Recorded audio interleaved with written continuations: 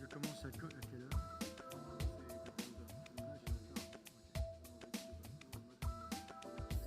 Ok, tu me donnes une demi-heure, hein, c'est ça?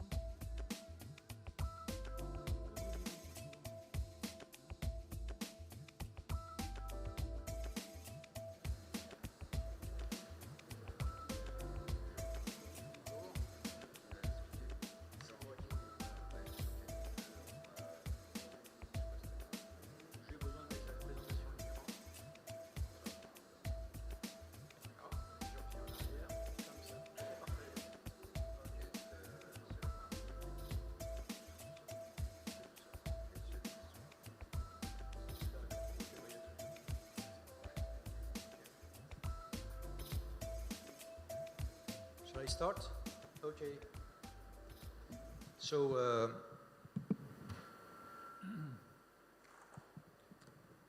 I'm here every year, and it's always a pleasure to be in Biarritz to listen to great speakers. You're the less lucky people right now. Huh? So I'm Yves Shrifati. I'm the president and founder of a company called Tobam.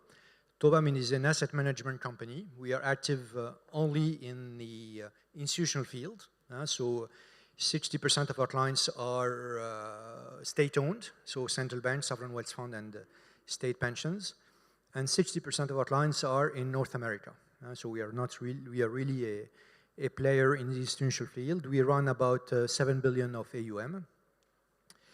And I am going to present something that I usually do, which is investment thesis.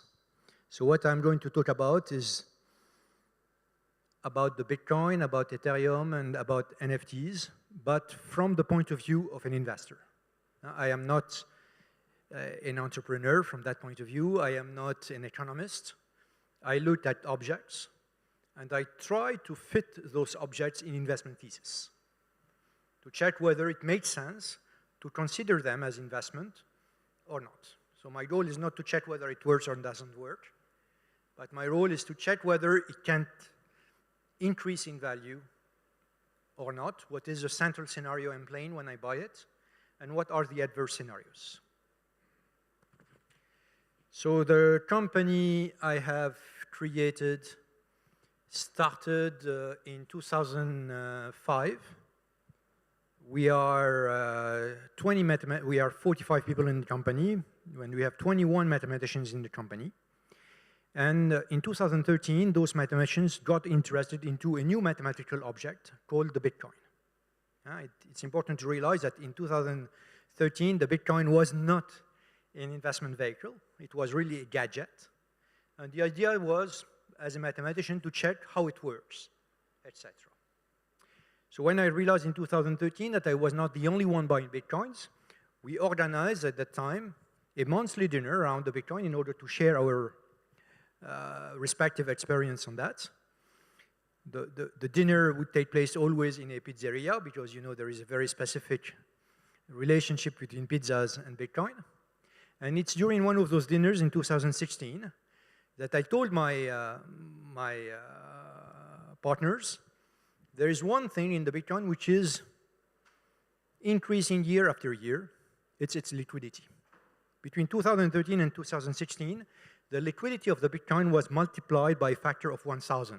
Not 1,000%, 100,000%. And I told my partners, if this is going to continue, a day will come at which not only, you know, individuals will buy Bitcoin, but even institutions and very large institutions like the clients of Tobam could begin to consider investing in the Bitcoin. And it is in 2016 that we decided to go professional, not to buy Bitcoins only for ourselves, but to really build a business that we have called CryptoBam. In 2016, so the way we approach any business at Tobam is always through research. So the first decision we took was to allocate full-time researchers to this new field in 2016. And the first job I gave those guys, those researchers, was to write an investment thesis on the Bitcoin. And after a few months of work, we were able to articulate a 90-page article. I don't know whether it works. Yeah, here. It's an investment. It is our investment thesis on the Bitcoin. What is the investment thesis? It's an answer to the question, why would a rational investor buy that object? When we wrote that, we presented that to the French regulator. And frankly, the French regulators, when they saw the investment thesis, encouraged us to launch what has become the first open-ended fund invested in Bitcoin in the world. In November 2017, we launched a fund, an open-ended fund, which invests only in Bitcoin. It is the first open-ended fund invested in Bitcoin in the world. Okay? This is the fund. It exhibits a correlation of, I think it's 99.9% to the Bitcoin. You can't see the difference between the price of the fund and the price of the Bitcoin. It exhibits by far the largest correlation of any vehicle to the Bitcoin in the world. So we are going to start with the Bitcoin investment thesis. Then we are going to look at other objects which are very rarely spoke about in this place. We're going to talk about Ethereum, and we are going to talk about NFTs in the world of art. So what is the Tobam's investment thesis on the Bitcoin? At Tobam, we believe that the Bitcoin has fundamental and empirical characteristics that could make of it potentially a new international standard measurement of value. This is our thesis. What is the most important word in this sentence? The most important word in this sentence is the word potential. I am not telling you that Bitcoin is a standard way of measurement of money, of value. I am telling you it could become later in the future, it could become a standard. And this is what precisely makes of it an interesting investment. If it was already a standard way of measuring value, it would be too late. Its price would be probably close to $1 million. And what's very interesting, it is to understand that investment thesis is always about something which is wrong, but could become true. If I tell you today the price of Apple could be $10,000 a share, you should not wait for it to happen until you buy it, because that day it will be too late. So investment thesis is always about something which is wrong, not verified today, but could become true in the future. The second word which is important in this sentence is, of course, the word standard. What is a standard? A standard is what you use in order to measure anything. Whether you measure a duration, a length, a weight, or whatever you measure, you need a standard. You cannot say the duration of this phenomena is 3. You need to give a unit. 3 days is not the same as 3 hours, not the same as 3 seconds. Whenever you need to measure anything, you need a standard. What is the economy? The economy is a place in which you produce, you exchange, you store goods, services, risks, labor, innovation, and contract. And in order for this production, this exchange, and this storage to take place, you need to be able to measure the values of things. And if you look at the economy, at the history of the economy, I think it's fascinating to see that the history of economy goes alongside with the history, with a quest of standard way of measuring value. The first way to measure value was probably even before agriculture. It was probably the arrowheads in stone, because they were difficult to manufacture. If you had 5 arrowheads in stone in your pockets, you could exchange one of them for some goods. And later on, when it became more easy to manufacture them, we had to change standards. Across history, it's always the same phenomena. When the users have the impression that producing the standard becomes more easy, you need to change the standard.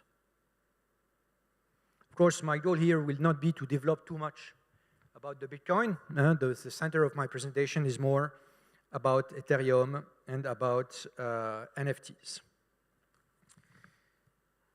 So there is an investment thesis about the Bitcoin, but still, what are those fundamental empirical characteristics? If I look at the fundamental characteristics of Bitcoin, I would say that the Bitcoin is something I'm not going to read what is on the screen. What is a Bitcoin? The Bitcoin is something that is digital, that is decentralized, that is peer-to-peer, that is extremely solid, and you have 21 million of it.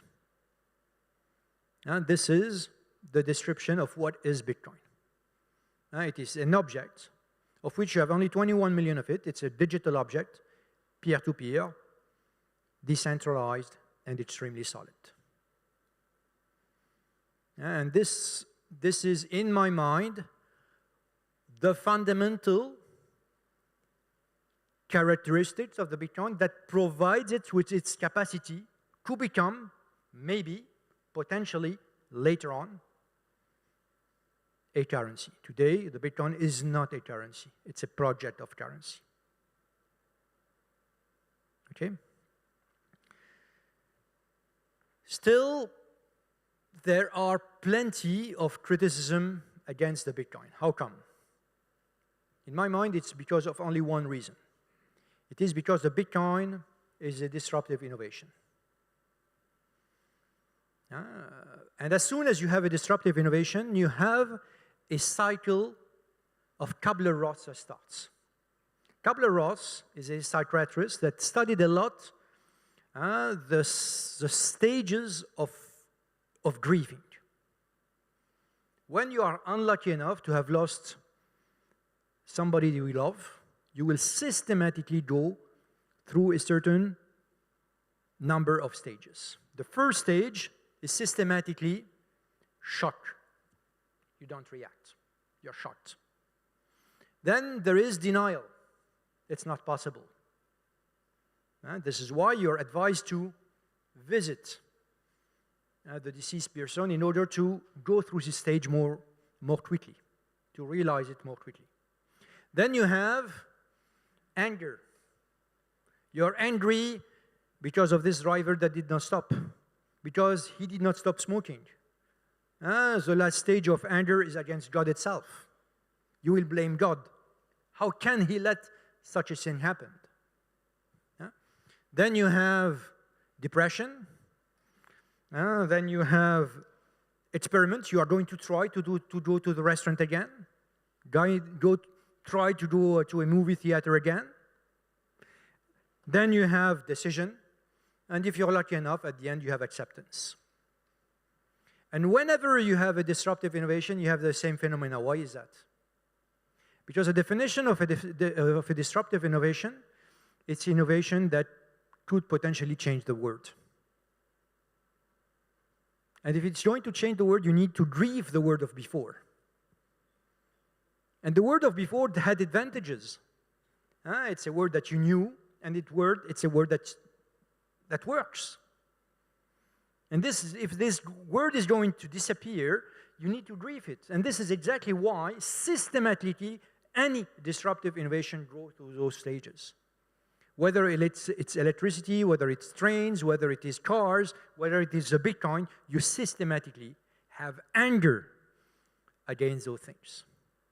It's important to realize that angers have systematically 4 engines. Sorry.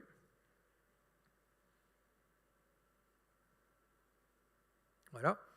The first engine of anger is passion and ideology. It consists into examining the innovation through the lens of evil and good.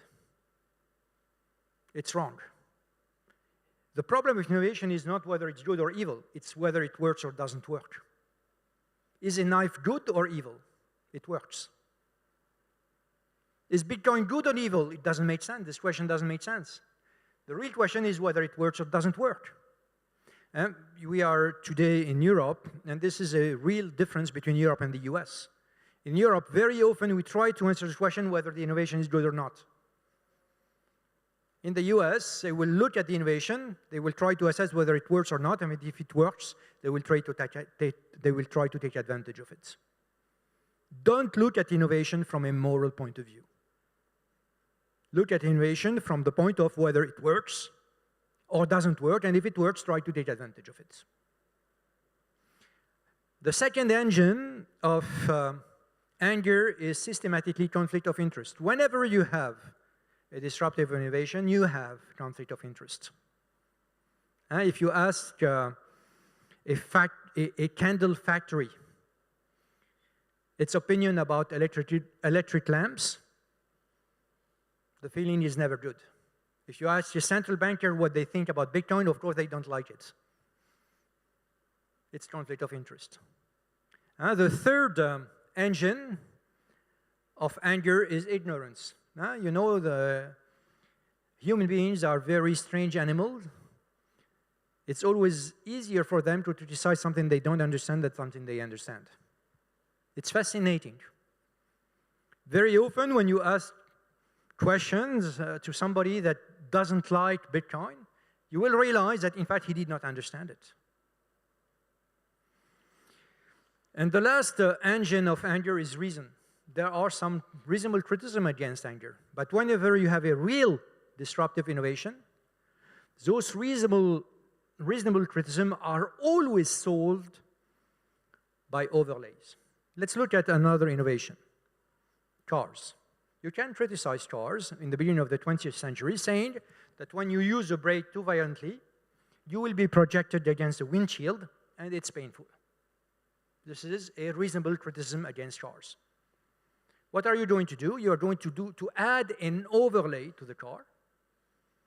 You're going to call it a seat belt. And the reasonable criticism will be dealt with an overlay. It's systematic. When you have a disruptive innovation, you will have overlays. Some reasonable criticism against the Bitcoin will find an overlay answer through regulation, through Lightning, or through other setups. Okay? Let's now move to Ethereum. Ethereum provides some solution to some problems. The most obvious field of application of Ethereum is DeFi. You know, I've been working in finance for now more than 30 years. And very often I describe finance, and I'm a very good skier, by the way. Very often I have described that working in finance is like practicing ski on a foggy slope. If you are working in finance and you enter into a swap with JP Morgan, let me tell you something. The day you deal with JP Morgan, you don't know anything about JP Morgan. You have maybe some quarterly report that dates back 2 months. If you deal with Lehman Brothers in September 2008, Lehman Brothers is single A+. Okay? So, when I really understood what DeFi was, I realized that suddenly there was an opportunity to practice ski without any kind of fog. It's the opportunity to be completely peer-to-peer, quasi-real-time. Everything is fully open source, plenty of transparency. The access to the market is the same for every single people. You can deal with $100 with $100 million at the same price. It's a fantastic opportunity. Not only the opportunity of DeFi is fantastic, but there are many other fields of application for, what Ethereum can deliver. But there is one problem in this speech. It is here that I'm talking as an industrialist, as an entrepreneur. I am not looking at it from an investment point of view. The question is not whether Ethereum works or not, but whether I can write an investment thesis on the price of Ethereum or not. And you have two obstacles before you write an Ethereum investment thesis. The first one, it is the fact that Ethereum is an extremely complex model. When you buy a stock, the investment thesis, it is that the profits are going to grow.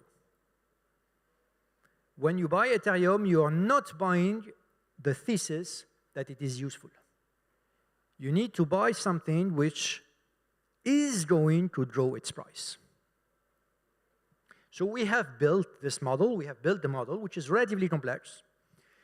And we know we have a model which is coherent and rational on how much the price would increase if the usage of Ethereum would increase. And I'm not going to tell you all of the models here because of lack of time, but I can give you an example. In fact, if today, there are about 10 transactions per second on Ethereum. To give you a scale, on Visa, you have about 1,700 transactions every second. Imagine that Ethereum goes from 10 to 10,000 transactions a second. It's enormous. It's an extremely positive scenario, extremely optimistic scenario. It is reasonable to assess from our point of view, from our subjective point of view, that if this was going to happen, it is reasonable to assess that the price of Ethereum will be multiplied by 10. This is, in our mind, the investment case, the investment thesis on the object called Ethereum. When you buy Ethereum, you have something which potentially could be multiplied by 10 in price if the transactions go from 10 transactions per second to 10,000 transactions per second. This is the investment thesis of Ethereum. Frankly, from my subjective point of view, it's not extremely appealing. Because growing the transaction from 10 per second to 10,000 per second is gigantic. If this happens, probably the prices of transaction are going to be divided by 10, and the price of Ether will go up tenfold. This is the objective investment thesis of Ethereum. Now, there is one phenomenon that you should take into account. It is that there is an adverse scenario. This is a positive scenario. Now there is an adverse scenario. The adverse scenario we have represented here by the project Onyx. It's only a representation of it. I'm absolutely sure that blockchain is going to completely transform the world of finance. I'm absolutely sure that decentralization has nothing to do with this transformation. What is very crucial in Bitcoin, it is the fact it is central. Because the real problem of central banks, it is that they are central. The problem of banks is not that they are central. The problem of banks, it is that they are not peer-to-peer. So I'm absolutely sure that a day will come, and I am ready to bet whatever you want on that, a day will come at which Bank of America, JP Morgan, Morgan Stanley, Citicorp are going to meet. They are going to form a consortium, and they are going to create a blockchain which will compete with Ethereum.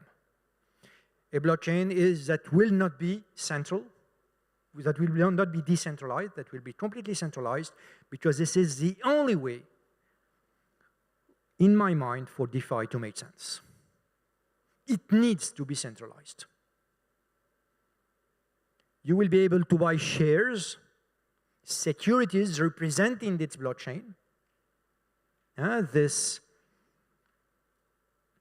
corporate way to build a system which is completely peer-to-peer, that will realize DeFi and potentially some other projects, but it doesn't make sense for this project to be decentralized.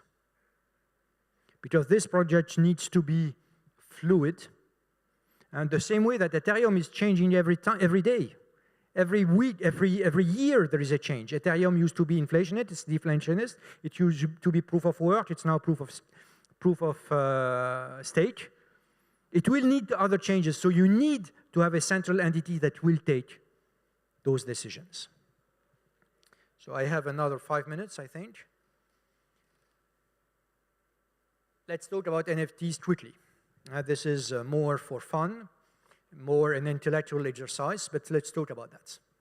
For more than a year, I was a little bit struggling with how to give value to NFTs in the world of art. What is really the added value to the world of art of NFTs? And for a few months, I was really struggling until one day I woke up, one morning I woke up, and eureka, I find the answer. So I took my mobile phone, I called my assistant, and I told her, I want you to buy 30 exemplaries of this book. The Manifesto of Surrealism by André Breton, because I knew the answer was in that book. In fact, if you look at the history of arts, you will see that from time to time, and especially in the 19th century, the world of art is hit by a catastrophe. And there was a catastrophe that took place in the 19th century in the world of art. What is this catastrophe? It is the invention of photography. And because for thousands of years, the biggest aim of the art was to try to represent reality. And suddenly, this aim vanished because no painter in the world, no sculptor in the world would be ever able to present reality as accurately as a photography. It was really a catastrophe in the world of art. And in his subconscious, art had to find an answer to this catastrophe. It had to find a different aim than the representation of reality. What was the first aim of representation? That was not about reality. It was to try to represent not reality anymore, but to represent impressions. Because no photo machine would ever be able, no camera would ever be able to convey an impression. Then art invented other things, like trying to represent the 3 dimensions of an object in 2 dimensions. This is cubism. And you have abstract art, which is not trying to represent anything anymore. Trying to represent symbols, etc. And the Manifesto of Surrealism is about trying to explain that surrealism is about trying to represent dreams. And there is no camera in the world that will ever be able to capture a dream. There is another catastrophe that hit the world of art at the end of the 20th century. It is digitalization. For thousands of years, art used to consist into manipulating atoms. Now art is about manipulating zeros and ones. And this is a catastrophe, not really in the world of art, but on the market of art. And because if it is zeros and ones, there is no concept anymore of unicity. The storage phenomena is completely different. The fact that you can enjoy a piece of art is going to be different. It's really about the market of art, not about performing art itself. And it's very important to realize that now most of artists, here you have the most expensive living artist in the world, and David Hockney. David Hockney does not paint with a brush, he paints with zeros and ones. What is an NFT? An NFT, what is the only privilege you have when you own an NFT? Think about it. When you own an NFT, you don't own the piece of art, because the piece of art is on OpenSea. Everybody can enjoy it the same way. The only thing that you really own when you own an NFT, it is the privilege to say, I have funded the artist. In fact, we are back to the Renaissance era. When the Medicis family used to fund Michelangelo, it used never to own the piece of art. It was only being able to say, I am the one who funded Michelangelo. When you own the NFT, you can say, I have funded the artist, or I have funded the one who funded the one who funded the artist. So in effect, an NFT is a proof of philanthropy. When you buy an NFT, you are buying the investment thesis that the proof of philanthropy has value. That's it. So if ever you buy an NFT with the aim of making money, this is in fact the thesis you are buying.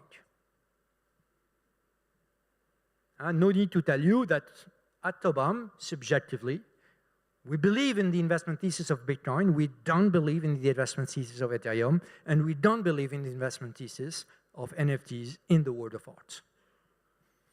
This was my presentation. I am exactly at 0.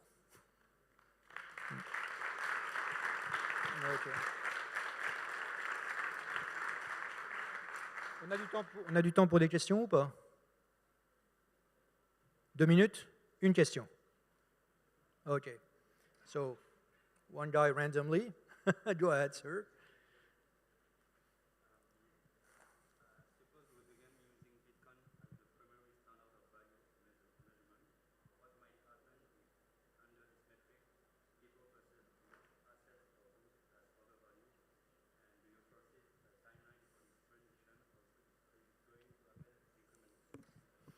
Okay.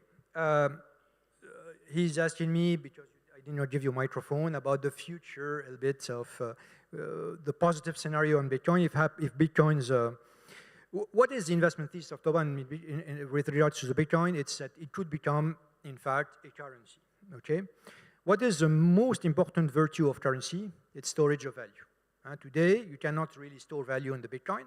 If you store a certain value in the Bitcoin today, you're not sure it will have the same value 1 month from now in terms of purchase value. So today, it's not a currency. It's only a project of currency. If you look at the future, I think there are 4 parameters that are interesting in the Bitcoin. The first parameter is its price. The second one is its volatility. The third one is its correlation to the other assets. And the fourth one, it's its adoption. And what is very interesting is to look at the relationships between those 4 parameters. The relationship between price and adoption is obvious. There are only 21 million Bitcoins. If everybody wants Bitcoins, its price is going to go up. So it's very mechanical. Adoption will increase the price, and disadoption will decrease the price because of the 21 million. The second parameter is volatility. Why is Bitcoin so much volatile? Because Bitcoin is a project. It's a startup. And there is nothing on this planet, nobody on this planet knows how to price a startup. How much is Google worth in 1996? Nobody knows. It's something between 0 and $1 trillion. And volatility is simply the conflict between those 2 perspectives. Because those 2 perspectives are so much opposed, the realization of this conflict is volatility. Okay? And this is a very interesting thing because it gives you a dilemma. What is a dilemma? Imagine you believe that Bitcoin is too risky to invest in it a lot. What shall be my advice? My advice shall be, wait until it's less risky. But the day it will be less risky, it will be more expensive. Why? Because the risk of the Bitcoin is this dilemma between 0 and $1 trillion. And the only thing that determines this conflict is adoption. The only way for the 0 scenario to diminish in probability is increased adoption. So when adoption goes up, the price goes up, and the volatility goes down. So the only choice you have, if you want to take less risk by buying Bitcoins, it is to wait for Bitcoin to be more expensive. That's bad news. Yeah? The last thing is, the last parameter is correlation.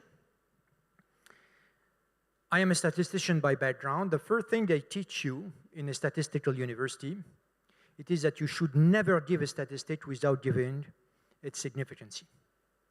The proper way to look at the correlation of Bitcoin with other assets is never to say its correlation is X. It is to say it is significantly different from zero, or it is non-significantly different from zero.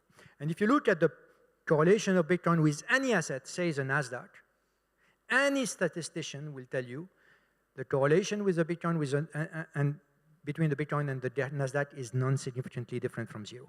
I'm going to play with the coins, you know, heads and tails, and you are going to play as well. And at the moment, I will have 10 times heads, and you will have 10 times head. My volatility will be 0, your volatility will be 0, our correlation will be 1, but it will not be significant.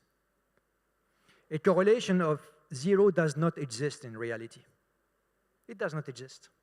Any phenomena, we are flipping coins independently. It's completely independent, but the correlation is not 0, empirically speaking. But if you look effectively at the statistic, there are some tests that will make you able to say it's not significantly different from 0. Even if it's at 0.8, it's not significantly different from 0. I'm sorry, but because of lack of time, I think I cannot take any other questions. Sorry for that.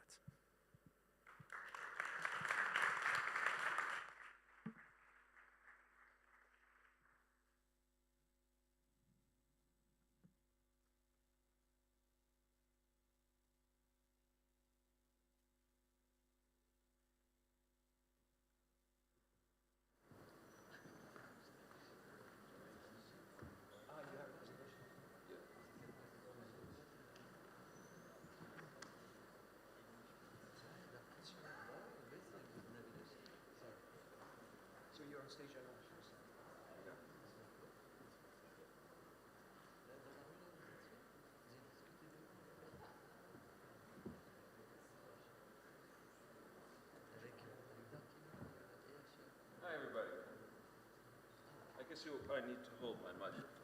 Hello, everybody. I'm not good at introducing myself, but I'm in your pamphlet, in your book, it says I'm the director of the Cato Institute's Center for Monetary and Financial Alternatives. I'm not. I'm the director emeritus for a few years now. I've stepped down. And so I just want to say that for the sake of my colleague and replacement, Norbert Michel. He's the real director of the Center for the Monetary and Financial Alternatives. But for this audience, I should introduce myself in a way that will impress you more until you know the details, because I'm also a genuine cypherpunk, one of the people who participated in the old mailing list, the discussions on which eventually led to the creation of Bitcoin. But I'm not a typical cypherpunk. I am outstanding because of all the people who participated in that list. I am definitely the one who can't program his way out of a paper bag. So I was the token, or one of the token economists on the list. Anyway, I want to talk to you today about cryptocurrency, Menger, and Hayek, but it's actually a little bit broader than that. I should say that most of my remarks are going to be about Bitcoin, but some stable coins will come into the discussion, and that's why I use the title cryptocurrency. Also, I'm going to talk about not just Hayek's ideas and not just Menger's, but those of some other economists, almost all Austrian economists. And the other thing I want to make clear is that I want to talk both about what economists have learned from Bitcoin and other cryptocurrencies as about what the cryptocurrency community can learn from the economists. It's been very much a two-way street, and I hope that'll become clear as we go through the different topics that I consider most relevant. This first slide shows Menger on one side, and the other side is definitely not an Austrian economist. That's George Frederick Knapp. Knapp had a theory of money as a product of the state, a chartalist theory, it's sometimes called now. And one of the first things that the Bitcoin experience seems to teach us is that Menger's alternative theory of money as a product of spontaneous evolution, that is something that can grow out of the marketplace, that doesn't have to be imposed by government, that theory seems to have been relevant in the case of Bitcoin. Bitcoin certainly has been devised to serve as a medium of exchange, and the government has had nothing to do with it. In fact, the whole point has been to have a medium of exchange that is utterly independent of government. And so we might chalk up this one to the Austrian school and to Hayek to the extent that Bitcoin can claim to have actually acquired the status of money. Now, I'm going to put a little bit of a wet damper on this later by explaining to you the very limited extent to which Bitcoin serves as money. And to that extent, of course, it is not so clear a proof of the validity of Menger's thesis as many of us might like to see. However, it does seem more consistent with that thesis than with it does suggest, at very least, the possibility of the spontaneous emergence of money. I should say, by the way, that debates continue on this question of what, if any, role the government has to play in creating money, and especially what role it has played in the past, because governments have been so persistently involved in money's establishment that it's very difficult to find examples of money being created or established without government involvement. It's difficult in history, and of course, if there were many cases in prehistory, we don't actually have evidence of what happened then. So this is why this continues to be a very important debate, and why something like Bitcoin is relevant, because it gives us a possible experiment or event that we can look at and say, well, you see, this is the sort of thing Menger has in mind that isn't consistent with Knapp's theory. Now, there's another aspect to the whole Mengerian theory of the evolution of money that Bitcoin has shed some light upon in a more negative way, in the sense of pointing to a shortcoming of the theory. Because Menger's theory was always a theory about how some obviously useful objects, things that had what later came to be known among the Austrian economists as use value, value as tradable goods because they were a direct source of utility. Menger's theory suggested that only such things could become money. They would first be valued and traded and bartered for uses that had nothing to do with the capacity to serve as a medium of exchange. And then, because of their popularity or the relative liquidity of the markets in them, they would become more and more sought after as media of indirect exchange, and eventually they could become universally treated as such. Now, Mises, referring to this aspect of Menger's theory, came up with what he called a regression theorem. And the basic argument there was that the value of any money, of any fiat money, ultimately traces back to some valuable object like gold that had value independently of its use as a medium of exchange, because something like fiat money could never emerge on its own spontaneously because it has no use value, nothing that could start it out of this, get it out of the starting gate, as it were, to becoming a medium of exchange and then a general medium of exchange. And so the story of fiat money that's usually told is, well, it started out as something convertible into gold, and so we get to gold. And from gold and gold convertible monies, we can get to gold as a commodity. And so we don't have a problem explaining how fiat money eventually developed. Now, of course, the role of the state here is very important, because it was the government that took over the production of paper monies, if it didn't start it in the first place, and then withdrew the convertibility privilege that was what got it off the ground to begin with. Okay, so what Bitcoin seems to do is to prove also that the regression theorem is wrong, or that, if you like, more broadly, that something doesn't have to have an obvious initial non-monetary use in order to become a medium of exchange, to be adopted as a medium of exchange. It's hard to say what Bitcoin was useful for before people started thinking of it as a potential exchange medium, because that was the whole idea from the very beginning. There was no thought about this having any other purpose. Now, of course, we think of Bitcoin as being an investment vehicle and having other uses. Of course, blockchain has many uses apart from the medium of exchange possibilities that were what originally inspired Bitcoin. But at the very beginning, from the very beginning, it was the medium of exchange function that was the thing. There was no other use that made Bitcoin attractive as a potential exchange medium. It was designed to be such from the beginning. And in that sense, it contradicts the regression theorem and Menger's own understanding of how money evolves. So we don't have to have something like beads that were valued as an ornament that can then become traded and used as a medium of exchange. We can have something evolve spontaneously as a medium of exchange that was never intended to be used as anything else and never had any other use. It's possible. At least Bitcoin seems to suggest that.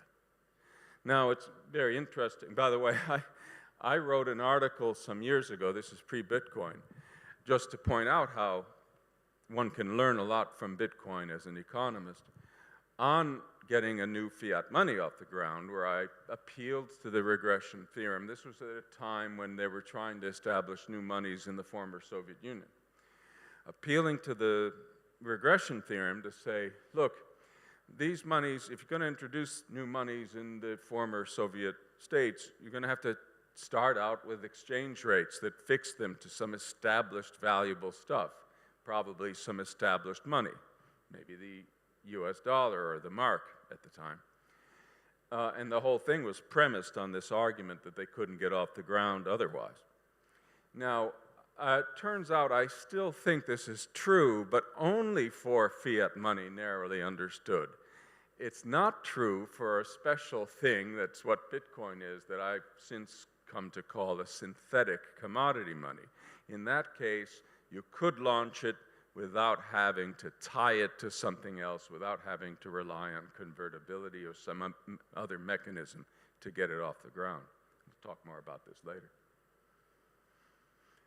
Conrad Graf, I don't know if he's a fellow most of you have heard of, but he wrote an article with the title shown on this slide that talks about just how it was that Bitcoin overcame this problem of not having any obvious non-monetary use value and yet gaining acceptability as a medium of exchange.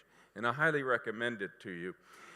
It really boils down to telling us, and by us here I should say especially Austrian economists, that they weren't being subjectivist enough when they were thinking about use value, that they weren't really allowing for the fact that use value can mean almost anything. It can mean a bunch of people thinking this is a neat thing to experiment with that might become money.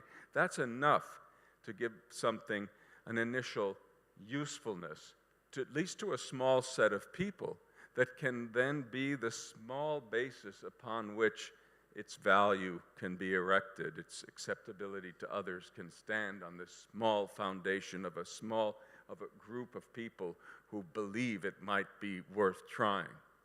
So in the end, the concept of use value itself is not objectively very well defined. It doesn't have to be something you can wear or something that has industrial uses. It can just be something that you're playing with, that you think might be interesting, that becomes valuable as a result of those initial experiments.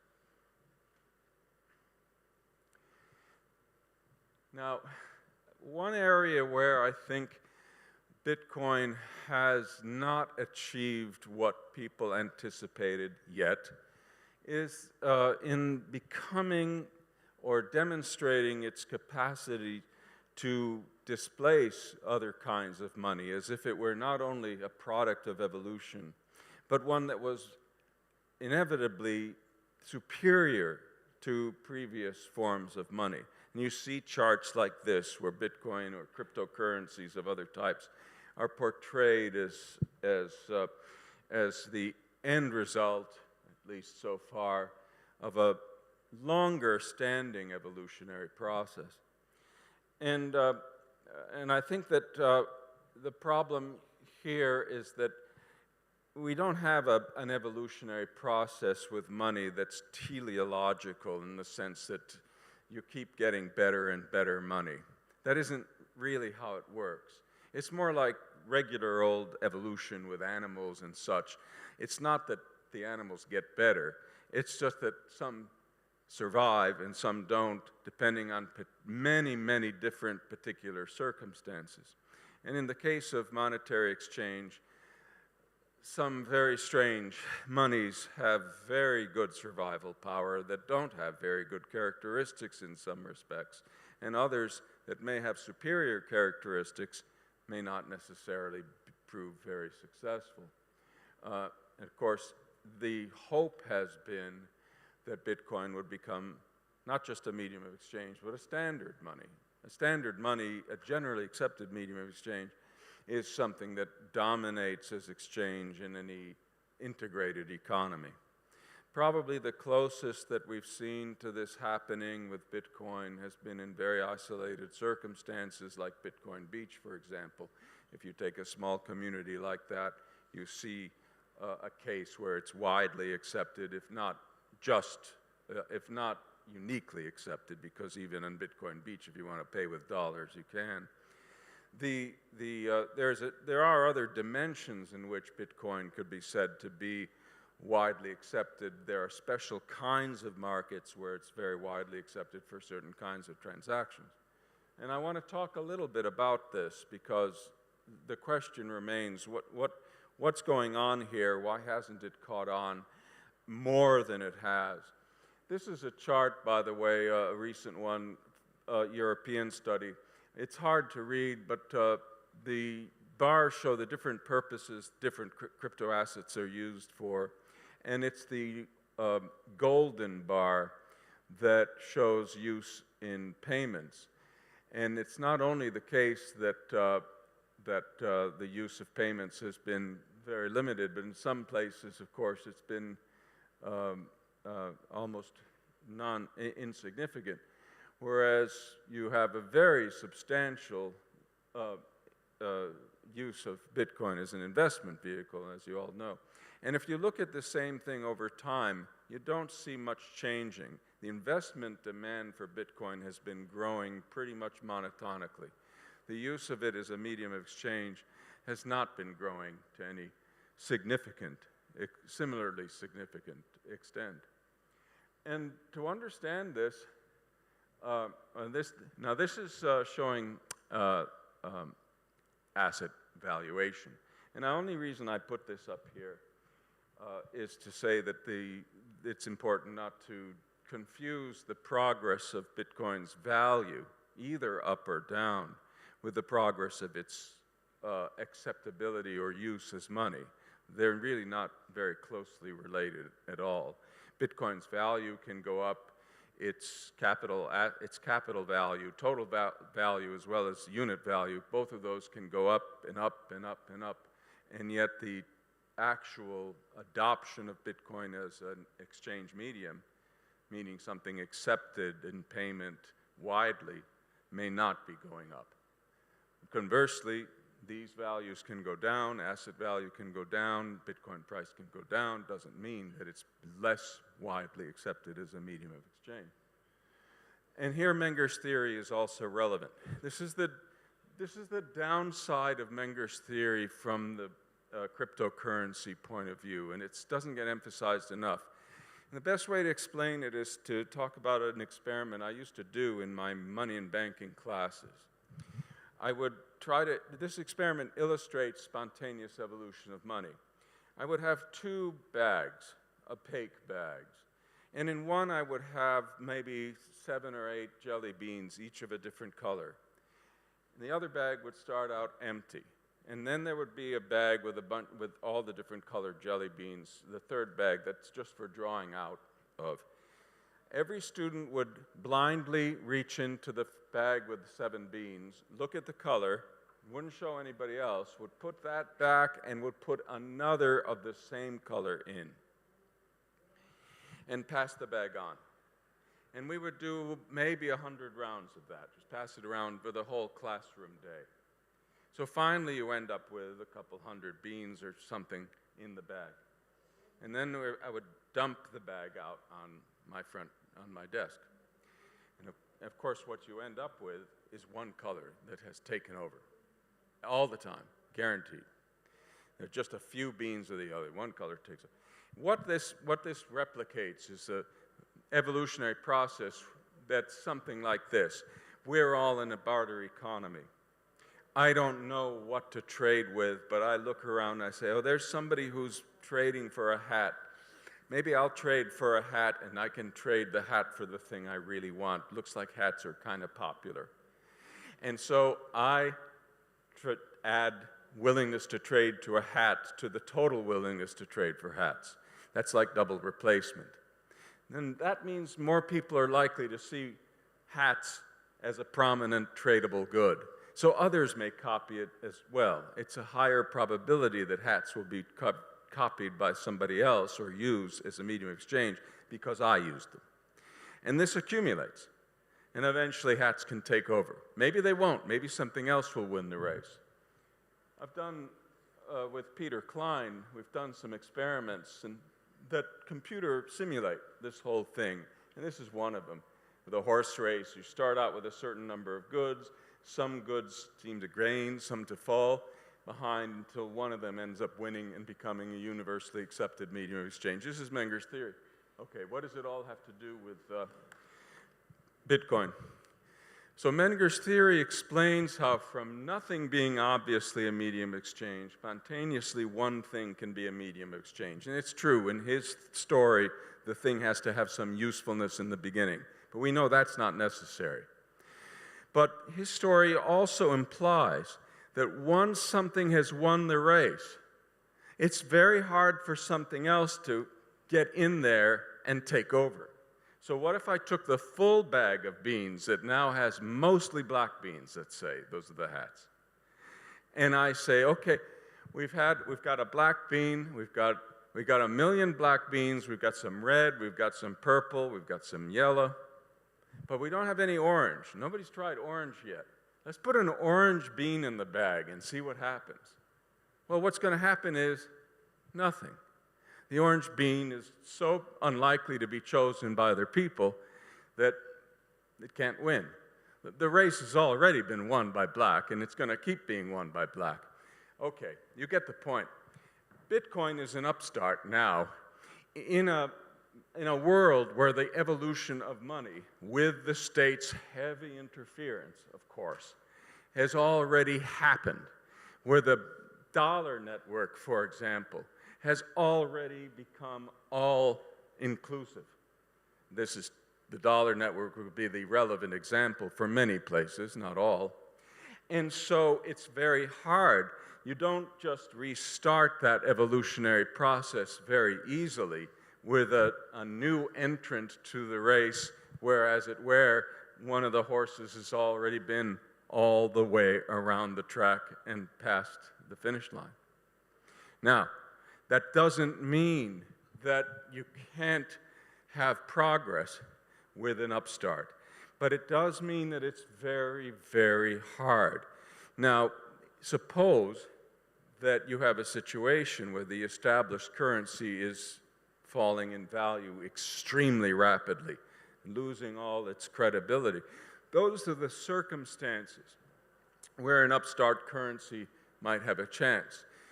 But even there, it's not so clear. Take a case like Venezuela, right? The local currency is a complete disaster. But, right, those are the black jelly beans. But the next jelly beans in Venezuela are red. That's the dollar. And the dollar is going to be the next choice for that reason. And still, the orange bean is going to have a harder time. Where Bitcoin becomes, and things like it, but mostly Bitcoin, where it becomes really special is precisely where the established money is no damn good, and the most obvious alternative is itself subject to all kinds of oppressive restrictions. So in Venezuela, again to pick on that example, using dollars is not so easy. There are a million things the government is doing to repress the dollarization of the Venezuelan economy, including capital controls and such. There's the wedge where something like Bitcoin can come in and do for the people of that economy what none of the more popular currencies are able to do.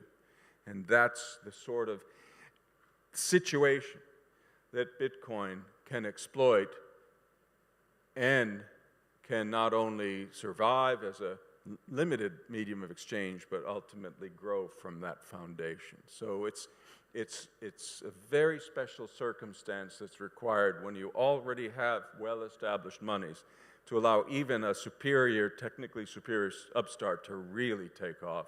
It's hard. And I think that experience is showing that. All right. Another thing we've learned from Bitcoin has to do with the ability of something without any natural scarcity to be trusted, or trust is not the right word, to gain foothold as a medium of exchange, as an asset, even though in principle it's not scarce. It's not naturally scarce. When Hayek wrote about competitive currencies back in the 1970s, he proposed that you could have competing private fiat monies. The idea was that we would all issue, or we could all enter the field and issue irredeemable paper fiat monies, and we would compete for market share by making our monies more sound, by making sure they preserve their purchasing power over time.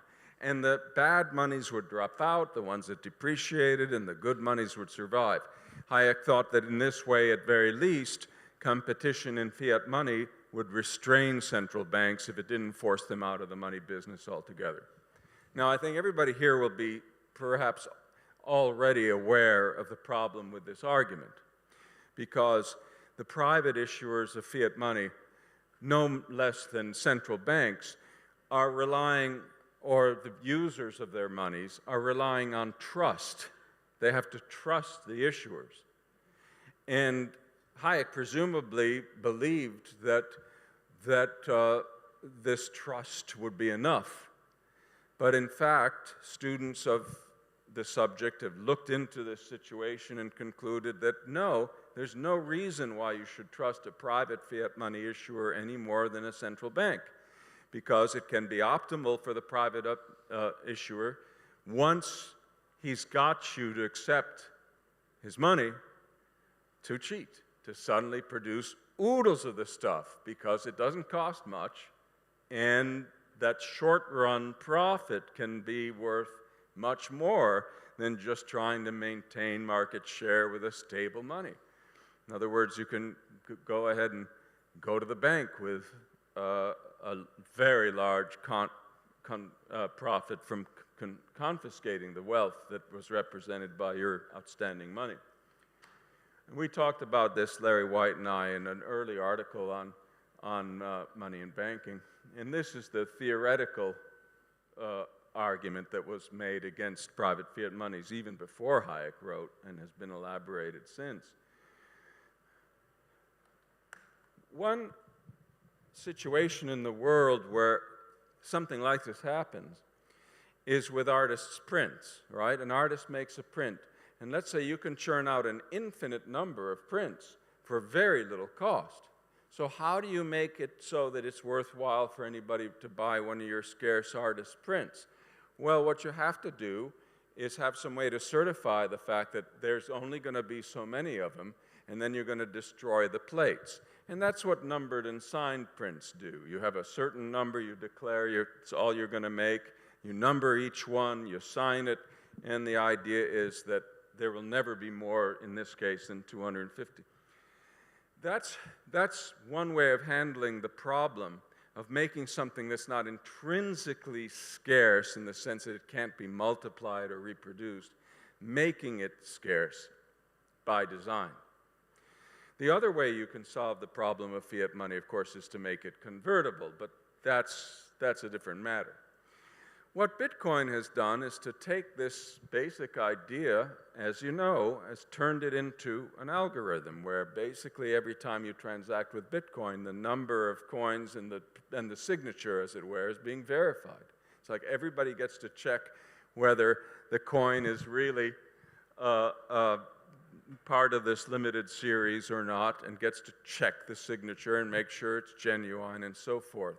And so what you have is a way of solving the problem with Hayek's system, a very ingenious, unique way of solving that problem.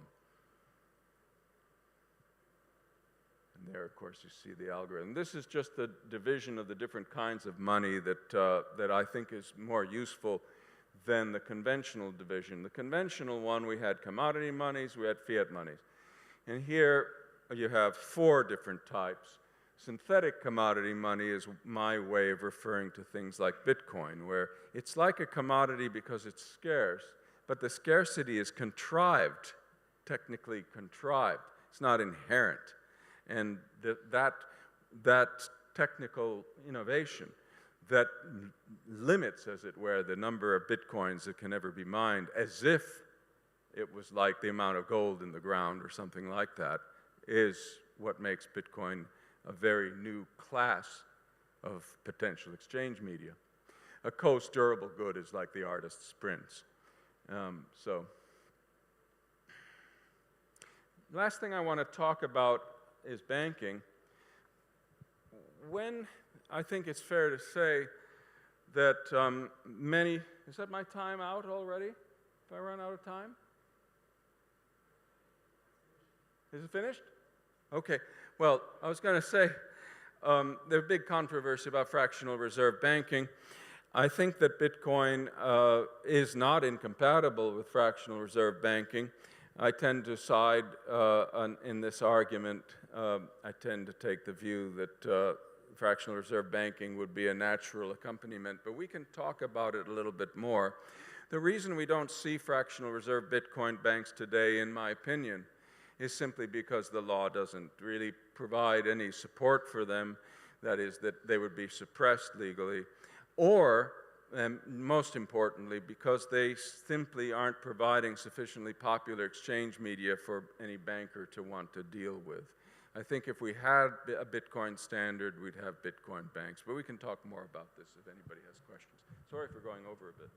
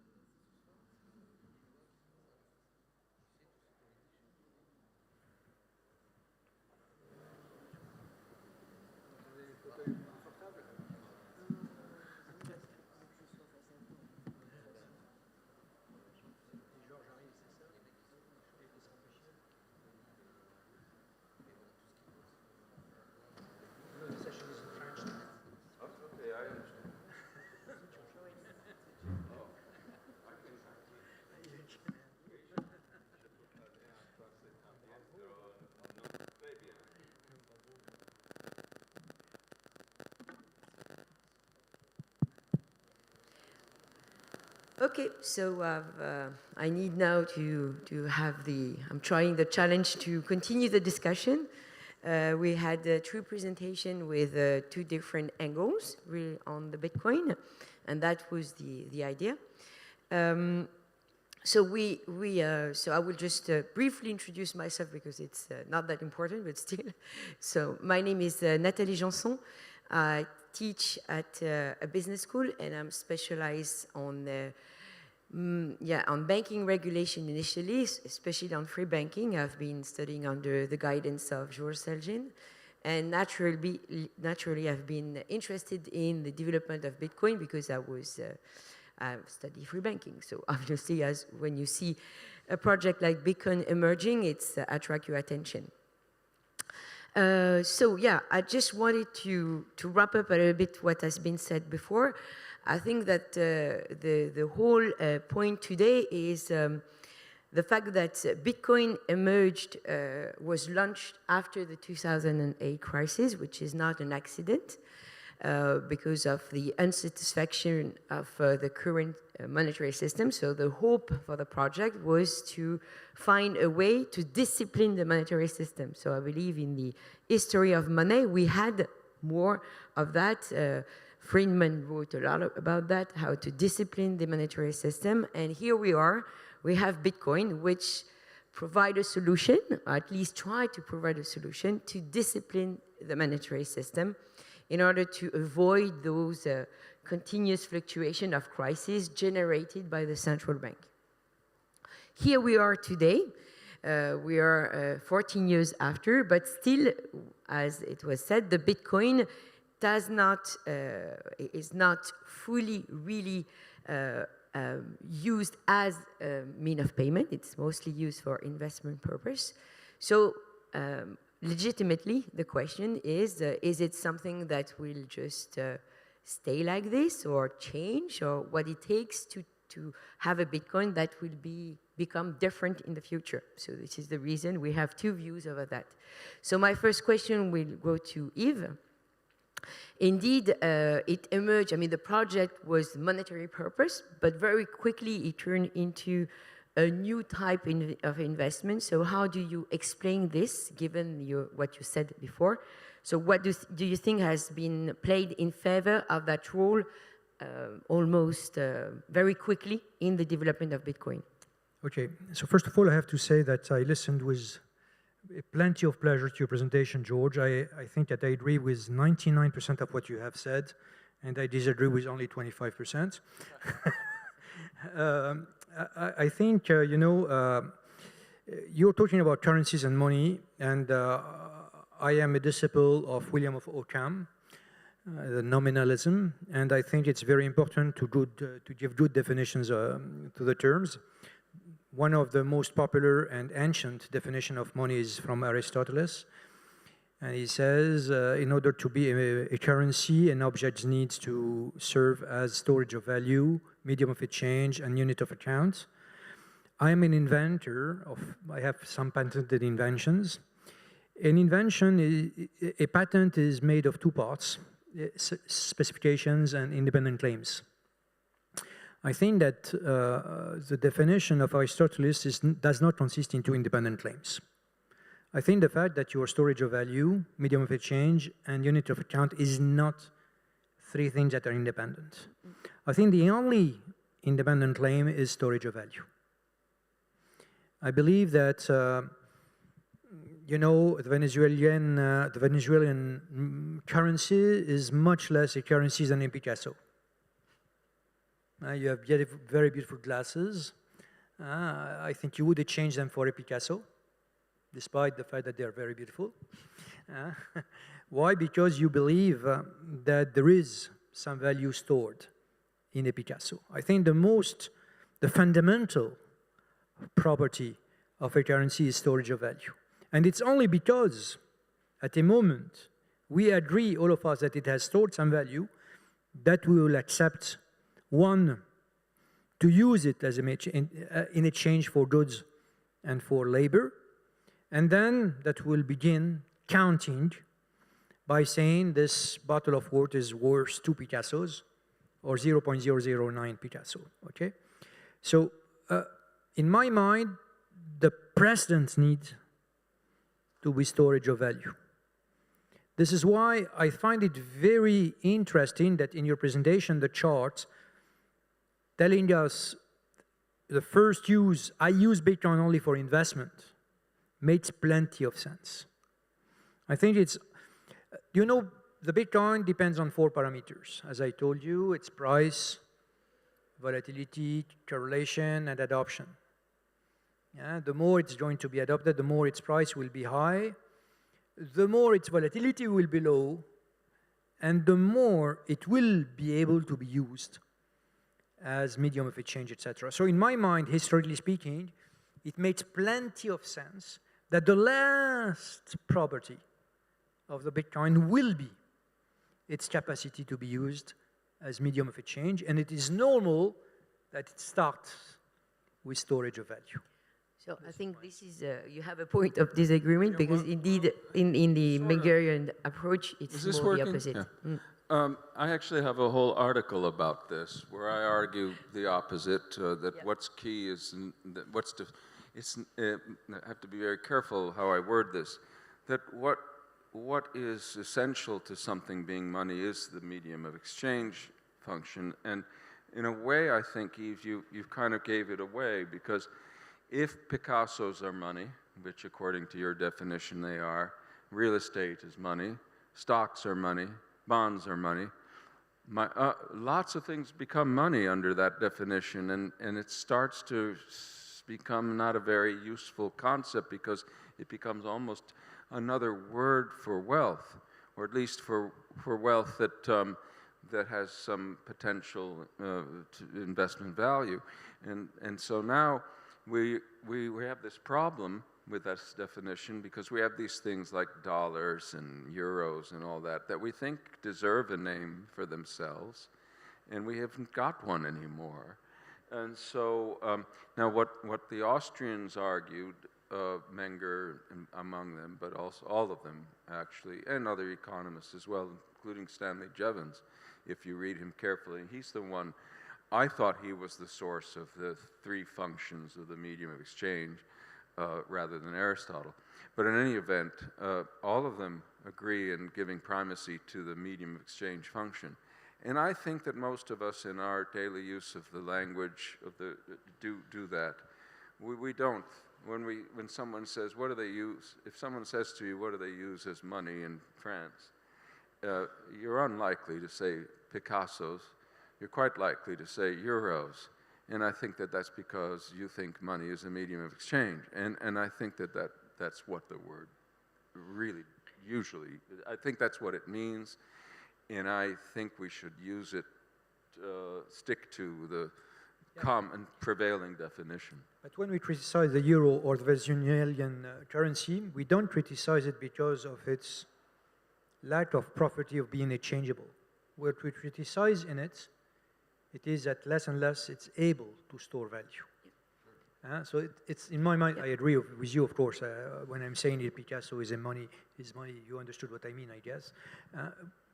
I really believe that the problem we need to solve is how to manage an object that is susceptible to store in a durable fashion value. An object that would be exchangeable, but the most difficult problem to solve is how to make it able to store in a durable fashion.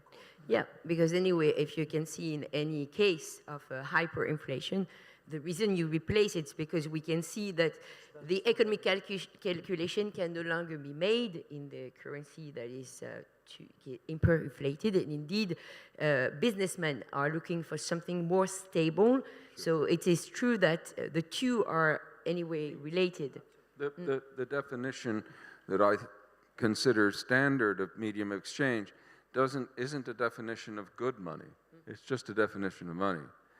So you have a lot of crummy monies, and good money does maintain its purchasing power and is a good store of value. I usually say that every single definition is subjective by definition, if I may say so. The only thing that is objective is properties.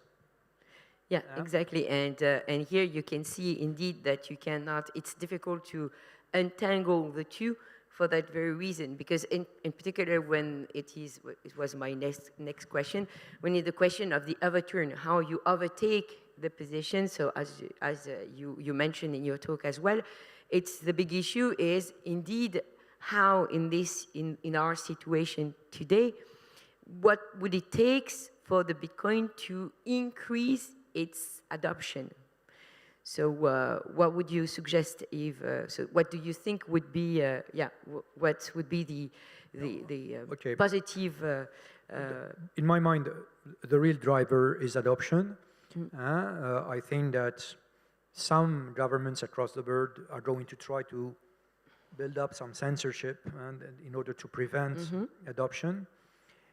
I already said that I really believe that whenever you have an innovation, you should not look at it from the lens of good or evil. You should look at it from the word of whether it works or doesn't work. And I think I don't have any historical example of an innovation that has worked and that was in a durable fashion censored. I think that at the end of the day, if something worked, it will be used. And it's a question of time. What is it that we can do in order for this celerity to increase? I think that, of course, central bankers across the world are doing a perfect job. There is no way to build the case of the Bitcoin better than the way central bankers are doing. I usually say that Bitcoin has, Satoshi has two fathers, the unlucky guy. It's William of Ockham and Friedrich Hayek. Hayek described in a book, which very funnily, the title of is very different in English and in French, it's very funny. It's denationalization of money in English. And in French, it's for a free competition of money. So it's funny that the translation is so wrong. And the theory of Hayek, it is that as soon as a group of people benefit from the monopoly of money issuance, one day or another they will abuse this. Because in fact, when you have this monopoly, you have a huge power. And the temptation to use this power in order for something else than ensuring the stability of prices becomes too big.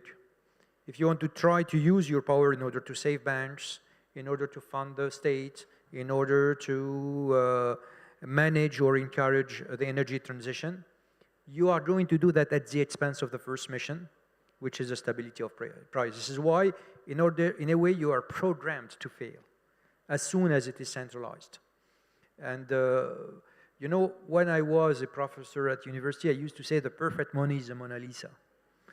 And we should take the Mona Lisa and a cutter knife and cut it in small squares. And this would be, in my mind, the perfect currency.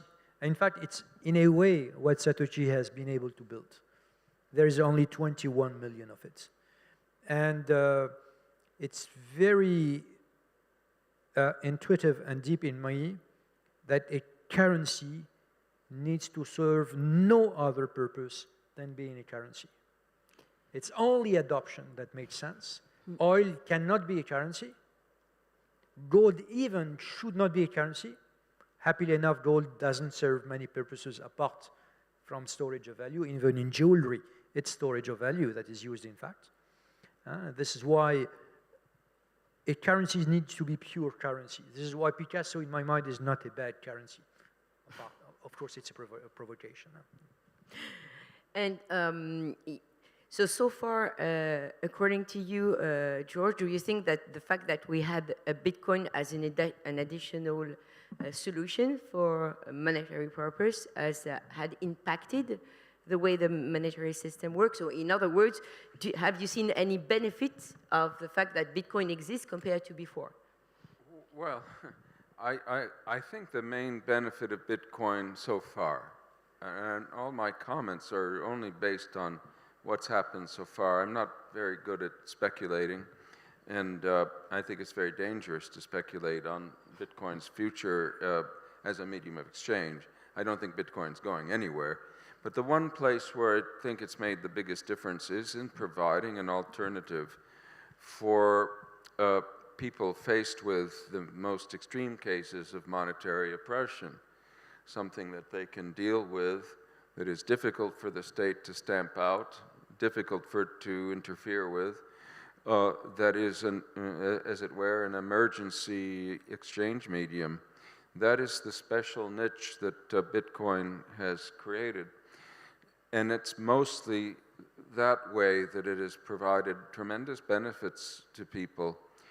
The pressure, as for putting pressure on central banks to clean up their act, it's much more difficult to say. Certainly we haven't got a situation like Hayek described yet, where because there's Bitcoin, all the central banks are putting a lid on inflation because they know they're going to lose their market shares.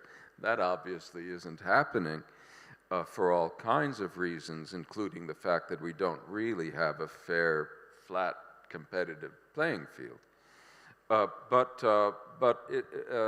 So it's very difficult to see the Hayekian kind of ideal outcome happening yet. But Bitcoin remains important. In a sense, Bitcoin is a huge victory because it has done what Hayek's own proposal could never have done. The competing private currencies Hayek described sound great on paper, could never have worked because they required trust. And there would just be that many more untrustworthy fiat issuers. And people can, the difference is that the private fiat issuer you don't have to do business with, and that's why they could never start. The others were stuck with. Bitcoin has said, okay, here's another private alternative that has actually more advantages than any private fiat currency could have because of its digital features and anonymity. And it has gotten off the ground, step one. And it is being used, especially as a medium of exchange, not just to store value, but as a medium of exchange, especially by the people who are being oppressed most by their central bankers. This is fantastic stuff. And it is where it's from here that we have to see how things grow. I don't have good advice on how to make things grow more. I do think that central bank barriers are important and we have to fight against the oppression of Bitcoin use because it isn't completely oppression proof. But apart from that, I think the need to use Bitcoin as fiat currencies become more oppressive, and here I think Yves and I agree entirely, that's what's going to drive the further success of Bitcoin over time. And don't you think that also the key for mass adoption of what is currently lacking is the fact that it's still complicated for someone who has no clue about how it works? I mean, this is also among the key things that makes it difficult. This is what I mentioned under the name overlay. I agree with you that fractional reserve is, in my mind, something which is useful and something that will survive eventually the mass adoption of Bitcoin. I agree that, you know, when we bought our first Bitcoins in 2013, it was, in a way, much more difficult. At that time, there was this scandal in Japan, you know, the bankruptcy of the largest exchange in the world at that time. And there was only two ways to buy Bitcoin safely at that time. It was either to mine them or to do what I did. So I took an appointment on an internet forum with somebody I did not know. I'm extremely strong, but not very impressive. So I took two guys with me at a rendezvous, and we exchanged physically some banknotes against my first Bitcoins. And it was at that time extremely difficult. But entrepreneurs has built overlays, and it will become easier and easier as soon, in my mind, as a perspective of storing value in those things are in fact a good motivation in order to build the system. And I think time is going to make a difference too. In some ways, it's a generational problem. My mom is 97. I can't get my mom to use a cell phone, computer, or anything else. And so over time, more people, a higher proportion of people are going to be comfortable playing with Bitcoin just because they're more adept at, they're more used to using the digital equipment of all kinds. And that seemed trite. But over time, it will make a difference. You Yeah. have a large number of people in the world right now who wouldn't think of messing around with something as Not physical, you but know, even though they use cards, but completely still. weird to them. Yeah. No, it's true that the idea of I'm having on the borderline line myself, Yeah. generation-wise. I could just about, handle it. I've done a few Bitcoin transactions, but I'm not as adept at it as any of you are. it's not as intuitive. Not as intuitive for me. It's a foreign language. Yeah, because I believe also the question of the code you need to keep safe. I mean the safe. So all things. It's true that apart from even the idea of the generation, there is still a lack of. You have the knowledge is an important part, plays an important part in the access to Bitcoin. Yeah, and it is true that if you are looking to monetary history, the reason why people use is just because it's easy. A few years ago, using our credit cards on the internet, we would not do that. Exactly. Yeah, we were frightened by that. Yeah. Nowadays, yeah, no, sure. It's one of the. There has been some overlays. Not only we have learned to do that, but the layers in terms of security are much more secure now than what they were 10 years ago. We're only at the beginning of the innovation process here. I'm of two minds about this particular point, so I have to express both sides. On the one hand, I think there's many, many more innovations to be done surrounding Bitcoin itself. But the other side of my thinking here is that I don't know any gentle way to put this, but Bitcoin was the first, and it's so far, in many respects at least, most respects I'd say, the most successful. But I wonder at the fact that people have jumped on it and decided it is the solution. When I think back to Hayek, I think about we're going to have a lot of competitors and it's going to take a long time to see which ones survive, and we're going to see failures, etc. And we're not going to have one solution that's permanent forever, that's the only one, that's also the first. So I'm bothered by this. Of course, if Bitcoin really is the best, then that's fine. but it is probably the simplest. It's maybe From the simplest. From an Akkamian point of view, But there's a part of me that doesn't want to see this process end with Bitcoin, if I may say so, just because that's not how market competition and innovation usually does the best that it can do. So I know that we are over time, but because we had a couple of we were late in starting. So I may have two last questions, if I'm able to put them here. One is on the fact that, as you were saying, Bitcoin may be others, and so I wanted to ask, and Yves in particular, don't you think that the fact that you have the proof of work explain why it dominates, at least as a money, compared to other solutions, and the fact that proof of work may be one of the reasons for the choice of using as a mean of exchange, crucially, I mean intrinsically. And the second is, don't you think also, in order to overtake what we have today, you also need not only a Bitcoin that makes the whole transaction part, but that is also grow with all financial solution to replace our not replace our financial system, but change it at the same time. Because it seems to me that today the reason for the dollar domination is really because of its financial domination. The fact that dollar is everywhere because the American financial market dominates.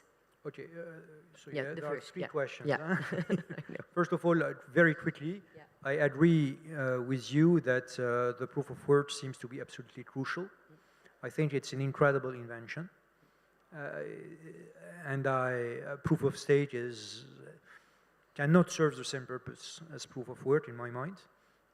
It's really, I agree with you, if the answer needs to be simple, that proof of work is absolutely crucial, and it's, in my mind, one of the drivers of most of the fundamental qualities. I would say 4 of the 6 fundamental qualities of Bitcoins are a consequence of proof of work. On the fact that Bitcoin could serve other purposes, needs to serve other purposes, I disagree. I believe that, you gave the example earlier of the wrap Bitcoin. I think the wrap Bitcoins makes plenty of sense. I think that Bitcoin is like, in a way, it's like a digital gold. Then you can print your own money based on the Bitcoin. You don't need to exchange Bitcoin directly. As soon as you are printing an IOU of Bitcoins, it makes sense in a way. This is for the second question. On the US, here I believe I really disagree. I believe that the strengths of the US have 2 engines.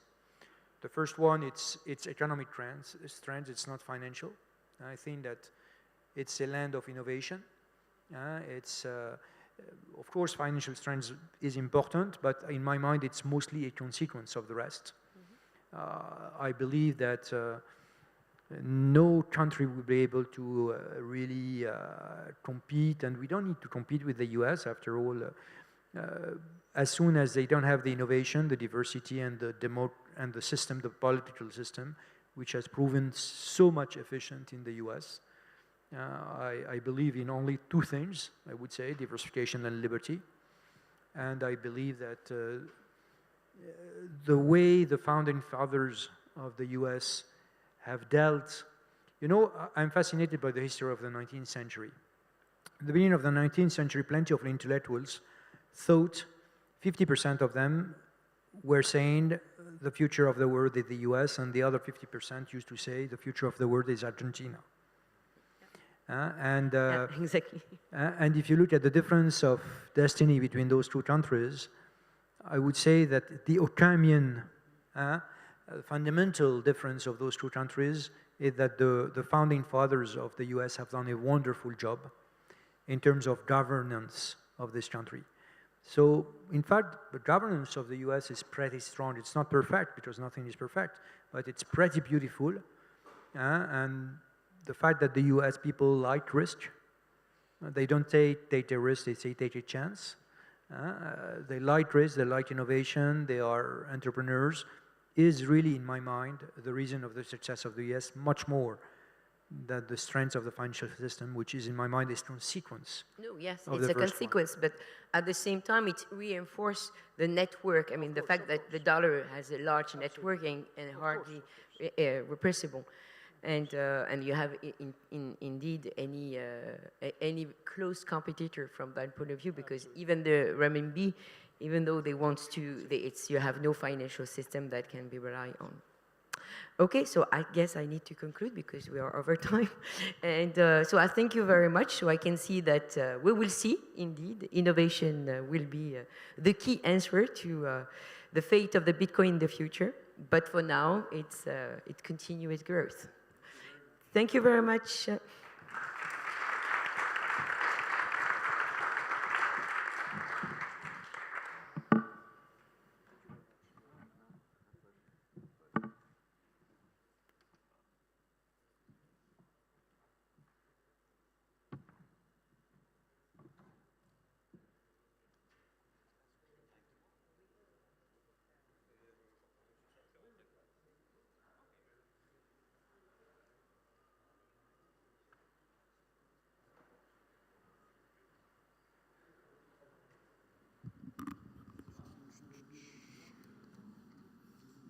So I guess this is how to control the slides. Alors donc, là j'avance d'une diapo, c'est ça? D'accord, d'une animation. Et, si et je peux retourner si je veux. Voilà. Okay, super. Est-ce que je peux juste avoir une bouteille d'eau s'il vous plaît? Là-bas.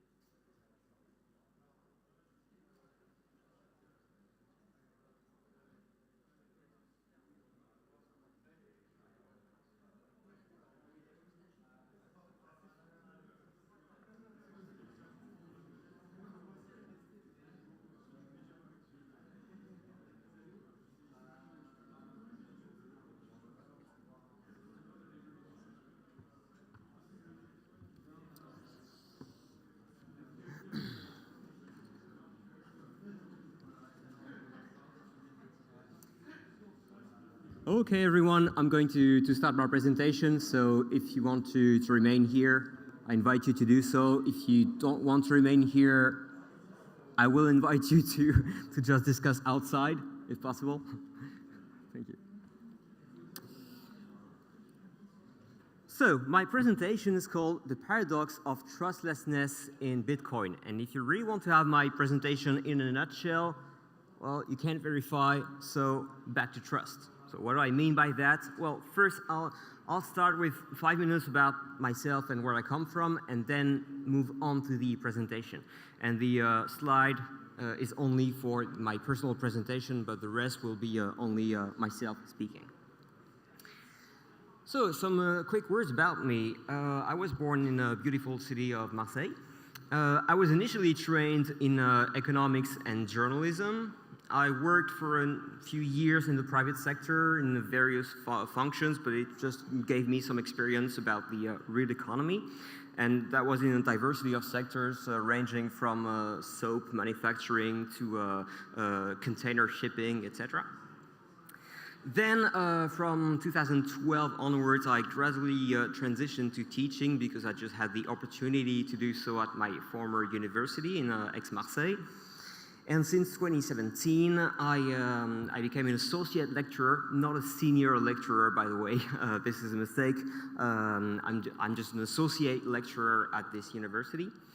And on the side, because this is just a half-time job, on the side, I am also a podcaster and journalist for the website, the French-speaking website called contrepoint.org.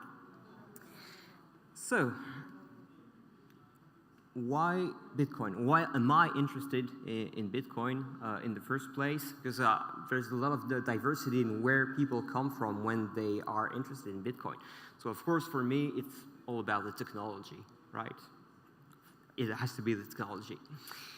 But now, more seriously, how did I discover Bitcoin? Well, first, I heard about it, I read about it on contrepoint.org, which I wasn't working for at the time, but I helped found the website.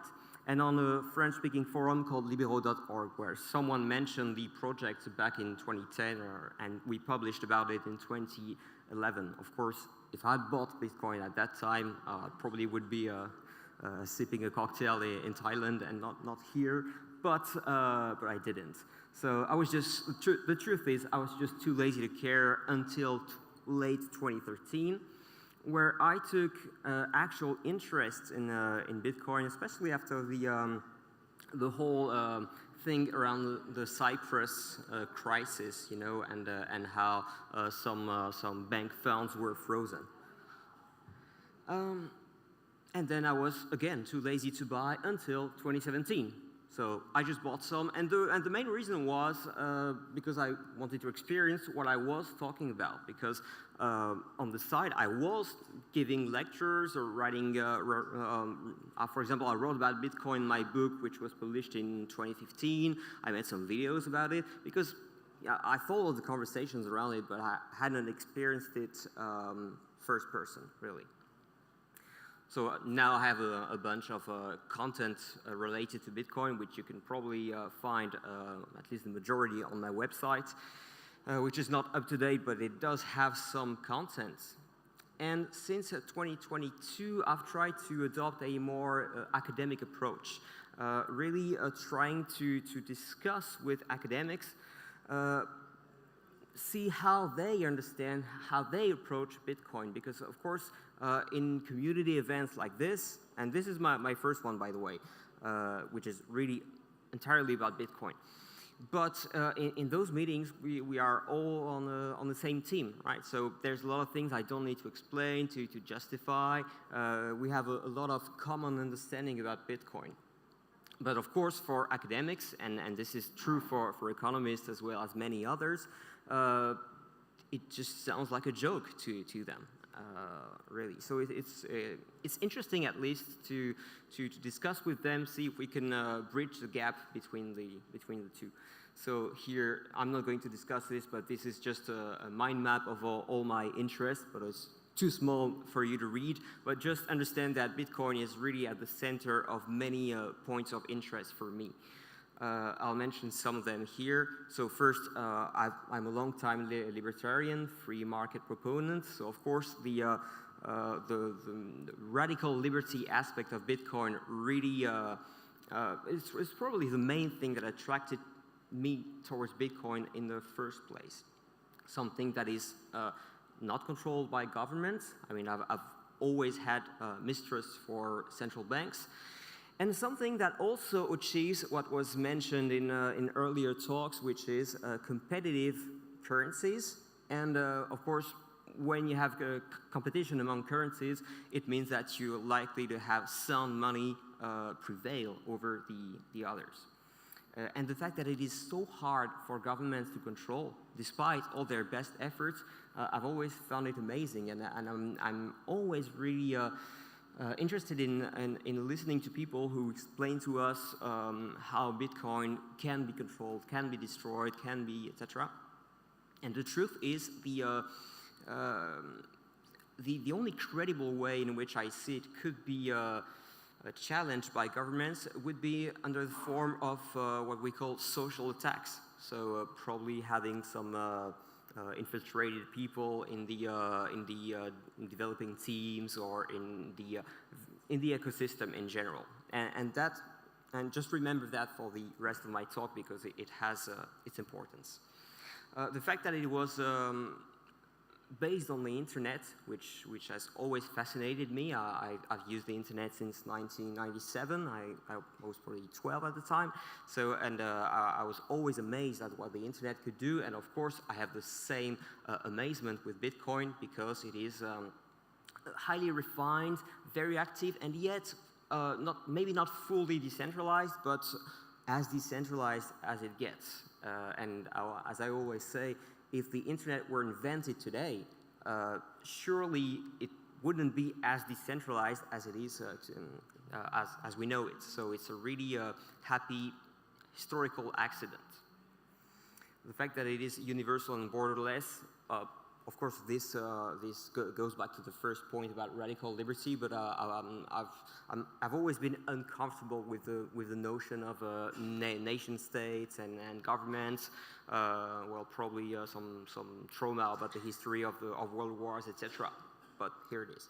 And of course, the fact that we have a great community that you all represent here, and that Bitcoin attracts some really diverse and brilliant minds. I tend to judge a project by the impression that the people involved give to me. So I see so many brilliant people in Bitcoin. Even if I don't fully understand it, there must be something about it that I need to dig deeper.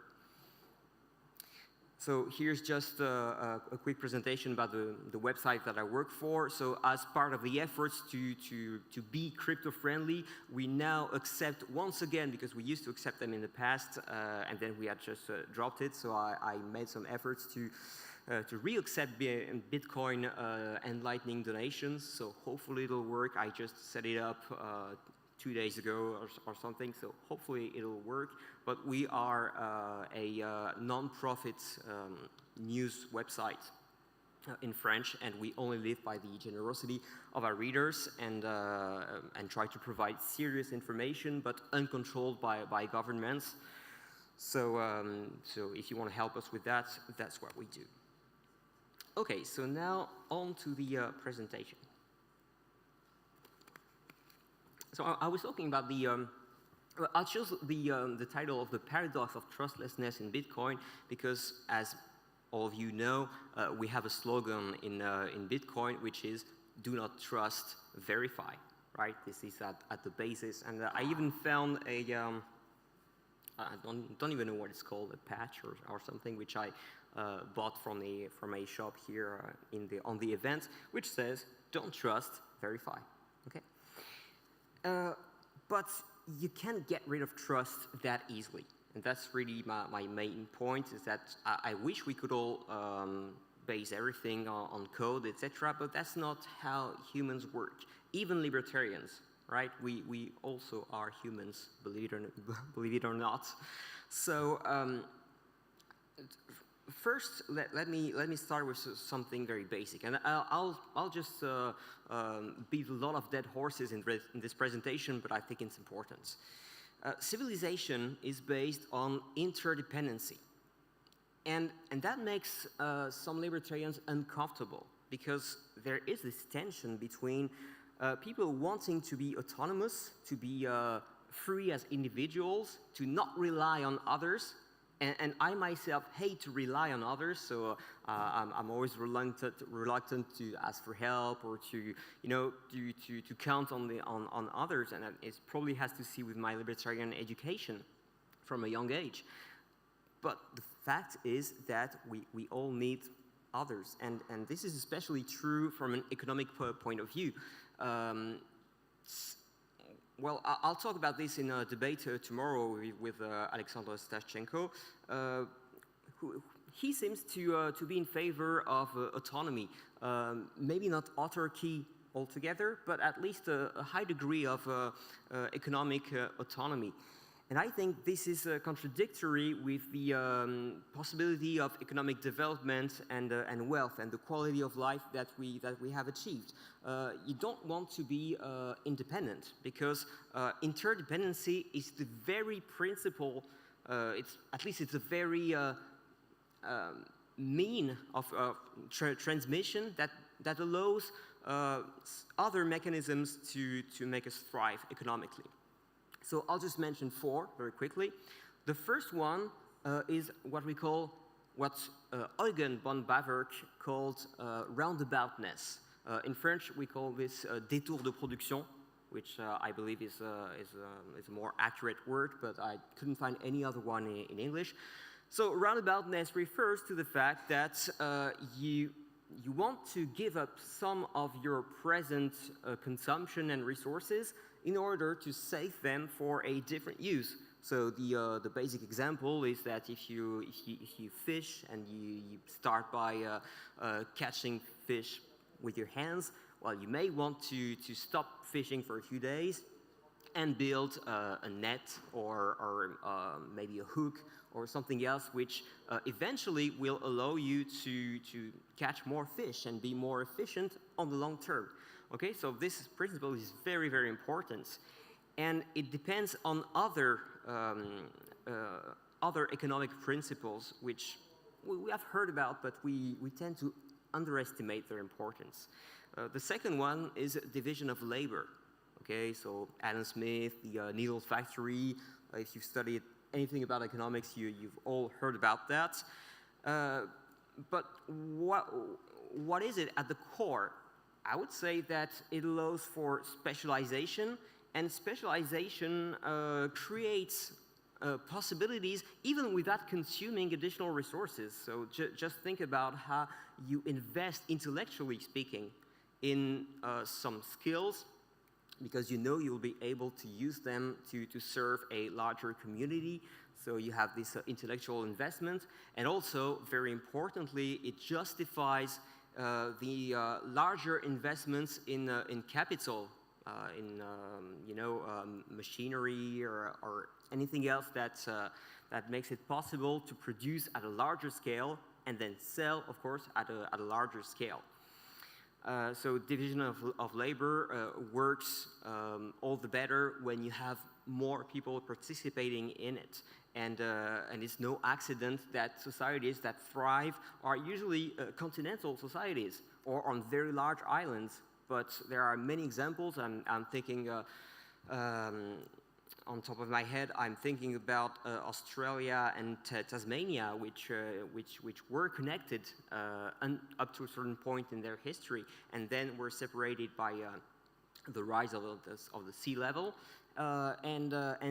Tasmania then suffered from chronic underdevelopment compared to the development of the Aboriginals of Australia, which of course doesn't represent much compared to Western societies, but still, relatively speaking, it was a striking example. Okay, so now the other mechanism that makes our societies possible is contract, right?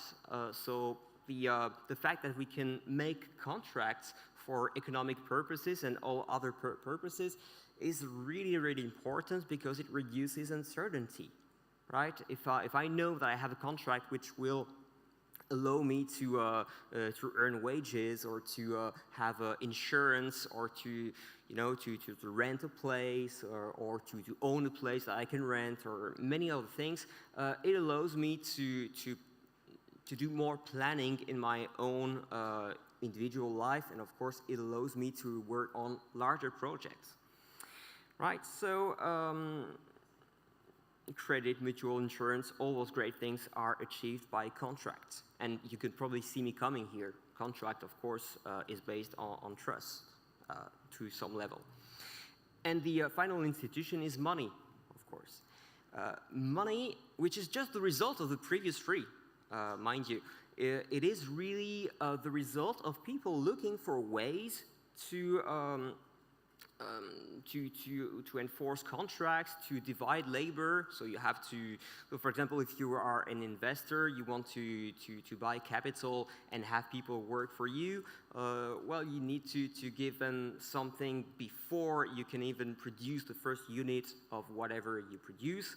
So, of course, you need to have something that has value right now in anticipation of the value you are supposed to create in the future. So long story short, money was just something which came out organically as a result of people trying to leverage all those previous mechanisms. And monetary arrangements have widely varied over time, of course, but they have always, as far as we can tell, they have always been used and abused and monopolized by political power, right? So it was true with coinage, and it's still true with the modern form of seigniorage. Of course, it was facilitated by the advent of fiat currencies. So first, paper money based on gold, which already allowed for some cheating. And it's even more true with this paper money or even digital money, which is based on nothing more than the promise of the state collecting more taxes tomorrow. Right? So all these arrangements have allowed for abuse of power. And more often than not, I would like to emphasize that they operated under the protection of law. So really it's a deep problem, from my point of view at least. And the way Bitcoin wanted to challenge this was with a fascinating method, at least fascinating for me. Especially, I'm not well versed in mathematics, so it's always impressive for me, these one-way functions and this asymmetrical cryptography or whatever it's called. So very impressive, very elegant, very smart. And this is how Bitcoin found a solution to the age-old problem of trying to circumvent the need for a trusted third party in a transaction. And in this, it did succeed. I'm really not questioning that. So the fundamental operation of Bitcoin does not involve really trust. could sense from some readings, some discussions, etc. I have this understanding that some people tend to think, and especially among Bitcoin enthusiasts, some people tend to think that you can. But the question is, how many of you have actually audited the code discovered by a guy who a potentially very dangerous bug which could have really audited the code? Even within Bitcoin, even if you audited the code, you still have to use a wallet and many other things, but it means that you trust your wallet provider. There are many. They operate under different legal arrangements, different kind of structures from different countries, people from different nationalities, etc. So we have to trust them, right? Even the wallet provider, by the way, has to trust their own team. And it's not unheard of that people would abuse the trust of a certain structure they work for and run away with the money or with the technical knowledge or whatever else they can run with. All right, so they have to trust their team. And except for those of you who I hope used peer-to-peer exchanges or even peer-to-peer transactions in person to buy Bitcoin. And personally, this is the case. I've never bought Bitcoin off of an exchange. Well, officially, I've never bought Bitcoin anyway. But if I had, I probably would have bought it from a friend, you know, directly, and always controlled my own private keys as to avoid KYC, etc.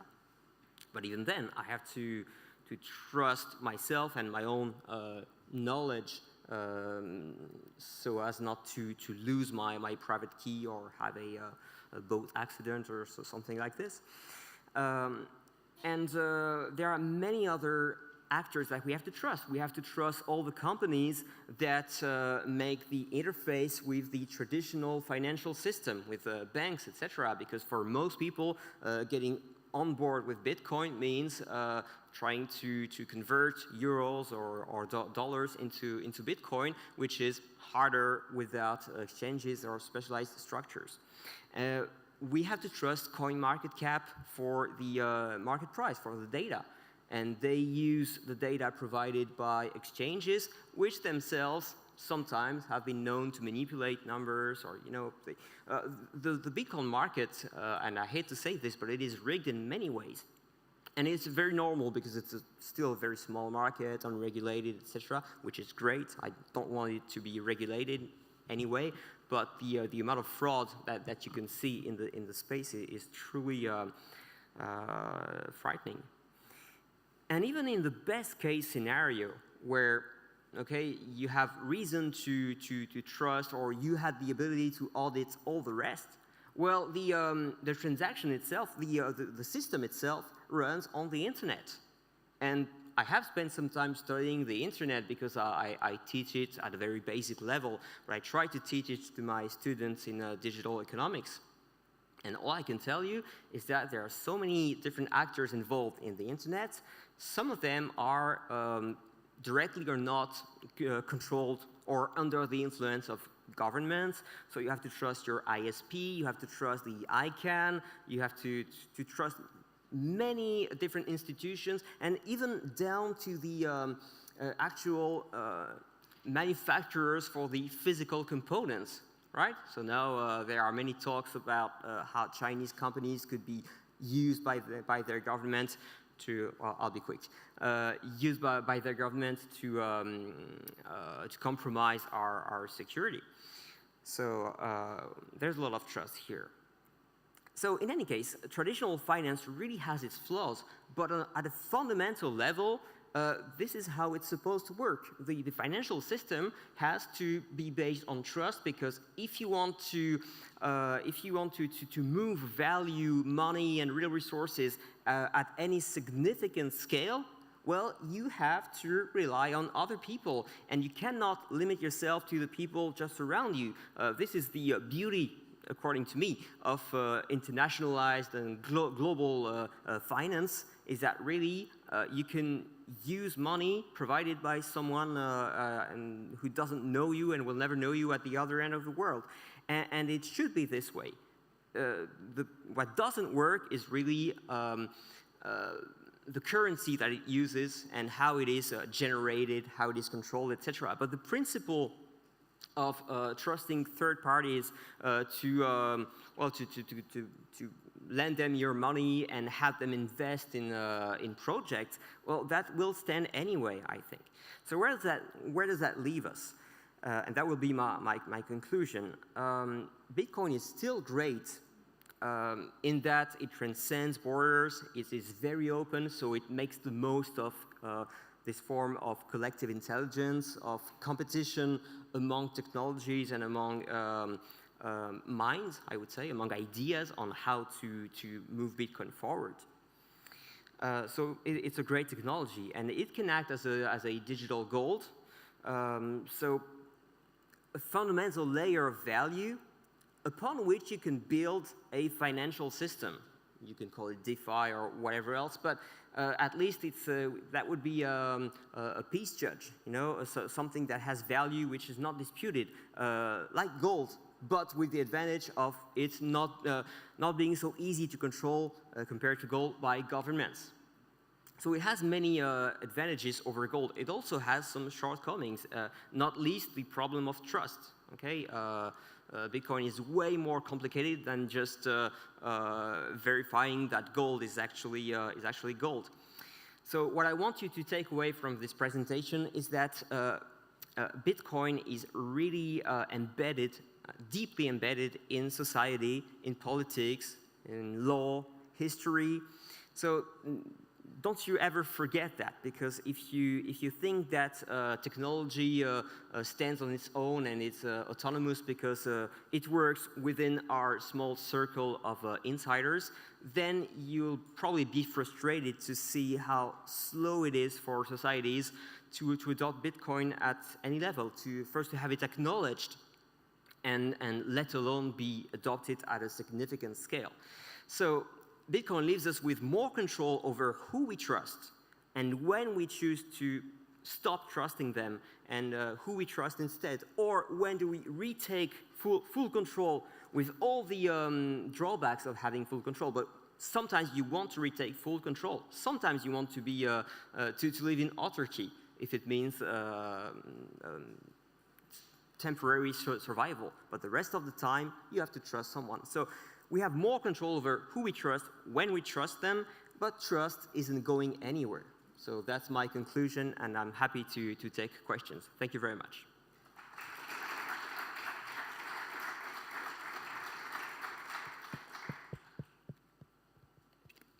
So I don't know how long I took. Well, not too long, right? Considering that I started pretty late. So are there any questions?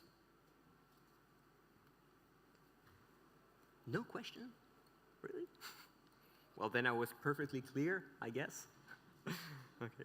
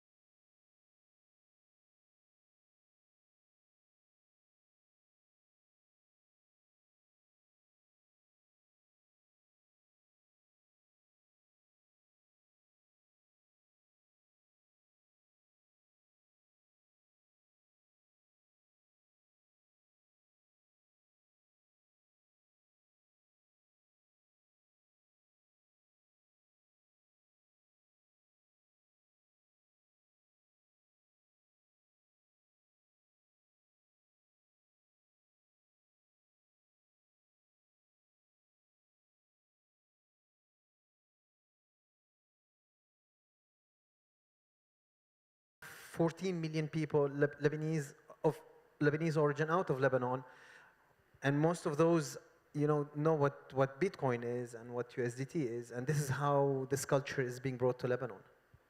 It's being brought by the diaspora and not by the locals.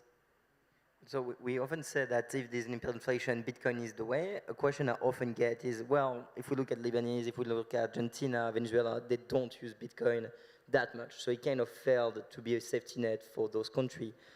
What would you respond, and what is missing for people to actually adopt Bitcoin there? They just don't care, or it's education, technology, solution? What's blocking them? No, for me, this is a philosophical question. I can talk hours about it. I'm going to try to be very quick. So Bitcoin, the conference just before us, Pierre was talking about many things. He was talking that Bitcoin is about history, politics, trust. And he was saying that it's not a trustless system. There's still trust in Bitcoin. Now, I have a feedback to give him. I don't know if he's still here or not. Yes, but trust has been completely transformed. Bitcoin is an automatic model. It is an automatic model that lives in a democratic politics model. It doesn't work. In a democracy, you need the democratic model, which basically is based on voting for an elite, and this elite would do all the stuff. That's a very old model. That's a 2,000 years ago model, old model. Why? Because when you look at people today, the gap between the governed and the governor has shrunk. If President Macron says, I would like to do this, you have 60 million people who don't agree with him, and they are convinced of their opinion because they are educated. So the models that we should tend towards, from my perspective, are automatic models and not democratic ones.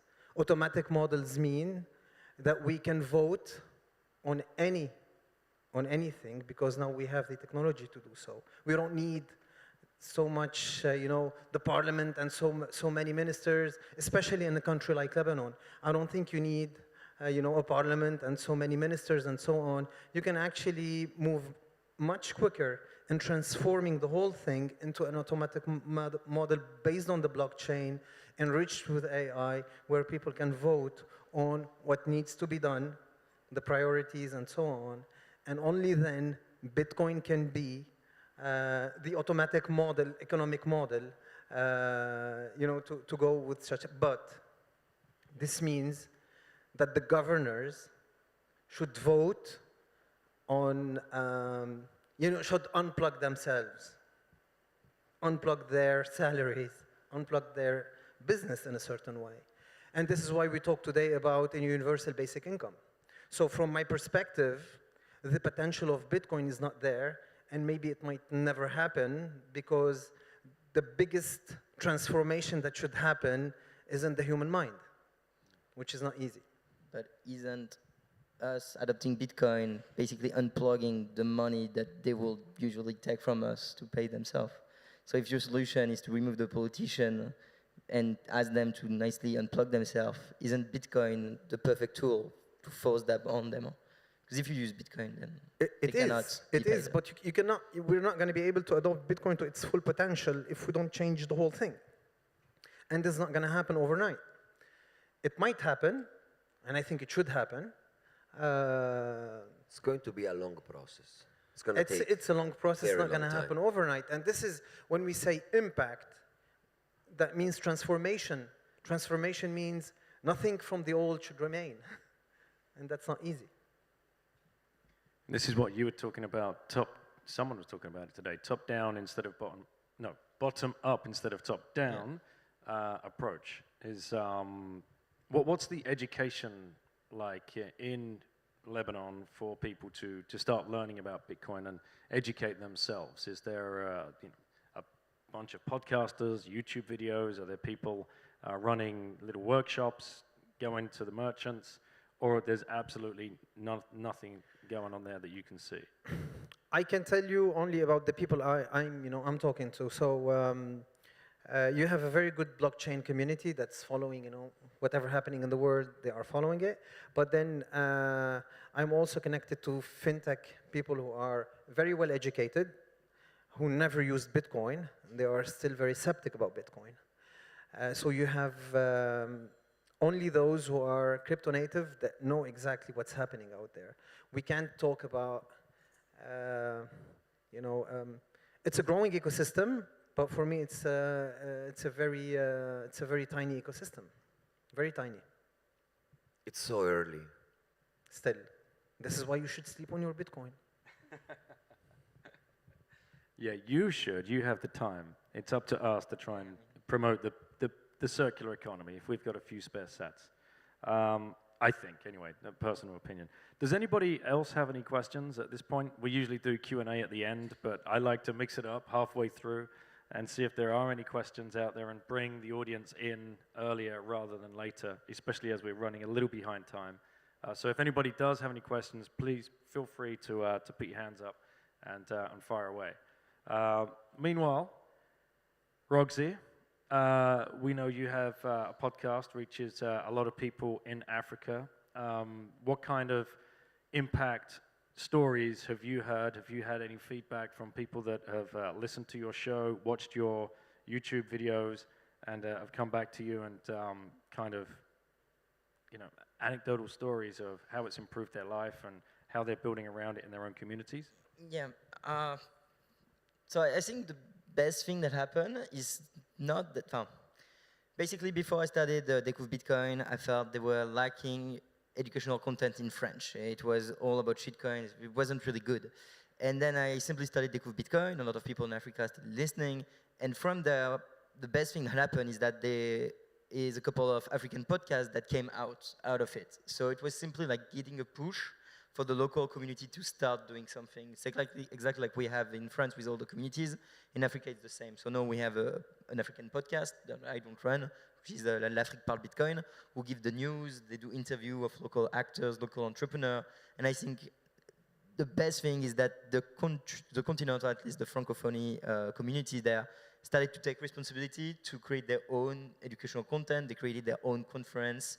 And it's mostly that is really impacting. They use our resources when it's way more technical, simply because it's really hard to recreate technical content.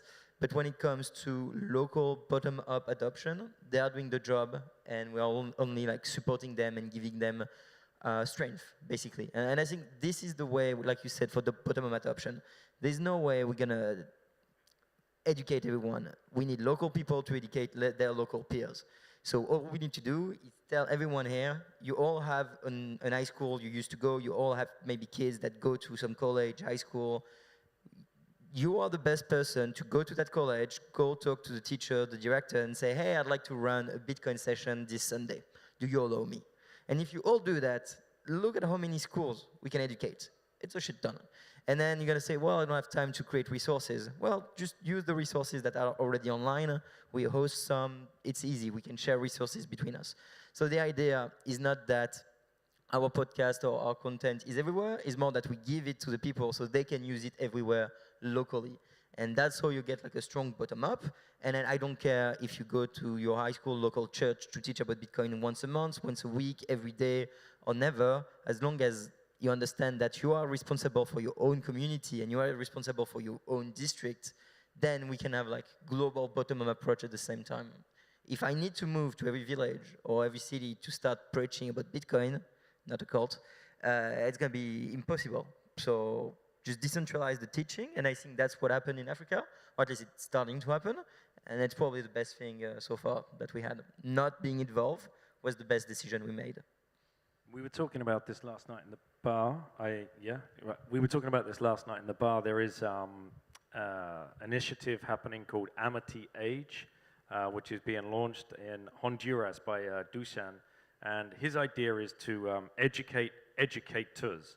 So running a boot camp for 2 weeks, 10 days, whatever it is, for those people that want to be able to use their skills and use their talents, who know a little bit about Bitcoin, maybe they know a lot about Bitcoin, to get out there and be given the tools that they need to become a podcaster or become a writer or become a singer, songer, dancer, whatever it is that you can bring to the education, and then give you the tools and follow that throughout the next 3 months, plugging you into the network, the other podcasters that can help you, the other writers that can help you and mentor you, and then go back to your particular communities, countries, and whatever. And so I'm very bullish on that idea of more content coming out. Ricky, what do you think we should be doing as Bitcoiners, for those of us that are lucky enough to travel to some of these countries, such as Lebanon or El Salvador or wherever we go to any of these conferences, when we're down on the ground, how should we be behaving when we walk in to a merchant? Interesting. It's not easy to answer because it depends on where you are, right? For example, as Bitcoiners, where we travel, we like a lot to visit Bitcoin communities or places all around the world that are bootstrapping a circular economy. So the best thing that you can do if you want to support those communities is, I'm sorry, spend your Bitcoin. Because that's the thing. When you travel in the emerging markets, in those communities, you see, for example, that everything is about the Lightning Network. It's thanks to the Lightning Network that we have adoption, right? We traveled in Central America. We never did one single on-chain transaction. Of course, because Bitcoin is, yes, a store of value on the base layer, but thanks to the Lightning Network, now is also medium of exchange, and it's an excellent medium of exchange. So by paying in Bitcoin and by supporting with small amount of Satoshis, of course, we are all stacking sats. We are all saving in Bitcoin. So I'm not saying spend half of your Bitcoin, but small transactions, a couple of million Satoshis per month. Those expenses are very useful because you propel a domino effect. Because if the more merchants are accepting Bitcoin, the more other merchants want to accept Bitcoin because they want to compete, right? It's a free market. And we should always keep in mind that the Lightning Network, there's a lot of development happening on the Lightning Network. And think about, for example, Lightning Network service providers. A lot of companies are investing, and we need those companies to invest money. We need more development. We need more money for the developers. We need that ecosystem to be profitable. And their business their business model is basically based on fee. Even if they are small fees on the Lightning Network, especially on the long run, they're going to be super important to propel this new economy. So Bitcoin grows faster on top layers. We need possibly more, second, third, fourth layers. And we achieve that with our transaction because thanks to our transaction, we create an economy and we need an economy to be there. And you can always get paid in Bitcoin. That's the most important. If you're going to spend it, just try to earn some. Like we literally sell merchandising in Lightning. So I get some Lightning and I will distribute it to my contributors. I will pay my employee in Bitcoin, for example. You said you pay them in dollar. Why? I mean, I'm sure because they want to be paid in dollar, but did you offer them some bonuses in Bitcoin? Sorry, it's on you, but it's like the idea that to spread and get that Bitcoin adoption, at some point, we need to distribute the sats. So if you earn on Bitcoin, it's really easy to spend, and so you don't have the mentality that you have invested into Bitcoin. It's more like this is your cash flow, you spend it. And I do agree with you. I'm most likely going to crash burn my euro if I have like the choice. If I know the people are not going to keep their Bitcoin, I'm going to use my euro. But when I pay my contributors for DB, I pay them in Bitcoin, even though I could pay them in euro. And I do that because I know for them it's more valuable. So it's like making a gesture to thank them even more by giving them the sats instead of just giving them the dollar fiat. Yeah, Roxy, I agree with both of you. It depends what you want to do, what your priority is. If you are an activist and you want Bitcoin to thrive, of course, make Bitcoin, it has to circulate. It has to be liquid. It has to be spent and bought back. You know, it has to, no problem with this. If you are not an activist and you just have some Bitcoin, you're an investor. you're an investor. So it depends on your priorities. And actually, I like your point of view. I changed mine. I'll take yours. No. Can I take you there though? Because I disagree. Even listen to me. Even if you are an investor, you want to spend some sats. Why? Because Bitcoin is two things, right?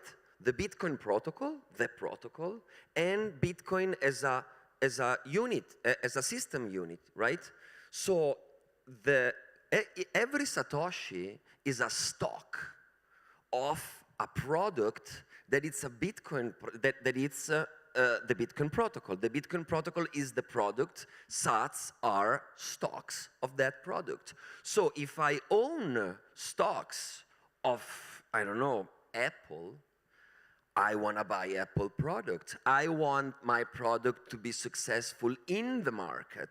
I don't buy Samsung. I would be retarded if I own Apple stocks and I buy all my family new Samsung phones. So if I'm an investor and I hold stocks of the Bitcoin protocol, I want to support the Bitcoin protocol by spending some sats. So even from a pure investor perspective, it doesn't make sense at all just sitting on your sats, in my opinion. I think if you know if there's a Bitcoin traveling thing going on, I think you would stack a lot more before you go on the trip, so then you can use the sats that you stacked for that trip. Oh yeah, that's a good point. We should do that. You have some sats to give me? No. I think Imad should offer you a challenge, though. You're off to Lebanon. What is your favorite restaurant in Lebanon? Or in Lebanon. In Beirut. In Beirut. I like, yes, Lisa. Okay, Lisa, you it's have the both in- orange I pill. have two orange pill, Lisa. Okay. So next time he visits, This is gonna be fun. at least he will have the option. Please, Are you making notes here, Laura? Yeah. We want to see the travel vlog, and Imad, now we have to hold him accountable that they actually go to the restaurant. Thank you, Prince. Yeah. Well, I felt bad for Imad. He's up here against like three podcasters. Never come to a panel with three We agree to podcasters. disagree. It's super. It's okay. I mean. No, I like your point of view, even the second one. So even if you're investing, yeah, it makes sense. What you're saying is it makes sense. Now, if you want to make a lot of money, sleep on your Bitcoin. Sorry, Daddy, I know you said 3 podcasters. I'm sorry, Daddy, if you don't think you're a podcaster, but you can call yourself a podcaster. I wasn't counting yeah. myself. I'm just a No. moderator. You're one of the 3 podcasters. Yeah, creators. exactly. Guys, any questions at all before we carry on up here? Yes. I knew there would be one at some stage. Let me just jump down with the mic. Hang on. Proof of work, Princey. So I heard about the Lightning Network for use for adoption. So I'm wondering, in the countries which are not the possibility to have the Lightning networks on the smartphones, what do you do? Because I heard about Bitcoin being used on SMS phones. What about Lightning Network? Yeah, so it's a Manchukuo solution for like sending SAT basically by the mobile system. It works. It's growing pretty fast in Africa. Other solution, if the Lightning Network works everywhere, so there's not really a country where it's banned. You cannot do that. It's more an internet issue and a hardware issue. For the hardware part, you just need a phone. Phones are basically in every single pockets. Even the people in Africa have phones. So then the issue is more about internet. And with Bitcoin, both people need to have internet connection to receive and send. With Lightning and with LNbits, you can use POS offline type of plugin. And one of the 2 person cannot be connected to internet, the people with the phone, for example. or the people receive. So you could also mitigate one of the two person not being connected to internet using LN bits. That's one of the advancement technology that is out there. And then if really you don't have internet, SMS, and then satellite, but no one uses it, or radio, but also really hard. The issue with merchant Quora is that it can be censored by the telecommunication companies, which is Orange, which is also the biggest bank of Africa, and it's also run by the French government. So that will be like the biggest issue, and trying to go around that is not a trivial task. So this is mostly the negative part. But if I cannot, I mean, you're right, that is a bottleneck Bitcoin needs. The internet, because all these systems are workarounds, and so Starlink is making a good way. I don't know they if have, you wanted to talk they about have that. issues. So what we have to do is bring internet to everyone. That's how we solve that problem. More infrastructure, more internet, and satellite connection. We're working on it. Typically in Africa, when there is a Bitcoin hub that want to be created, for example in Congo with Gloa, the idea is to give them a Start9 satellite and a printer. Because if we give them a printer and a Start9 satellite, they have all the data in the world and they can print all the books that they want. The opposite would be to send them books, which is super inefficient. So it's really what they need. And like I was saying on the French panel, to create a micro-banking system in a country or in a community, you just need to send them like a $100 Lightning ATM, a node, a Starline connection, which doesn't cost that much at the monthly basics, and then one hardware wallet. And with that, they can become their own bank in their local community. And if you use then mesh network to expand the connection, you could imagine like create a small infrastructure. So it's the solution to Lightning adoption is mostly just putting internet everywhere, which is kind of weird. Any other questions there? Yep. Oh, thank you. Does it work? Come back with us. I just wanted to know how does people who are trying to spend their Bitcoin on Lightning or with Bitcoin, like in Venezuela or in South Africa, how does they feel with the volatility of Bitcoin? You know, like if they transfer like $10, $20 or $50 in Bitcoin, it's worth about $26,000 right now. Tomorrow, $30,000, and 1 week after, $20,000. How does they feel with this? So I go first on this. Depends. Depends on who they are. Some of them, they learned properly what Bitcoin is, and they understand that yes, volatility is an issue, but volatility on the long term is going to be probably tend to go up, right? So who can, and not everyone can in those countries, I perfectly agree with you, who can save a little in Bitcoin. Usually what happens, especially in Central America, is that you use apps, for example, the Chivo wallet in El Salvador, but now the Blink wallet as well has, how did I call it? Stable sats, exactly. Osmo in Guatemala as Bitcoin, Quetzales, the local currency, and US dollar. So from the app, they can easily switch from Bitcoin to other local, more stable currencies. So some of them, a big chunk of them, they need to exchange those Bitcoins or to spend them straight away anyway, because they have to meet their daily needs. For us, while we travel, what we do with volatility, we suck it up. There's nothing we can do. And by the way, every time we leave for a trip, Bitcoin dips. And we are leaving in 2 weeks. But this is not a financial advice, though, guys. You do what you do. You. No, that's pretty much it. It's not that much of an issue. If they have more money, usually they know what they're doing. The real issue in El Salvador was the lack of financial education when Mr. Bukele gave the money. And so when they woke up a year later, for those that didn't spend the fake Bitcoins, it went down by half in value. And so they thought the government had stole their money because the wallet was showing 15 instead of 30. And of course, if you don't tell them it's because you had Bitcoin and no dollars, but the wallet sucked and showed dollars, they don't get it. So the government stole their money. It's mostly education, but yeah. I would like to add something to this. If you look at the Lebanese pound, it lost 90% of its power within a couple of years. So that's volatility. I mean, the Bitcoin volatility is nothing compared to what's happening in Lebanon. So from this perspective, it's not an issue. Similarly, it's happening also in Africa. This kind of inflation rates are happening also in Africa. And what defines volatility actually is liquidity. If you have a high liquidity, volatility would go down. And if you look at the liquidity of Bitcoin, it has been multiplied between its inception and 2013 by 1,000, and between 2013 and now, again by 1,000. So it's becoming increasingly interesting because the liquidity is high, which means volatility is low.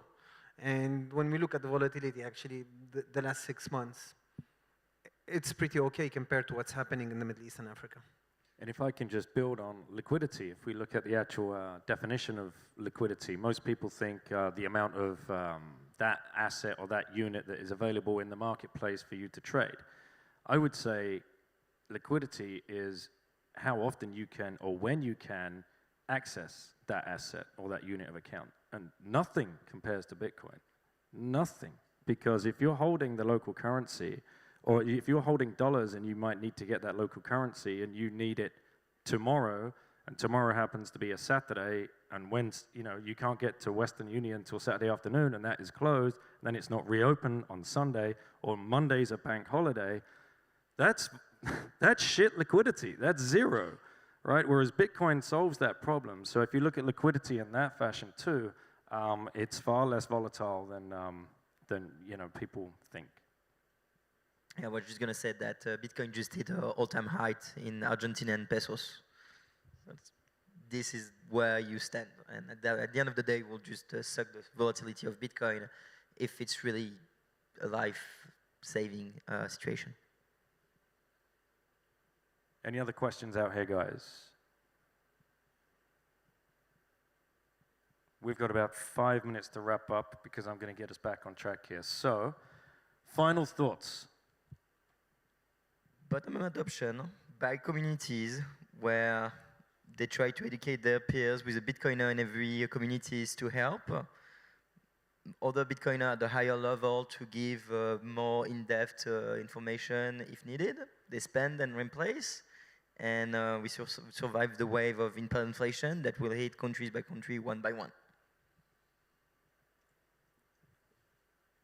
Final thoughts, Imad? Yeah, of course. Buy Bitcoin, spend Bitcoin, and sleep sometime on Bitcoin. And replace them. You need to replace, because if we don't replace, you're going to be sad 5 years later. Are we going to have the 100K party in Lebanon? Is that a possibility? I've been waiting for that for ages. I ask Uncle Chad every single time. Anyway, ladies and gentlemen, thank you for joining us, and thank you so much to the panel today.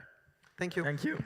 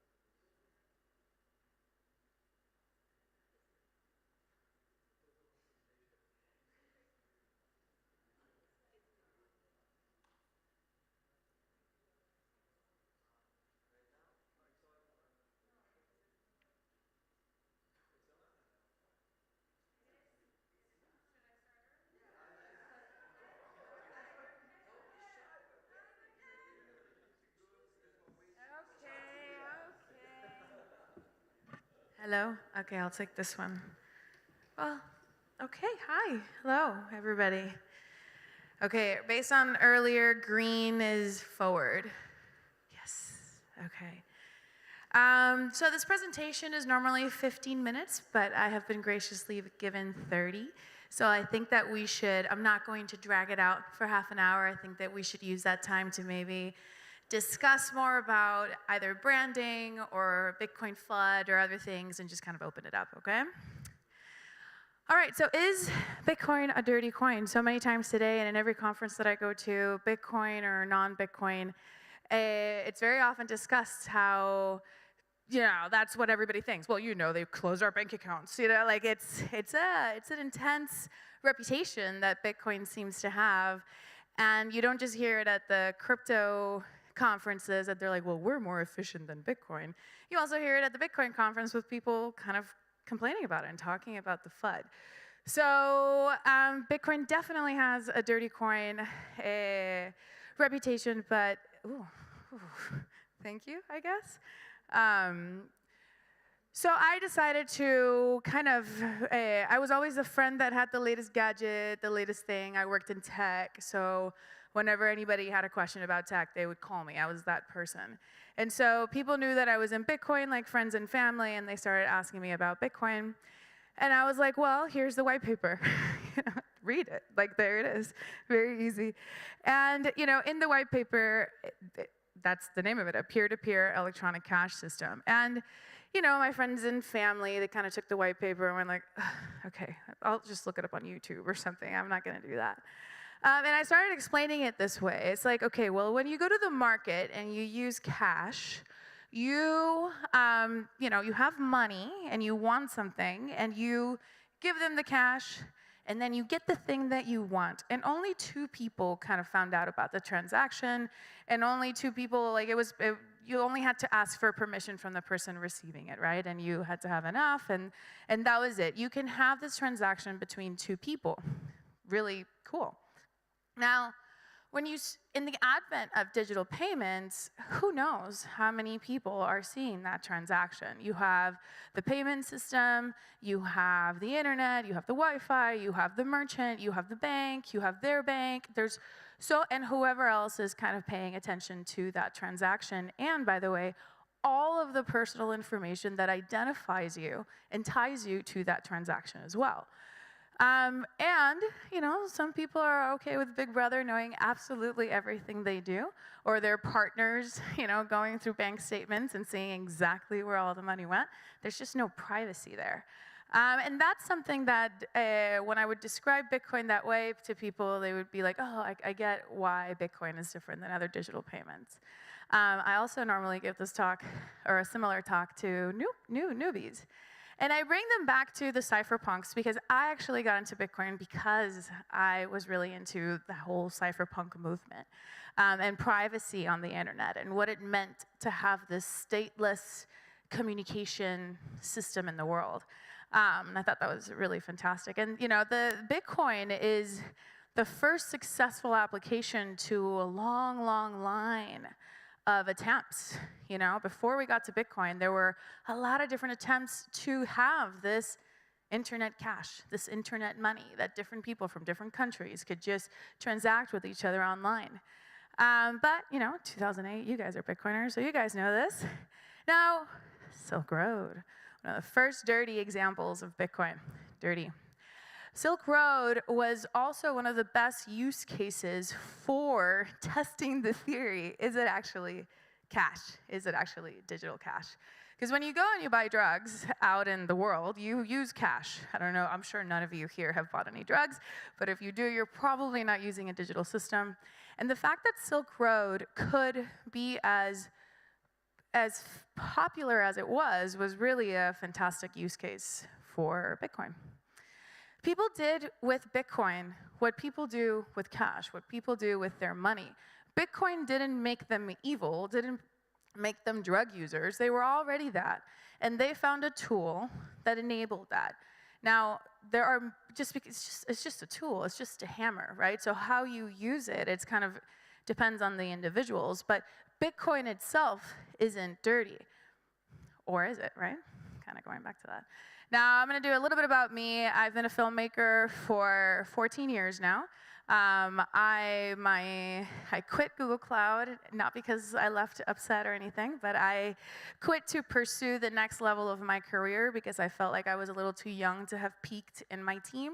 I was a filmmaker at Google Cloud, and we were making films from everything from the data centers to AI, big data, everything. Everything from 6 seconds GIFs for Twitter to, 20-minute films about the technology. And it was while I was there that I learned how how a neutral technology is. The technology itself, how neutral it is how it is used. And I also started seeing how technology always seemed to be like a double-edged sword. Like it seemed to be like, oh, a great tool for this that can also be used to enslave and control. And it would be like, whoa. And so I've always wanted to kind of have that conversation so that we're all aware. Like, I don't want to be the person that's like, but did you know this bad thing? I don't want to say that, but did you know this bad thing, so that we can all as a community, not sweep it under the rug and figure it out. So I'm originally Puerto Rican. I was born and raised in Puerto Rico. I left when I was 19, and I moved back with my husband and my 3 kids 2 years ago. I was living in California. I was done with California after the lockdown, and I moved back home. When I moved there, I started talking to my friends about Bitcoin because I have a few friends that are pro-independence. And I asked them, well, if we become independent, are we still going to use the dollar? Or, because Puerto Ricans are Americans. Since I realize I'm in Europe, not everybody understands the political situation.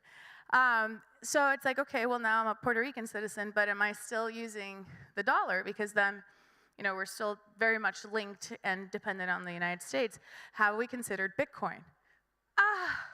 That crypto fiat bullshit, not fiat, a Ponzi scheme? No, of course not. We're not going to use Bitcoin. And so they just equated it with crypto bros, Bitcoin Lambos, and they did not want to talk about Bitcoin.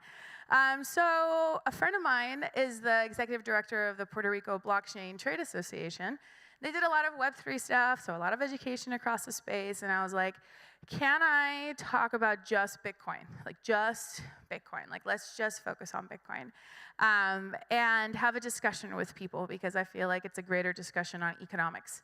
And she was like, yes. And I was like, yes. And so I started doing these for free on the side. I have a business. I am very busy. I have 3 kids. And I was still just volunteering to have this conversation.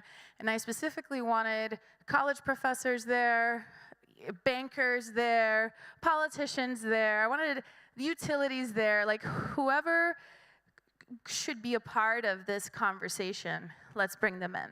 And I did not want to preach to the choir. I wanted to talk to new people that didn't know. This is what they're seeing, like they're seeing, and this is kind of what I was going through as I am talking to people, like rooms full of people about how great Bitcoin is. And but then I'm like seeing all this other stuff that I know it's what they're seeing. They're seeing that China bans Bitcoin, Tesla no longer accepts Bitcoin over climate concerns. But then on the Bitcoin end, you have, can Bitcoin actually help us transition to a carbon neutral or a carbon-free grid? And you have the use case of Cubans. I'm half Cuban, my mother is Cuban. I have a story there, but I will not say it today because I wasn't planning on it, although I do have half an hour. Yes, I knew about what was going on with Bitcoin in Cuba back in 2018, 2019. And so I thought that was just mind-blowingly cool that you could, this is a country that they'll check your bag, and if you bring 2 toothpastes, they'll take 1 out so that, everything stays the same, yet people can send Bitcoin, people can send, money. That just blew my mind. Anyway, so there's a lot of news and there's a lot of noise regarding Bitcoin. And so I decided not to trust, but to verify and see what was going on. And so I embarked on a journey. When I left Google, I was like, I want to do the next big thing. And so that is obviously my first feature film. That's the next big thing. And I decided to focus specifically on Bitcoin mining because I feel like it's the biggest point of FUD that when I talk to somebody new about Bitcoin, they're like, oh, it's so bad for the environment. And I'm like, because when you're a Bitcoiner and you listen to the Billion podcasts and you've, come to events like this, you obviously know that that's not the case. But I felt that maybe the the way that the mining companies were approaching it, and the way, you know, they're having to deal with their bank accounts being closed, raising money, you know, like they're having to deal with their own stuff. They can't also take on like the public relations of mining, although some are pretty good at it. Anyway, so I decided to make this movie. I decided to just really focus on, let's talk about the one thing that everybody seems to have a big issue with, because, in my opinion, Bitcoin mining is the first, somebody can have their first access, first beneficial, like something beneficial can happen to them. They can be affected first by Bitcoin mining, then by Bitcoin itself. Let me explain. That did not come out right, but let me explain. So if you live in a place like Malawi that has electricity for the first time ever because a Bitcoin miner is able to make a microgrid profitable there, you don't know what Bitcoin is, but you now have electricity in your home, and your hospital, your local clinic also now has electricity, and your life has been positively affected by Bitcoin mining specifically, and you've probably never heard of the word Bitcoin. So I felt like that was the story that was not being told of the innovation. So I went to Finland. That's in Finland, where Nordblock, they are around here somewhere, they are repurposing the heat, and so they're heating buildings. Went to Paraguay, interviewed different, she's the only US senator. I was going to say different US senators. No, just the one. But a few different people regarding Bitcoin mining, specifically on the energy side, how much electricity it consumes. Interviewed great people from all over the world, miners, Bitcoiners, a lot of people in the energy space. I think we probably talk more about substations than we do about wallets or anything else in the movie. And then, is this going to just play? It's supposed to be a video. But I did send you a PowerPoint presentation. No, it didn't play. It's okay, it's a teaser, but if you can maybe try, but it's okay if not. Let's see. I think I could have flattened the PDF, like the PPTX. Well, I was going to show you guys the teaser for the film. That shows basically what a little bit of what that's an early teaser, it's the first teaser.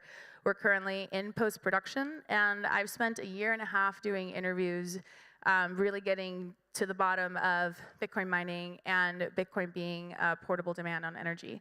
The reality is that 52% of the network is already consuming consuming from renewable sources, and I believe that this number is going to climb, because based on what I'm seeing in terms of who's getting into the space long term, whoever is getting into the space now, they're probably going to be in the space in 3 to 10 years, because it takes a lot of capital, it takes a lot of investment in terms of these plans, and utilities and energy companies have cut wise of Bitcoin. And there's a lot of stranded and wasted renewable energy that is produced that nobody uses. And Bitcoin mining is definitely going to come in and use it.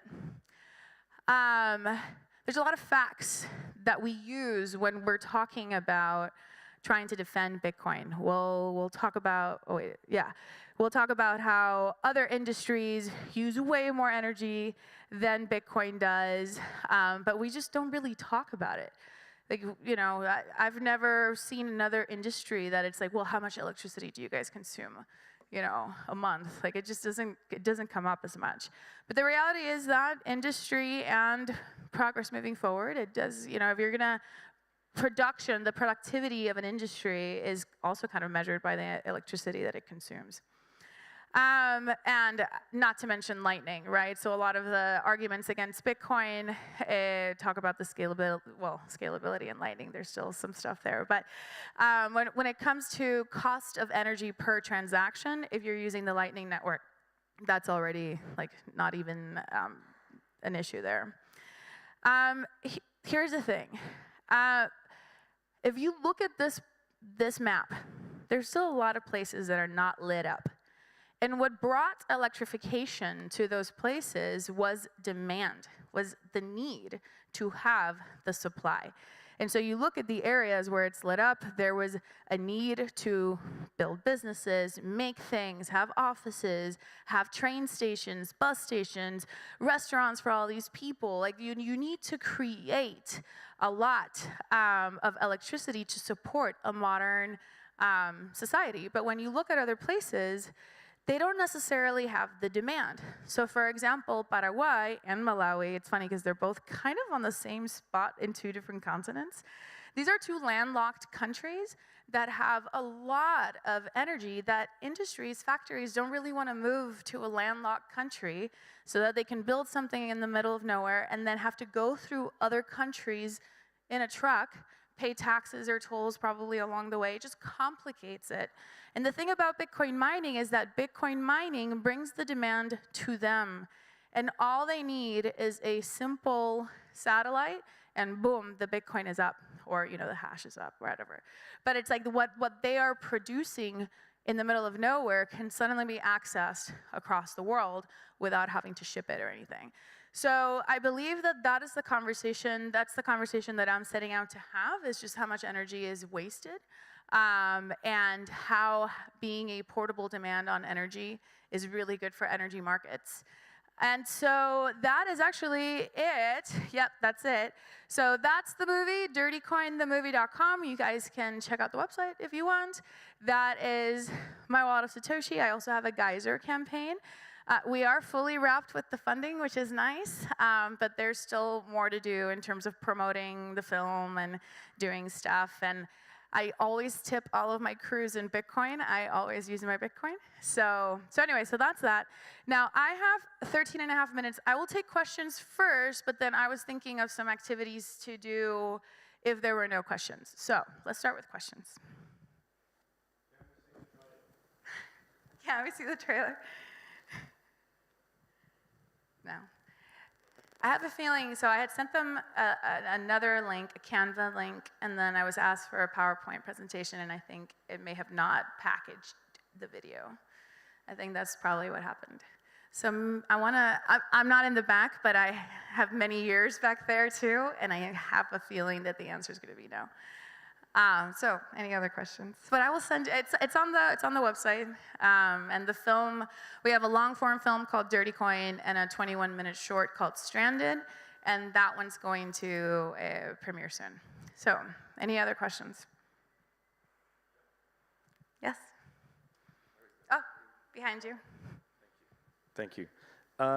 Yeah, out of all the people that you flew around and interviewed, what was the most, what's the word I'm looking for? Surprising or humbling, or like that epiphany moment for you?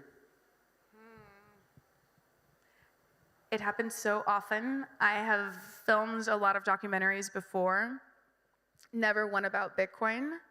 And I know I'm in a room of Bitcoiners, but I'm not sucking up. I've never met so much signal. I've never met so many smart people that I've recorded for a documentary. Like every person that sat down would say something, even if they weren't the best speakers, if they weren't charming, or maybe English wasn't their first language or second, or third, and they were trying to do the best that they could. Every single person said something that blew my mind in different ways, like the access to electricity. Obviously, I spoke with a lot of those folks because I was visiting those areas where new energy infrastructure was built. I just completely take for granted that electricity is a part of my life and that it is available. And we do have a frail grid, so I learned more about the grid and just everything that I learned about energy. So if I was speaking to a Bitcoiner, sometimes they would blow my mind about Bitcoin Standard and just what life can look like, But I could equally speak to somebody else that just kind of blew my mind on how much I just take for granted electricity and the life that I live, Yeah, we were talking on a previous panel about the impact on populations that Bitcoin can have, and we obviously were defaulting to like the price or stacking and self-sovereignty and that kind of stuff. But you've seen it. I think you had a picture up there. Were you interviewing Eric from Gridless? Right. Okay. Was that in Malawi? In Malawi. Can you Yes. explain what's happened to that particular community there? Because I've had him on the podcast before, and he and Obi described like where that place is just truly, I don't think many people would be able to understand how you can get Bitcoin mining machinery working there, and like it's crazy.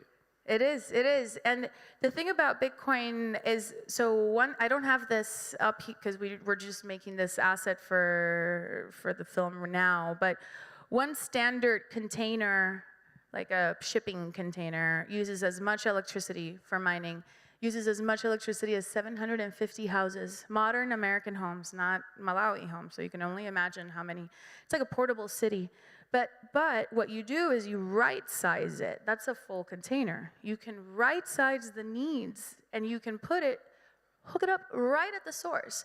So that's something that your average person like me, I didn't understand 2 years ago, but utilities do understand it. So when you present certain graphs and certain things to people, these microgrid operators are like, are you telling me that you can right size down as the needs of the community grow and we build the transmission lines? Because they're also building the transmission lines. So the miners are right at the microgrid, and they are basically going to scale down from that facility until they're not needed anymore. And then they're going to go and do the same thing at a new microgrid and consume the wasted electricity until they can then, so they're working together with such a long-term vision. I think that was another thing that kind of blew me away, was just the long-term thinking of miners specifically, because it's like you got to hunker down. That's like it's a commitment. And I didn't expect people to literally be thinking about mining in 40 years. So, yeah. Yeah, go ahead. Yeah, hi. I'm Bruno Combi, founder and president of Environmentalists for Nuclear Energy, which was created in 1996 and now gathers over 16,000 members and supporters in 65 countries around the world. So thank you very much for your presentation and for your film. I look forward to watching it as soon as possible. My question is, have you met any of the main nuclear energy producers around the world? Because that's where there's a huge amount of energy that's simply wasted today.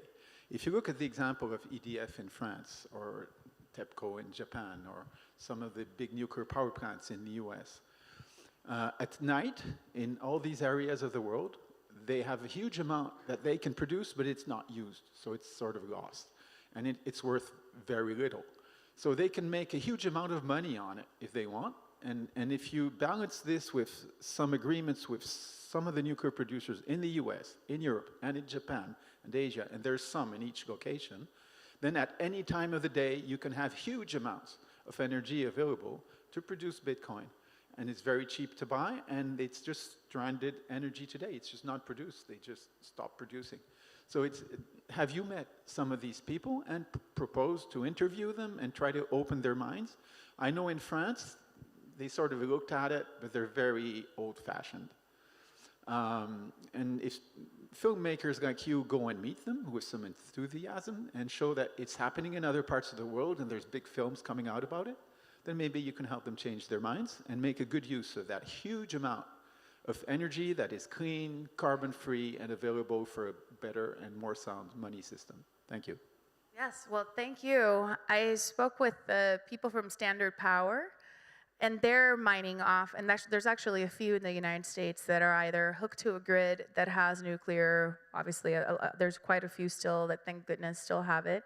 And there is at least 2 that they're just right next to the nuclear power plant as well.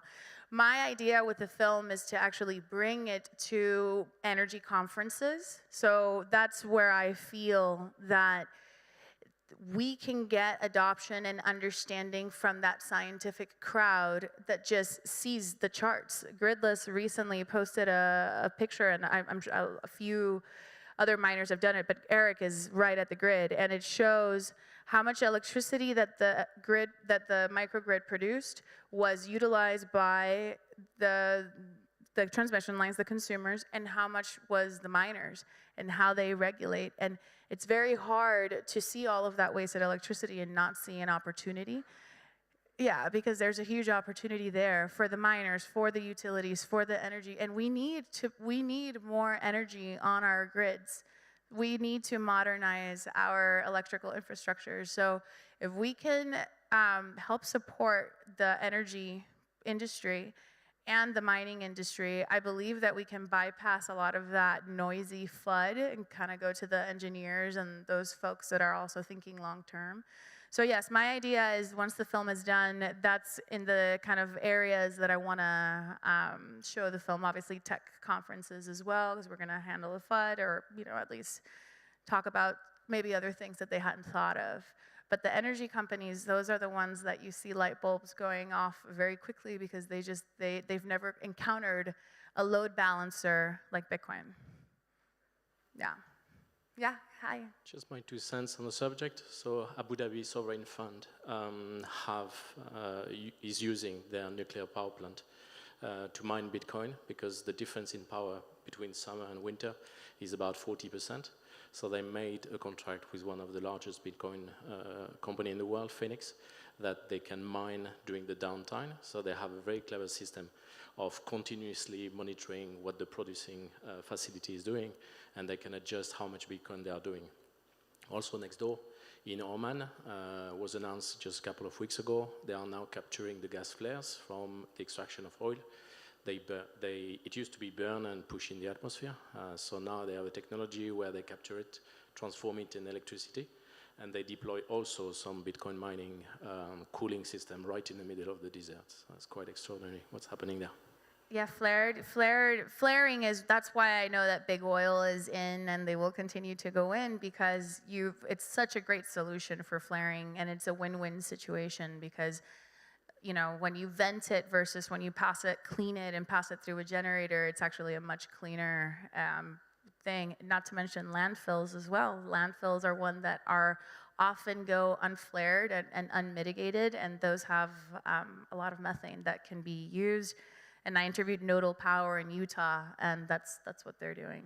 What's interesting in both cases is that they are called green Bitcoin, which are mined from eco sources of energy and so on. I think when it's on the back of oil extraction, it's a bit borderline, but yeah, that's there. So what people think is clean and dirty was also another thing that I had to kind of, go through that process, mental process, because solar and wind is also considered clean and green. And is it? I don't know. It depends. I mean, it kind of depends on who you're asking and what kind of fact sheets you're looking at. And I don't want to be the arbiter of what energy is the best. Nuclear, no, but it could be other things. There's a few others that I've seen. That is a different documentary, and there are those documentaries out there. But I definitely came across really what is clean and what is dirty.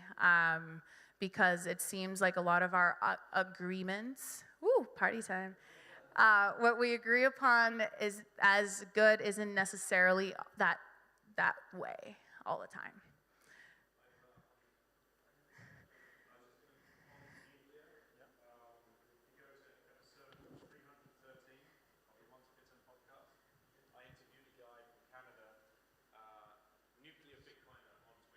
Oh, yes, of course.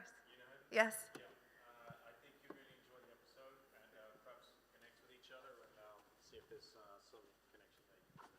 think they're in Pennsylvania. He's in Pennsylvania, I think. Or in, it's northeast. Anyway, no, go. Your turn. I have a question for you. You're also an executive producer, so you know how the whole industry of movies and documentaries work. We are seeing streaming services like Netflix and Prime Video buying and streaming every crap available out there. Why they are not biting on this? Why? What, did you try to? We currently have a law firm. Sure, if I wanted to host the movie on our website, send people to our website, and get people to rent it and sponsor the next person coming to watch it. Because I felt like a lot of Bitcoiners would say, I want to buy 10 tickets of this, 20 tickets of this, and kind of just go straight to consumer in that way.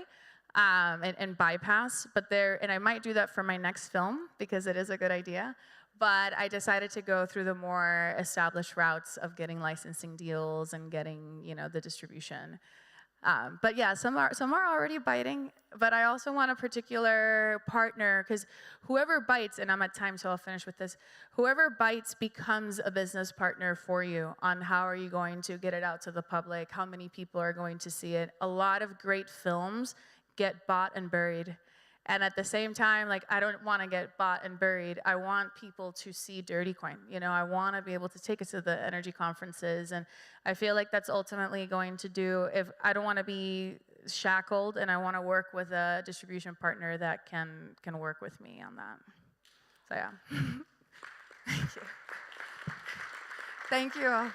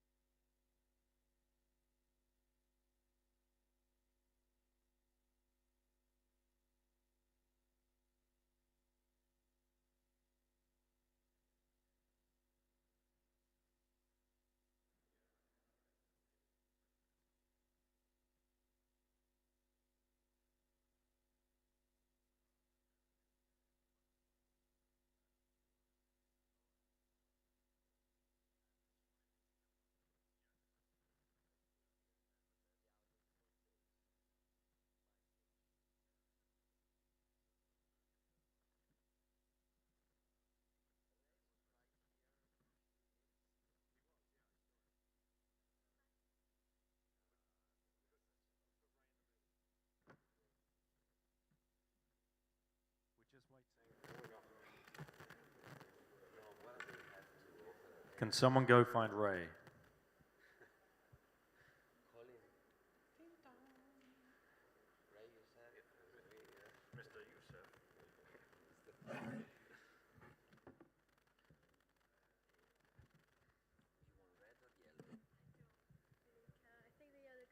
So I think That's such a girlish point of view. the microphones tend to mute themselves after a while. They do? Yeah. So if you just press the little on-off button, it usually brings it back to life. But that's a good way to test if it's working. Just tap it. Good. Mm-hmm.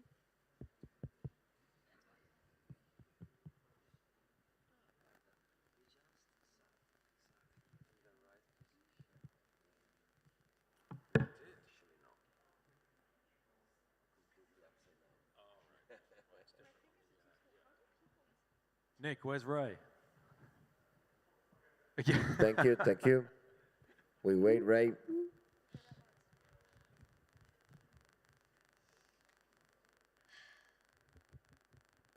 What's gonna be? Tell me your first question this time. No, we're friends. Nobody's gonna hear us. Tell me the first question. No. Come on. It's me and you. It's a secret for now. Oh, Jesus. You're like your father. No fun. The truth is she's forgotten it for the 5th time. Okay, no, I actually remember this time. I have a habit on the podcast of forgetting my question every time. And if you listen to the podcast, on a lot of them, you'll hear me go like, oh yeah. I forget all the time.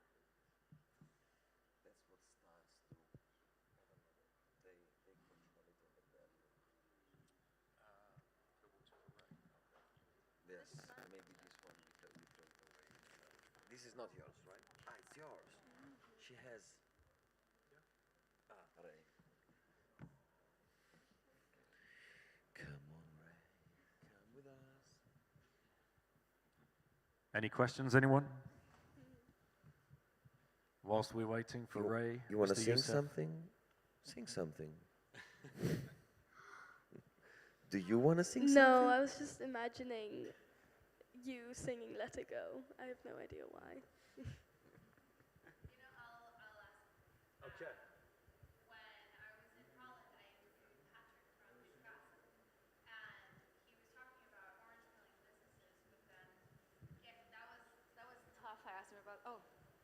I asked him about, getting businesses to adopt, and he was like, it was easier to get businesses to adopt than to get Bitcoiners to use their Bitcoin.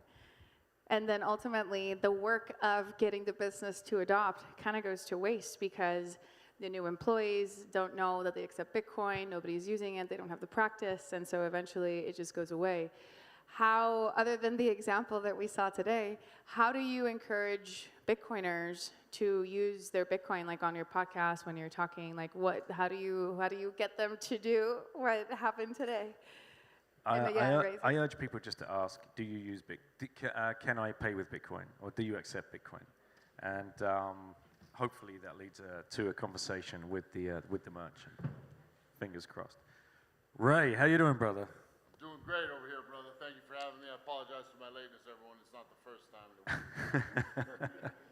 You got a microphone just there.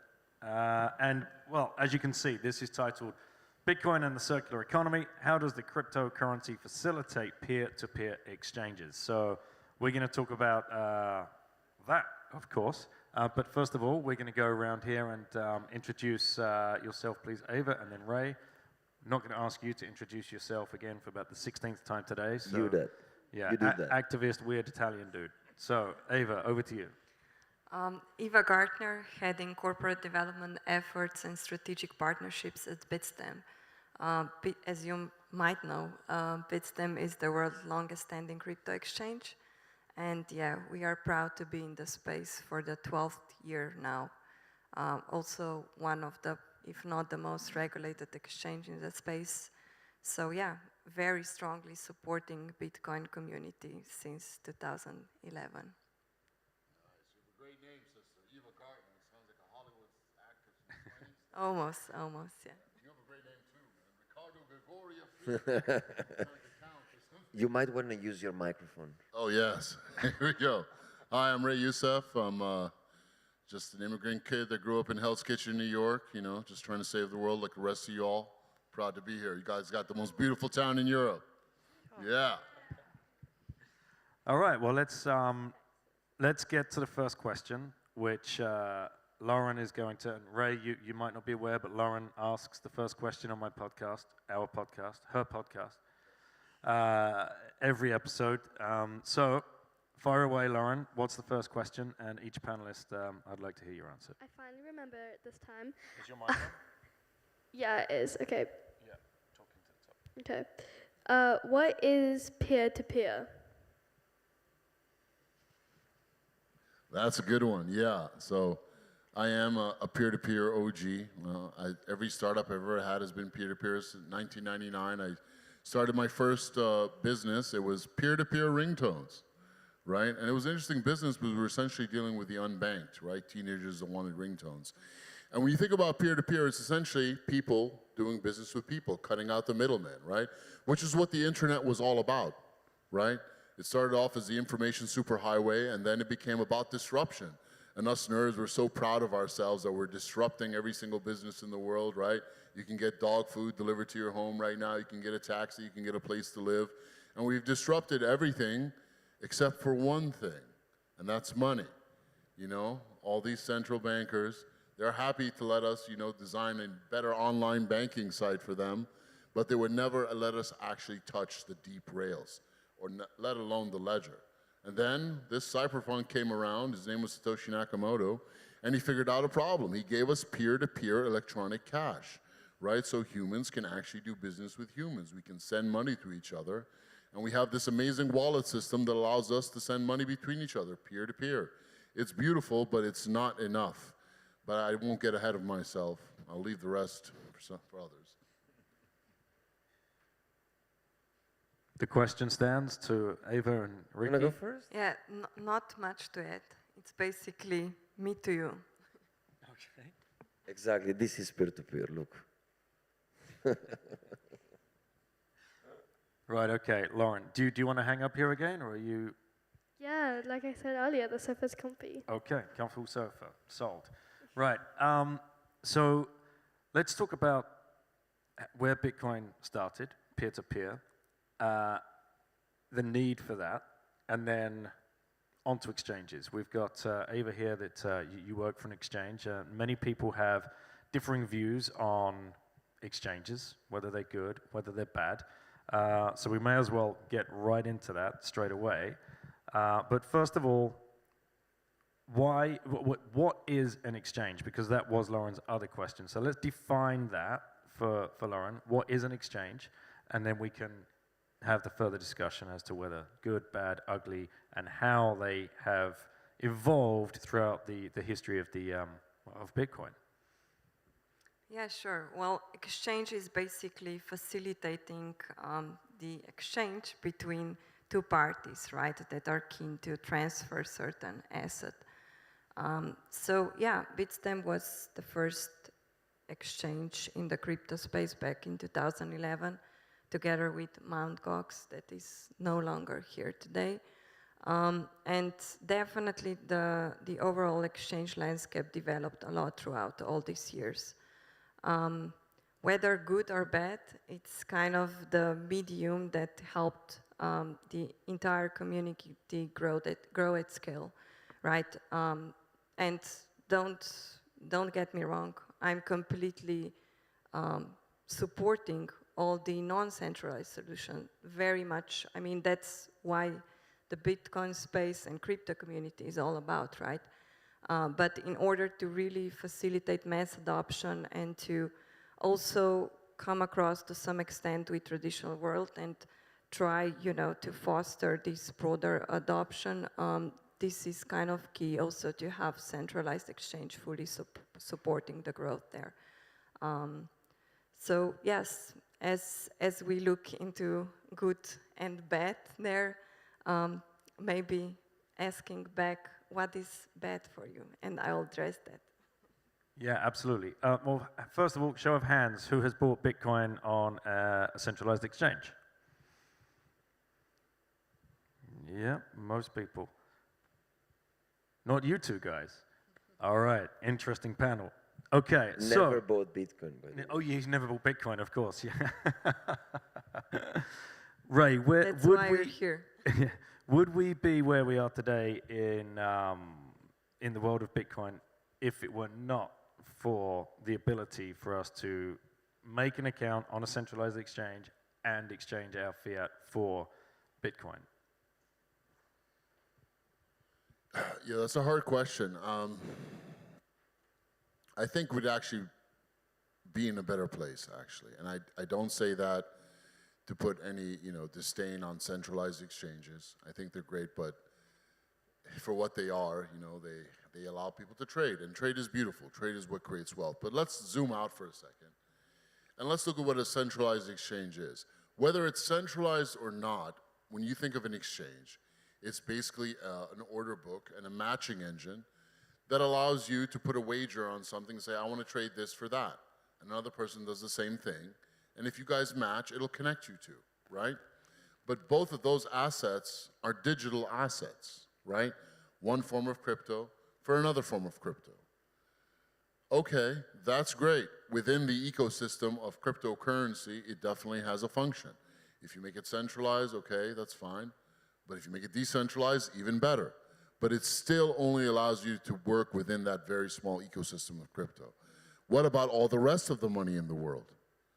What about the trillions of dollars that are in cash, that are in bank accounts, that are in gift cards, that are on mobile money, and all the various other payment networks in the world that real people use? They're not involved in that system. They can't get access to that system unless they can somehow get into the crypto economy, right? So they're essentially left out of the picture. So it's actually a very small part of the overall trade in the world. So if we're going to be successful in this mission here, and now what is our mission? Our mission is rebuilding civilization and fixing the money problem, right? We can't forget about all those other people. That's like 9%, 95% of humanity. We cannot leave them behind. How do we get them into our wonderful little world so they can do all these instantaneous, trades and all these great exchanges, whether they're centralized or decentralized, they still serve a purpose, right? That's what peer-to-peer marketplaces do. You have on one side a digital currency, whether it's Bitcoin or Tether or some stable coin. And then on the other side, you have literally anything else, right? You could have a good, you could have a service, you could have another form of money, whether it's an M-Pesa mobile money account, a PayPal account, a bank account, cash, whatever.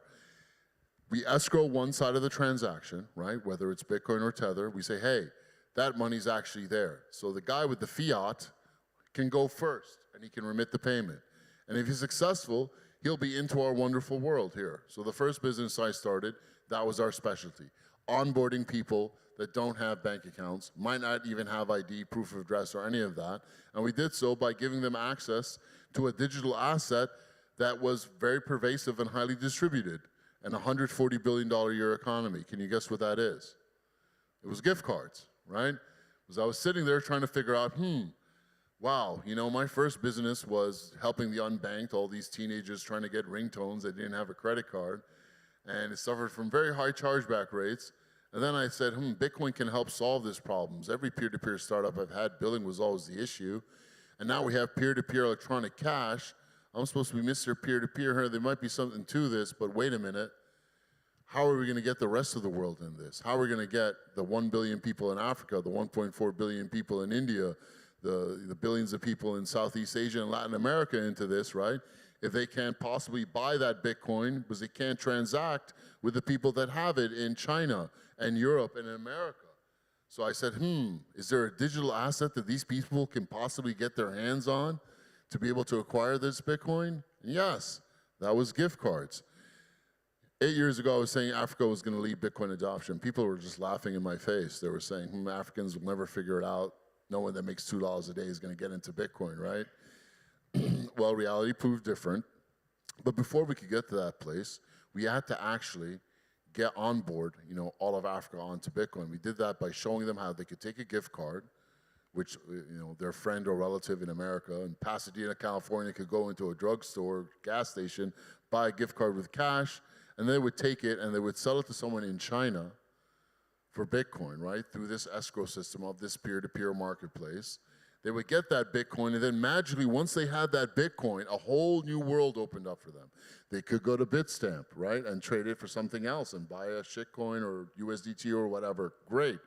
Or they could take that Bitcoin and they could sell it for a local bank transfer in their country.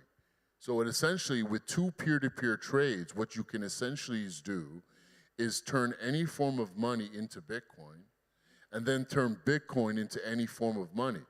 That person could turn that gift card bought with dollars in Pasadena, California, to a Nigerian bank transfer in Naira that would happen instantly. And they might even make some money off of it. Either way, it's called arbitrage.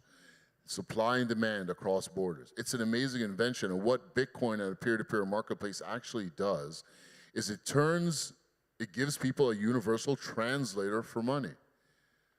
It's a beautiful invention, but as great as centralized exchanges are, we should really be focused on this peer-to-peer side, because there's no wash trading in peer-to-peer, right? There's no front running, there's no stale order sniping, there's no spoofing, there's none of these attack vectors. It is real, legitimate business based on real use cases, payments, remittance, and it happens every single day. My last company did about $10 billion in total volume, like 13 million users, and these these trades weren't so big, right? They were like, started off with $10 was the average size, then it went up to $300. Might not be big for an average amount, but that is actually real business, and that's what's important. Real business, real trades happening. The speculative side, which mostly happens on centralized exchanges, or even DEXs as well, it has its place, but by and far, we're in a very special place right now where the narrative is shifting. Instead of Bitcoin being a speculative tool, it is a means of exchange, and that is this real killer app. then we have to focus on that, and everything else falls into place. But then on the other hand, right, the price of Bitcoin is still very much not stabilized, right? So I'm fully supporting and very much see the value of peer-to-peer. However, you know, if we are really talking about massive broad adoption, how do you facilitate fair price exchange between both two parties, right? I still cannot emphasize, and we as Bitstamp, we are not very much focused on really more simple retail users. However, you know, still very surprised how certain users still struggling with complete transparent interfaces, really a lot of support, etc. So, you know, how do you see solving this problem? Because normal person that will want to just transact and get exposure to some asset or buy something with it, of course, you know, how do you see they just don't buy it for $40 or $40,000 or something and get disappointed, right? That would not be great experience with crypto. Well, Ms. Gartner, you've certainly scratched the hornet's nest now. This is actually the biggest topic there is. It's all about price discovery. What is the real price of everything, whether it's Bitcoin, gold, silver, Egyptian pounds, Nigerian naira, Venezuelan bolivar? How do we get to honest price discovery? I'm going to say it right here and right now. Once the world has an index of price discovery that is powered from the streets, instead of just shadowy super bankers that run the London Forex, once that happens, we will have officially won, right? So this is a deep question, and I'm not smart enough to answer it. I know very little about centralized exchanges, but I do know a little bit. Like Bitstamp is a continuous limit order book, right? Meaning the price is set, the price that you guys put out is the last trade that was closed, right?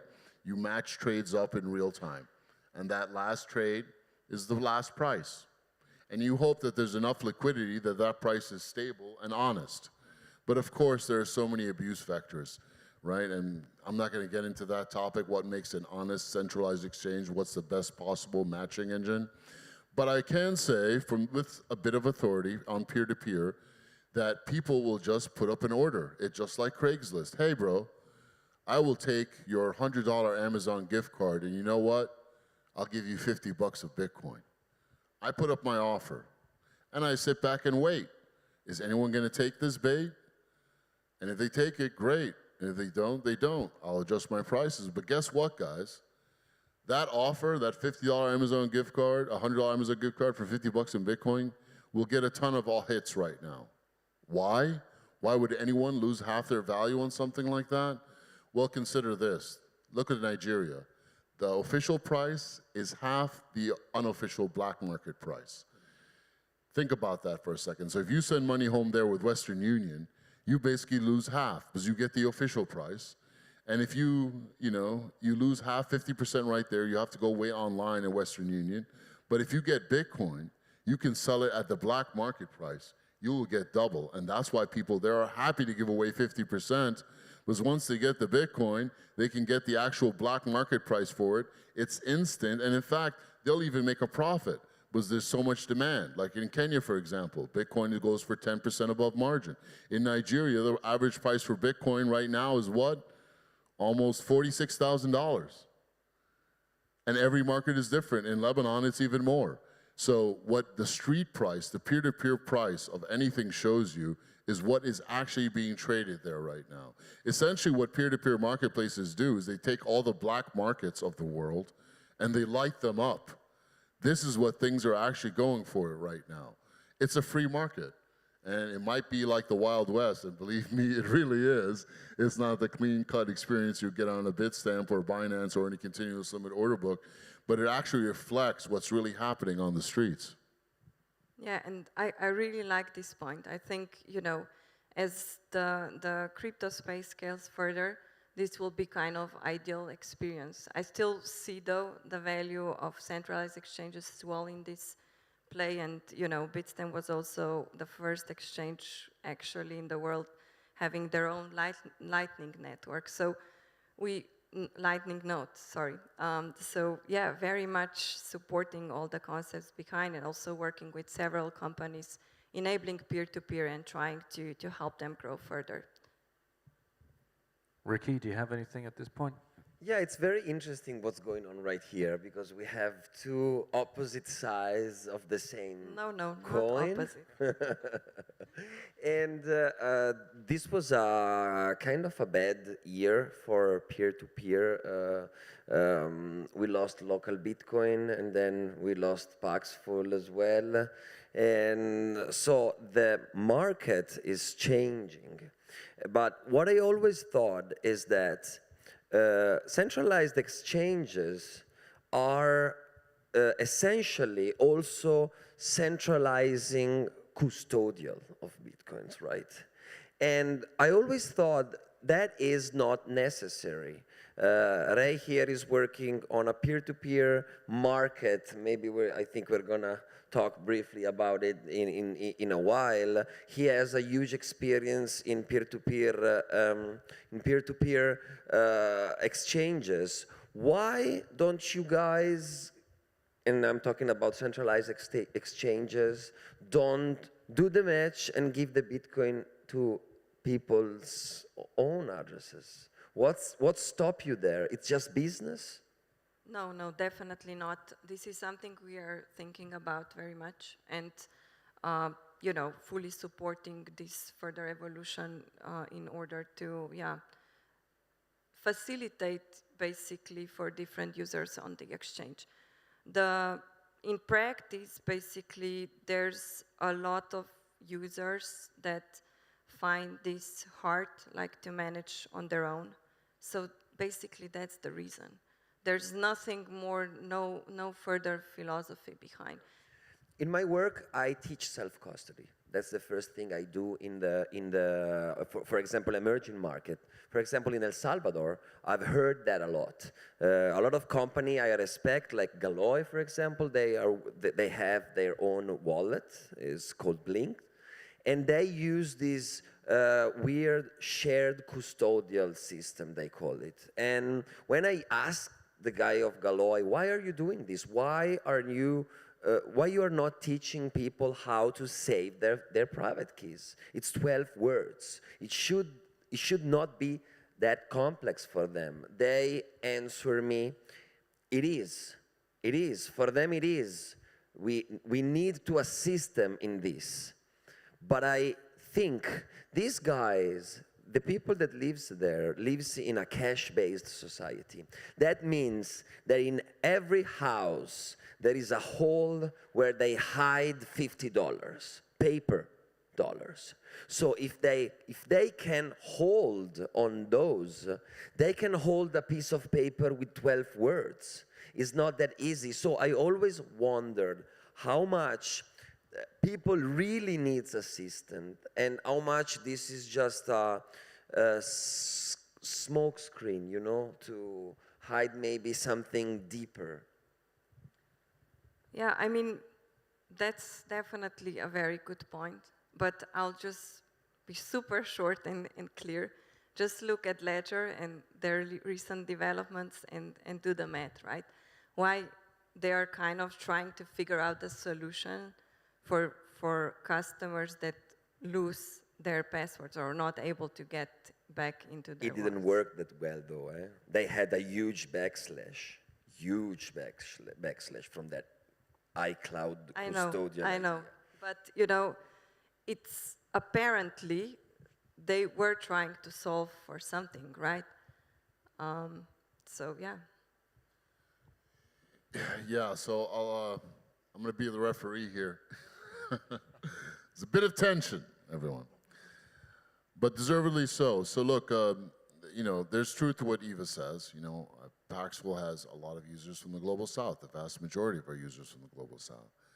Less than 2% of them actually use 2FA. You know, we keep trying to push 2FA. I've sent an email out every Monday when I was the CEO of Paxful, self-custody. I gave them links, tutorials, everything. I would bug the hell out of them. Don't keep any money on here that you don't need to trade. This is not a place to store your money. And still that number would only creep up ever so slowly. And it gets even worse. Well, get this, in Africa, every single website or service there has been hacked, right? And usually the passwords that people use are kept in clear text. And it's the same passwords they use there that they use for their email. So if you're not using 2FA, well, guess what? There'd be like, I swear to you, 10,000 bots every day trying to log in with all these stolen passwords from all these stolen emails and to clear out the funds of all of these poor African users. And they're like, hey, where did my money go? Ray, did you rob me? No, bro. Using the same password for your email that you use on these 10 different sites and they all got hacked and everyone has your password. You have to use 2FA. And now you're going to tell them, hey, you know, and now you have to self-custody. All right? Now, that is workable. I believe self-custody is workable. But the problem is the way us, you know, tech geeks, us crypto guys go about it is like, okay, you're going to get these 12 words now, and we hide them one at a time. And then, okay, you finish it, you write it down. Now you have to put them in one at a time, and then you have to go, oh my God, anyone will take their phone and throw it out the freaking window, man. There has to be a middle ground, but it is possible. I'm with you, bro. We can do self-custody. We will make it work, and I'm with you too, sister. I know it's hard, believe me, especially the place where I'm coming from, but there's a way to do it. But let's be honest with ourselves. You know, the front-end challenge is hard, but even the back-end challenge is hard right now. Is there a mobile-friendly Lightning wallet that exists right now that people will feel comfortable in using? There is not. We've got to build it, and that's one of the things we'll be doing with SIFKit. It's a long road, but it's a road we absolutely have to go down. But, you know, let's, all us toxic maxis here, let's take it easy on these centralized people. Well, and I would like to play devil's advocate. I've interviewed many people on the podcast before, and the story is they could have been buying Bitcoin at $15 a dollar in the car park, at the supermarket, at 10:30 p.m. if they just went, but it got to 10 o'clock, and they like, nah, this doesn't feel right. And they end up buying Bitcoin 5 years later on a centralized exchange when that service actually is there for them. And I just wonder as well, when we look at the demographics, obviously it's different in every country, it's different in every age group as well. I don't see a boomer going peer-to-peer. I see a boomer going to an exchange because that's what they've grown up knowing. They have no problem with KYCing themselves. I know the tears are going to come, Ray. I know. And Ricky's going to give me a load of shit as well for like, why did I buy from an exchange, right? For being a boomer. For being a boomer, yeah, exactly. He's older than I am. So, yeah, why didn't I find myself in a car park buying Bitcoin peer-to-peer back in 2015? Quite frankly, because I wasn't comfortable doing that. I came from financial background. Maybe I've got the white privilege thing going on too, so I can just open an exchange account and use that, right? So, go. Yeah, can I? Yeah. All right. You are also a citizen of the first world.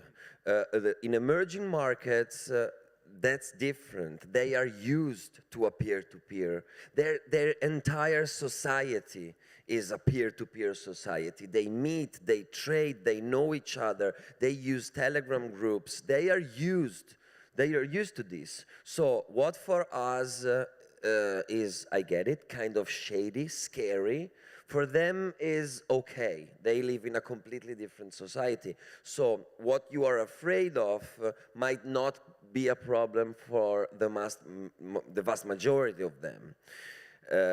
But that said, nowadays you can use HODL, you can use BISC. There are peer-to-peer websites or apps, and what they basically do is escrow and meet, you know, supply demand. So it's not like that anymore in the first world. You don't have to meet someone with a raincoat on at night in a dirty park. But you choose to still do that, just in your personal time, like, you know. Yeah. I do me, you do you. So, I think we've covered exchanges. Yes or no? That there's no. I don't think there's no right or wrong answer to this. There have been a critical point within the ecosystem of Bitcoin. We have moved away certainly from the original line in the white paper there, peer-to-peer electronic cash. With the exchanges, we had the big problem with Mt. Gox and FTX, and we all know like the bad poster boy exchange stories. Hopefully you guys are going to be all good. Yeah? All right? Yeah, okay. We got that on film. Nothing lasts forever. So let's talk about how do we take the power back to the people, Ray? Like, how do we re-educate about peer-to-peer? Is that, I know that's always on your front of mind. What are you building, and how do we get it out to those people that want to use it? Woo, yeah, so this is hard, right? So you guys all use Twitter here, right? You know, we all got problems with these spammers, you know, hitting us and all this stuff. And like, how do you control the flow of content while still having a reasonable amount of free speech? Now, imagine that and how challenging it is. People have been trying to get this thing in social media right for the past like 10, 20 years. Imagine that with money involved. It's literally 1,000 times harder. How do you keep a peer-to-peer order book clean so you keep the scammers off of there? That's hard. That's really hard. And it gets even harder. You know, you have to control the margins that people set. If the margin is too high, you might be a scammer. But hey, maybe in Ghana, the Ghanan cedi just went up by, 50% in one day, and that often happens. So people need to be able to set high margins, right? And there's all these corner cases. It literally is the most complex problem in the world. An honest and open financial free market. That is the challenge of peer-to-peer. Now, on a continuous limit order book, like a Bitstamp, a Binance, a NASDAQ, or whatever, people are just putting in bids, right? And it'll get traded automatically by an algorithm, a matching engine. It's really simple, but it's because you have a digital currency on one side and a digital currency on the other side. And it's a machine that is the intermediary between the two humans. We're talking now about putting two humans and connecting them together. And the problem of trust comes into play. Because in peer-to-peer systems, we can only solve the trust problem on one side, right? With the Bitcoin or the Tether. But we can't solve it on the fiat side. It literally is the hardest and biggest problem in the world. This is what I've been working on for the past 8 years, right? So, building a marketplace is hard, but let's look at a marketplace, a peer-to-peer marketplace, and let's look at the components of it, right? The first thing is the order book itself. And that's simple. Craigslist is a great example of that, right? It's just a bunch of offers up there. You know, I have this service, I want to offer for that. I have this, I want to offer for this. Okay, well, you have to keep that clean. You have to keep the scammers out of there. How are you going to do that without reputation? You need reputation involved, and all you toxic maxis that are saying, no, it has to be completely anonymous. Well, that doesn't really pan out. You know, you need to bring reputation into that. Now, KYC is evil. I am with you 100%. It is broken. But we certainly need a system of decentralized IDs to make things more honest. And all the real traders, believe me, they value their reputation immensely. People would trade accounts for my old company for thousands of dollars that had high feedback and reputation all the time. This is a huge part of things, right? So you've got the order book, and keeping that clean is very hard, very hard. Showing people the best offers. How do you rank the best offers? People always put up the best price so they can get to the very top, right?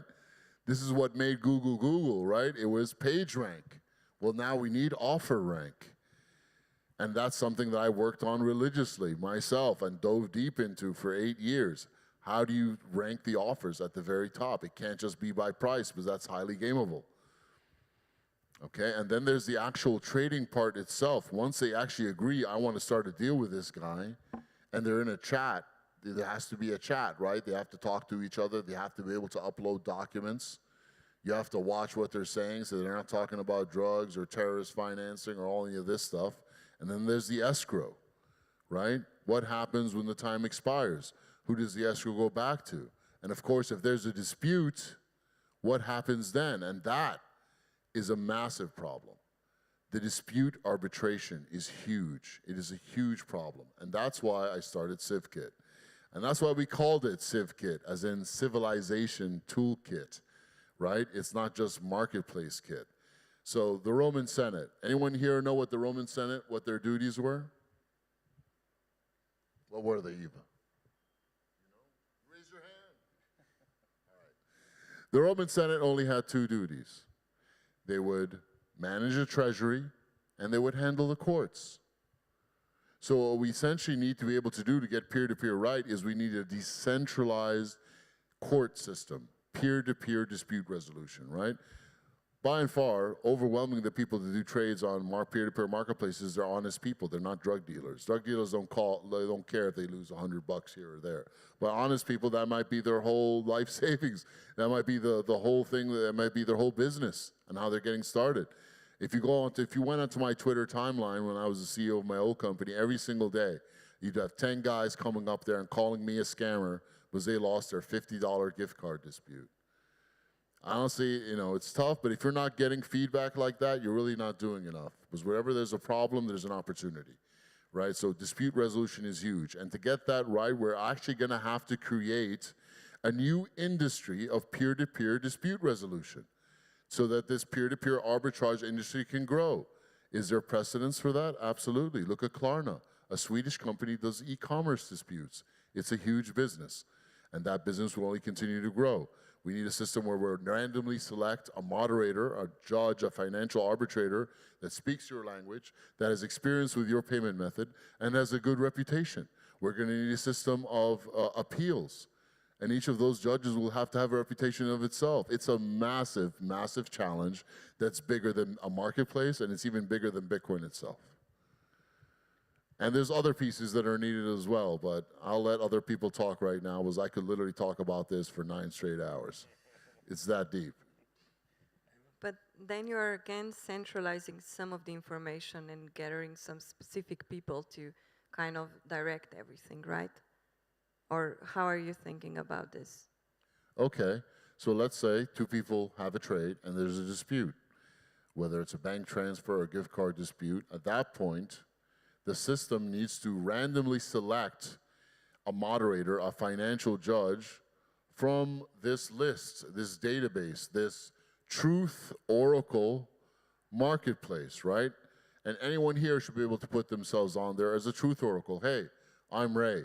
I speak English, I speak Spanish, I speak Arabic. I have a great reputation. I've done 10,000, Bitcoins worth of disputes. I've never lost an appeal. Here's my reputation. I'll charge you 20 basis points and $2 for a dispute. And there should be a lot of those people, right? It's the depth of the liquidity that matters there. There should be dispute arbitrators from all over the world, individuals. There should be companies as well.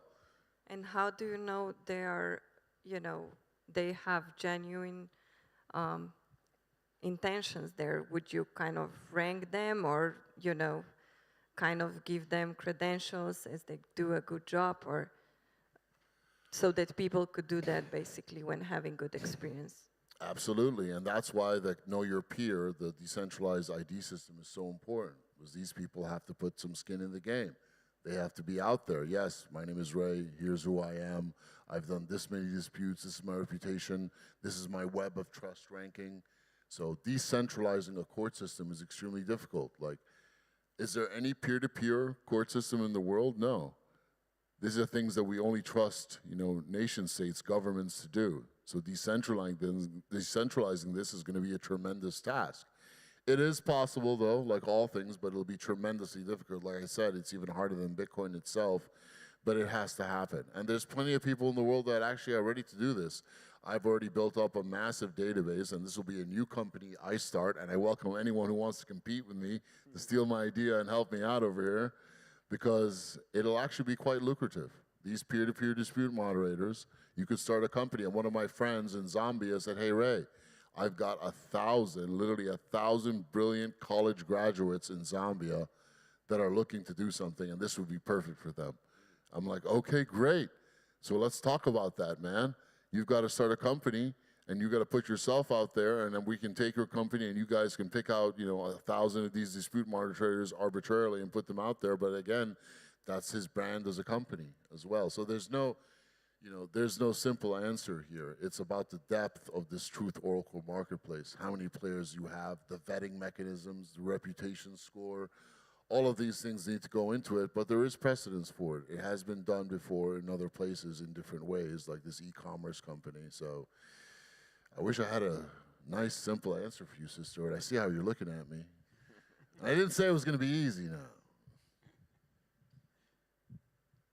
Ricky, anything to add there? No, okay. What about the thought of, and this might, actually this is a good question to ask you, Ricky. Those of us that have been stacking in the past and using the exchanges, and like myself, if I was to go traveling, let's say I go to El Salvador, and I go and visit all of the places you tell me, right, Dan, you got to go here, here, here, here, here. They all accept Bitcoin. That for me is, okay, so I may have bought the Bitcoin on an exchange, but now I'm dipping straight back into the peer-to-peer market. Do you think this, over the next 5 to 10 years, is going to be something we see more of as people that have hodled for 2 or 3 cycles are in a position now to actually start spending their Bitcoin? They're not going to go back to the exchange. No offense here. I'm not going to sell my Bitcoin back to an exchange. I don't think. I will go to the peer-to-peer market, or I'm going to be using it to buy goods and services as that pans out as well. So just thoughts around that. Yeah, of course. People is using Bitcoin now, especially that there is the Lightning Network. People is using Bitcoin way much more than 3, 4, 5 years ago, especially in those areas of the world. And Bitcoin actually left stored in centralized exchange. It's as low. It's at the low point. So I think self-custodian, and it's picking up. I think we're gonna see a very long time of coexistence, though, right? These are all different approaches. Some of these approaches are more suitable in specific countries and in specific economy. I think we're going to see a long period of coexistence. It takes time. Ray just said it amazingly. It takes a lot of time to come out with the technology to nail this, and that it's good. You know why? Because it's so early. Bitcoin just started. The whole crypto industry just started. Sometimes we forget that 14 years in a technology, in the perspective of the development of a technology is nothing. Credit cards were invented in 1949, right? Frank McNamara, Diners, the first credit card in New York, 1949. They were kind of popular in Europe in the 90s, so it took them 50 years to bootstrap such a simple idea, right? So what we're trying to do here is way much more complex. So it's hard to say if those Bitcoins that Bitcoiners are spending in El Salvador, in Guatemala, in Africa, they are going eventually to get back to a centralized exchange. It's hard to say because you know what? It's a free market. So you never know. It's up to them. I'm pretty sure also centralized exchanges are innovating. They know there is a problem. They know someone else is offering a different approach. And if their solution is more convenient today and more easy to grasp, for example, for boomers, as you call them, that might not be the case anymore in 10 years, in 15 years. So the market is liquid, and we have to see where it goes. Nobody knows. Ava, I'd love to know, in a boardroom meeting, are you guys talking about Peach, Hodl, Beast? Interesting. Are they coming for your business? How do you think about them from a centralized exchange perspective? Yeah, that's a very good question. I mean, we are definitely thinking in very broad direction. So, you know, as mentioned, like supporting a lot of companies also out there that will facilitate broader adoption beyond the centralized exchange, right? we definitely see like any kind of development supporting further growth of crypto and yeah, giving back money to people as such. Very much, yeah, looking into that direction and see how we can support them. But as mentioned, like I really see this broad adoption of centralized exchanges supporting crypto. That was kind of the first step to get adoption to the next level. And now we can just take it further, right? So definitely Lightning Network is something very much worth exploring, and a lot of already very nice decentralized solutions when it comes to ranking different people or their services solutions. That's already out there, just kind of picking up in the right shape or form. But we have met many projects that are doing some really great things there. So that's how I believe, like what Ray just mentioned, like there are solutions out there that are picking up, and very much looking forward to see how this will work in practice and support broader system beyond just asset or money side of things. Instead of being afraid of them coming after your market, why don't you go after their market and start a peer-to-peer yourself? Build it on CivKit. I'll help you out. How you know we were not doing this? Ooh. All right. So you heard it here first. But how do you view the actual, I would say the actual competitors in your space, the other exchanges? Did you guys know that FTX was a total scam, like everybody else seemed to, but except the mainstream media? And which exchange goes down next? Sorry? Which exchange goes down next? I won't answer that one, but yeah, I would say like I've been in the space for 6 years now, so very much looking into different behaviors and so on. First built business intelligence team internally. So very much looking into flows around the overall space and so on. So for me, it was no surprise to see FTX going down from several reasons. And it's not like I'm clever for saying it back, but actually warned a few valued partners to move assets from the exchange, and the ones that did that are thankful today. But yeah, sorry, what was the other question? Yeah, the other question was, which you refused to answer. Which exchange is going to collapse next? No, this is, I mean, I'm definitely not speculating on this. I have my own thoughts on this, but yeah, I would say like even the centralized space right now, there are players that are really trying to do the best for customers and doing things right, and maybe growing a bit slower because of it. And there are players there that are not doing this, right? And so, yeah, it's not all white also in the centralized space, and yeah, super happy to be with Bitstamp, where we are really trying to do things right for a very long time now. Guys, which exchange is going down next? Binance. Binance. Of course. Ray? I don't know, bro. I really don't. I mean, yeah, just don't keep your money on any centralized exchanges unless you're trading there. You know, stick to that rule. You know, whatever happens to Binance, I don't know. Honestly, if all of these centralized exchanges went down, I really wouldn't care. I'm just worried that Binance peer-to-peer will go down, which is quite massive. It's one of their top earners, maybe top 2, maybe top 3. They don't publish their volumes because they're afraid of regulatory scrutiny. So that gives you some idea of just how huge it is. Peer-to-peer is tremendously important. This whole space started with peer-to-peer, and it's going to end with peer-to-peer. That should be our focus, and they shouldn't just be people depending on Binance or Paxful or No One's or whoever. There needs to be 1,000 peer-to-peer marketplaces. Every country should have one. Every community should have one. Every industry should have one. They should be everywhere, and they should all be sharing their liquidity. Then we will have victory, and then we will have a price index for everything powered by the people. Once we have that, I will officially hang up this hat, and I will say we have won. Fuck the shadowy super bankers. All they can do at that point is push the button, and I don't think they will, because they won't have the balls to. Anybody with any questions? We've got about 8 minutes left here. We have Laura in the front row, and yep, microphone is coming your way here.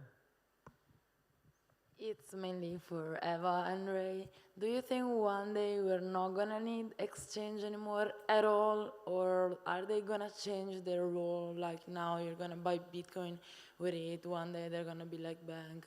How do you see them in the long run? I mean like 20 years. Yeah, a good question. I don't have a crystal ball, but I would say probably the role of exchanges will adjust over time. And of course, you know, as we are looking to further support the space, also our role changes in line with this. So I think as more advanced technology will arise supporting more decentralized world of exchange of any kind of sort, of course, centralized exchanges will adjust accordingly. But probably, yeah, to some extent, definitely part of our business model will remain as is today, because there will still be demand for trading on the centralized venue, where there will be, I won't say the most liquidity, but enough liquidity to trade. Yeah, I'm no expert. I'm a horrible day trader. You know, I don't know how to execute any of these things, but I do have a very strong feeling that exchanges will be evolving tremendously over the next few years. You know, Bitstamp, NASDAQ, whatever, Kraken, Binance, they're all continuous limit order books, right?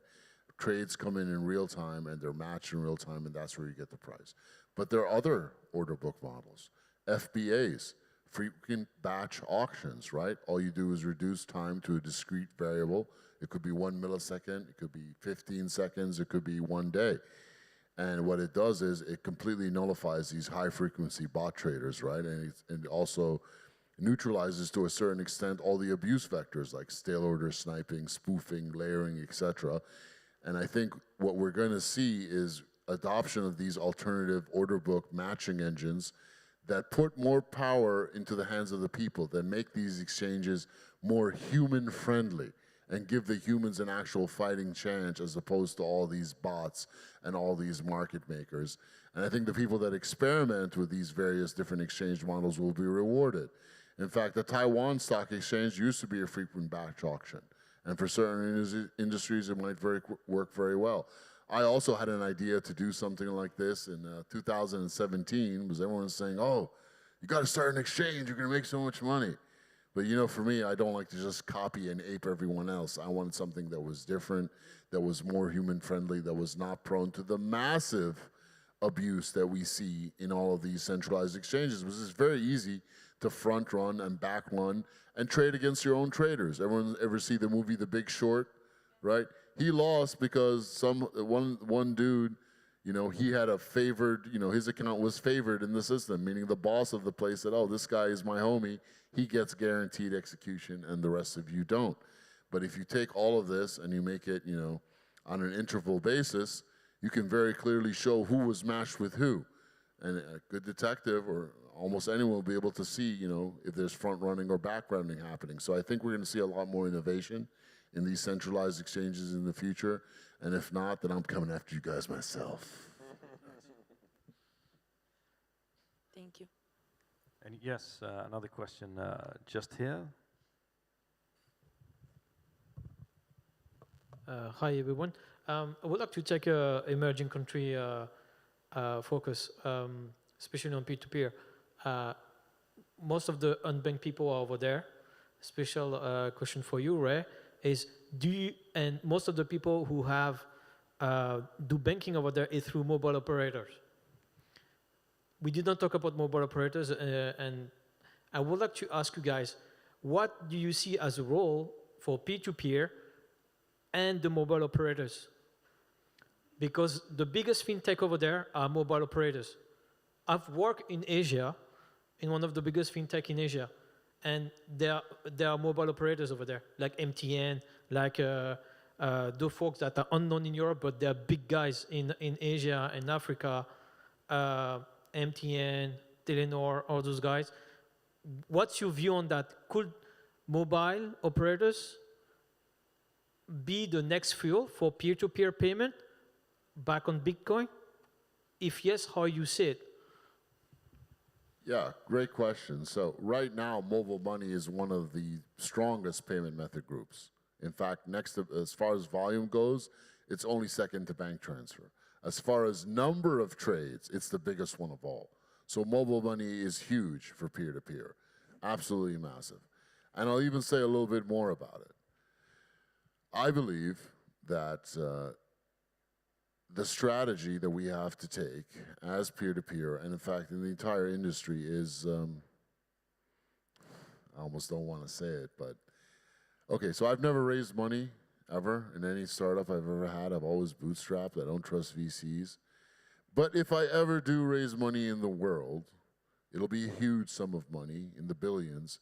And guess what I'm doing with all that money? Can you guess? Buying Bitcoin from an exchange. No, man. I'm sorry, bro.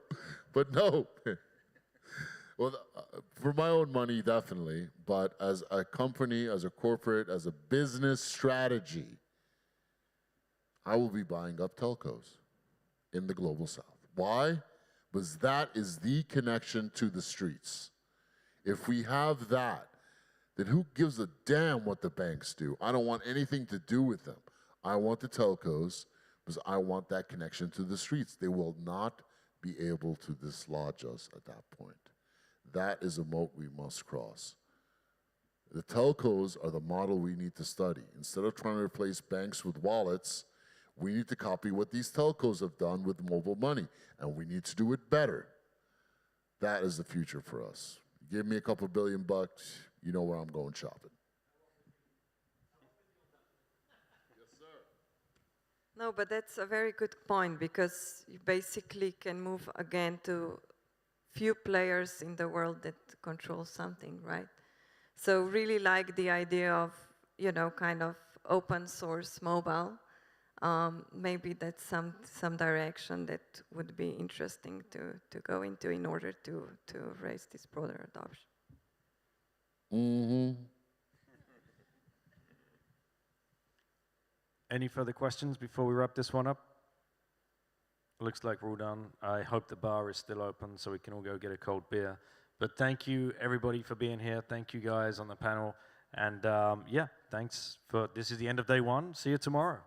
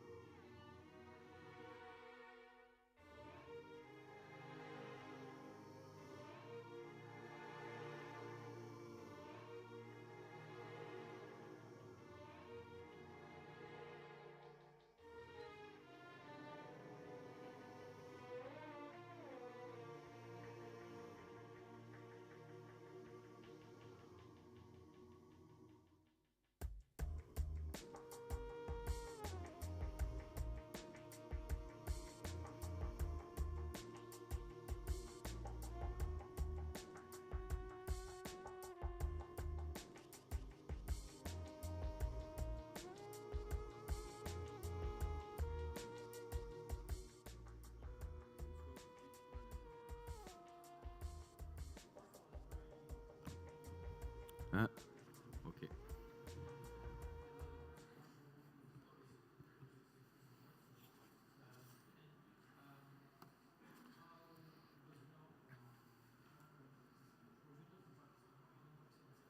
It's okay? Okay, hello everyone. I'm a specialist in algorithm management, which is an approach to understanding and analyzing human activity in a work situation based on two fundamental assumptions. So first, the work activity is complex, of course, it always is. And second, the human being always want to be in control of the standards. So ergology and philosophy have a close connection due to their complementary approaches in understanding human activity, the meaning of work, and the ethical question related to everyday life. And right now, I'm going to talk to you about Bitcoin as a tool of empowerment for humanity, which was my thesis for my last year in philosophy and ergology. So the story of life is a story of energy transformation. Mean by energy, the ability to do work.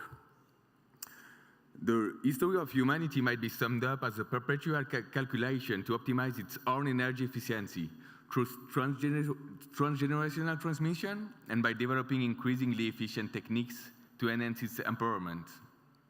At least, that's what the course of history suggests, through the development of various forms of energy, utilization over time, including muscular energy, animal energy, the agricultural revolution, fossil resources, renewable energy, nuclear energy, and right now the digital revolution still in progress. This list is non-exhaustive. So according to the studies, hunter-gatherers consumed about like 3,000 watt-hours a day, and today a Westerner consume approximately 34 to 66,000 watt-hours, which is 11 to 24 times more. As humans have emancipated themselves energetically with technology, they've been able to utilize resources such as time and own energy to develop their philosophical, cultural, and political dimensions. Finally, these emancipations allow to fully develop the creativity of the humankind. This is what the ergology calls developing power to act, the capacity of individuals to act, resist, and influence their environment, transform their situation, and emancipate themselves. Could we have ever seen the maxim, know thyself, engraved on any facade, if Socrates had to search for sustenance in the sweat of his forehead every single day? The quest for wisdom is a universal human aspiration. But how can we explore hidden dimensions of existence when we're struggling for survival and grappling with more mundane questions? Of course, the difficulties associated with the human condition nourish a significant part of philosophy. But I do think that it is widely agreed that it is easier to think on a full stomach. Don't you think? It is through technical break after technical break that humans work to emancipate themselves from constraints. For any ecologist, work should not be considered solely as a constraint, but also as a space for self-expression and development of the creativity and the power to act. And what an expression of this power to act can be observed through our modern technologies. What would Friedrich Nietzsche say today about the expression of our will to power? Maybe he would call us Übermenschen or superhumans with all our technologies that empower people. For a technology like Bitcoin to come into existence, it required a long philosophical journey involving careful attention to issues from fields such as computer science, cryptography, economics, and philosophy. In various aspects, Bitcoin is a perfect tool for the empowerment of humankind. Primarily, according to Michel Kazaka's report, Bitcoin's financial disintermediations allow for 56 times less energy consumption than the banking system. And with the Lightning Network, Bitcoin can be 194 million times more energy efficient than a traditional payment system. And secondly, more than that, Bitcoin is a digital ownership registry, engraving ownership in a decentralized blockchain. It starts with the ownership of your Satoshis, but also includes the potential for representing ownership of real assets through colored coins, allowing them to represent private property. Corrode coins are a concept as old as bitcoins that can represent overvalue or asset by attaching metadata to specific satoshis on the blockchain. This concept is updated today by the Ordinals protocol that engraved private property in non-fungible token. Private property stands as a pillar of the necessary trust to form a society and optimize its energy efficiency as well as empowerment by increasing autonomy, self-esteem, participation, or inclusion. Without private property, we would probably live in a world like Mad Max, where the law of the jungle and violence will dominate, with the strong taking from the weak anything they want. There's a significant distinction to make between a primitive form of private property, where the strongest own the thing until they encounter someone stronger, and civilized form of property. In this latter case, those who contribute to society can appropriate goods in accordance with the society's laws that grants exclusive access to these goods or have a way to access common goods. In this case, the collective dimension of humanity is valued, and private property becomes an abstraction necessarily established as law to form a society and run commons management. By establishing property's right through law, society defines how goods are owned, transferred, and used, creating a healthy framework for social and economic interactions. This law authorizes the state to use legitimate violence to enforce it and ensure the necessary trust for an efficient social organization where order and stability prevail. At this point, it becomes crucial to avoid the state and its representative from abusing this power, creating what ergology calls forms of heteronomy. Here we're talking specifically about economic heteronomy. An economic heteronomy is a situation where the rules and norms, what we call nomos, are governing economic activity, are established by an external authority, another entity that ourselves, hetero, so heteronomos, limiting decision-making capacity and thus the power to act of individuals. By simplifying trade, by crystallizing value in sufficient rare materials to serve as standards of value, such as gold or silver, the human empowerment increased. However, different issues arose. The first one, transaction cost of time and technique to weight the precious metals. Then a second problem arose to solve the first one by minting coins with the seal of the state, enabling the manipulation of the actual proportion of gold or silver in the coin struck. This manipulation initially occurred among the Lydians in Anatolia and later among the Romans, which left both empires totally broken once the trust in the money is gone. According to the French economist Michel Aglietta, money is political before it is economic. Confidence in money is the alpha and omega of society. Having confidence in money means having confidence in the institution that legitimates it, in the sovereign, in the social order. It allows accepting the collective as superiors to the individual. This notion has no meaning in pure economic theory, which only recognizes individuals and where the collective is identified with the system of equilibrium prices. Is that trust is a social link, a structuring bond that connects us to the others. It is crucial in monetary system, as it enables the structures of our modern economies. A currency in which trust is lost signifies the downfall of the civilization using it, just as we've seen. Money is like crystallized trust. Etymologically, moneta comes from the Greek mnemosyne, the goddess of memory, and the coin represents the memory of a service rendered, just as the Sumerian property registry did 5,000 years ago, and just like Bitcoins does even better today. Leaving monetary power in the hands of an entity such as state allow for monetary heteronomy and manipulation of collective memory. It is a path to diverse masses energy to an oligopoly.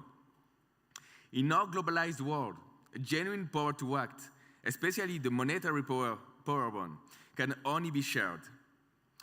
To regain the essential individual autonomy for collective sovereignty, it seems inevitable to decentralize monetary power and replace a discretionary and oligarchic monetary policies with transparent public system where trust is no longer the prerogative of a central entity, such as bank or state, but of a peer-to-peer network in a cryptographic protocol, in a trust machine, just like Bitcoin is.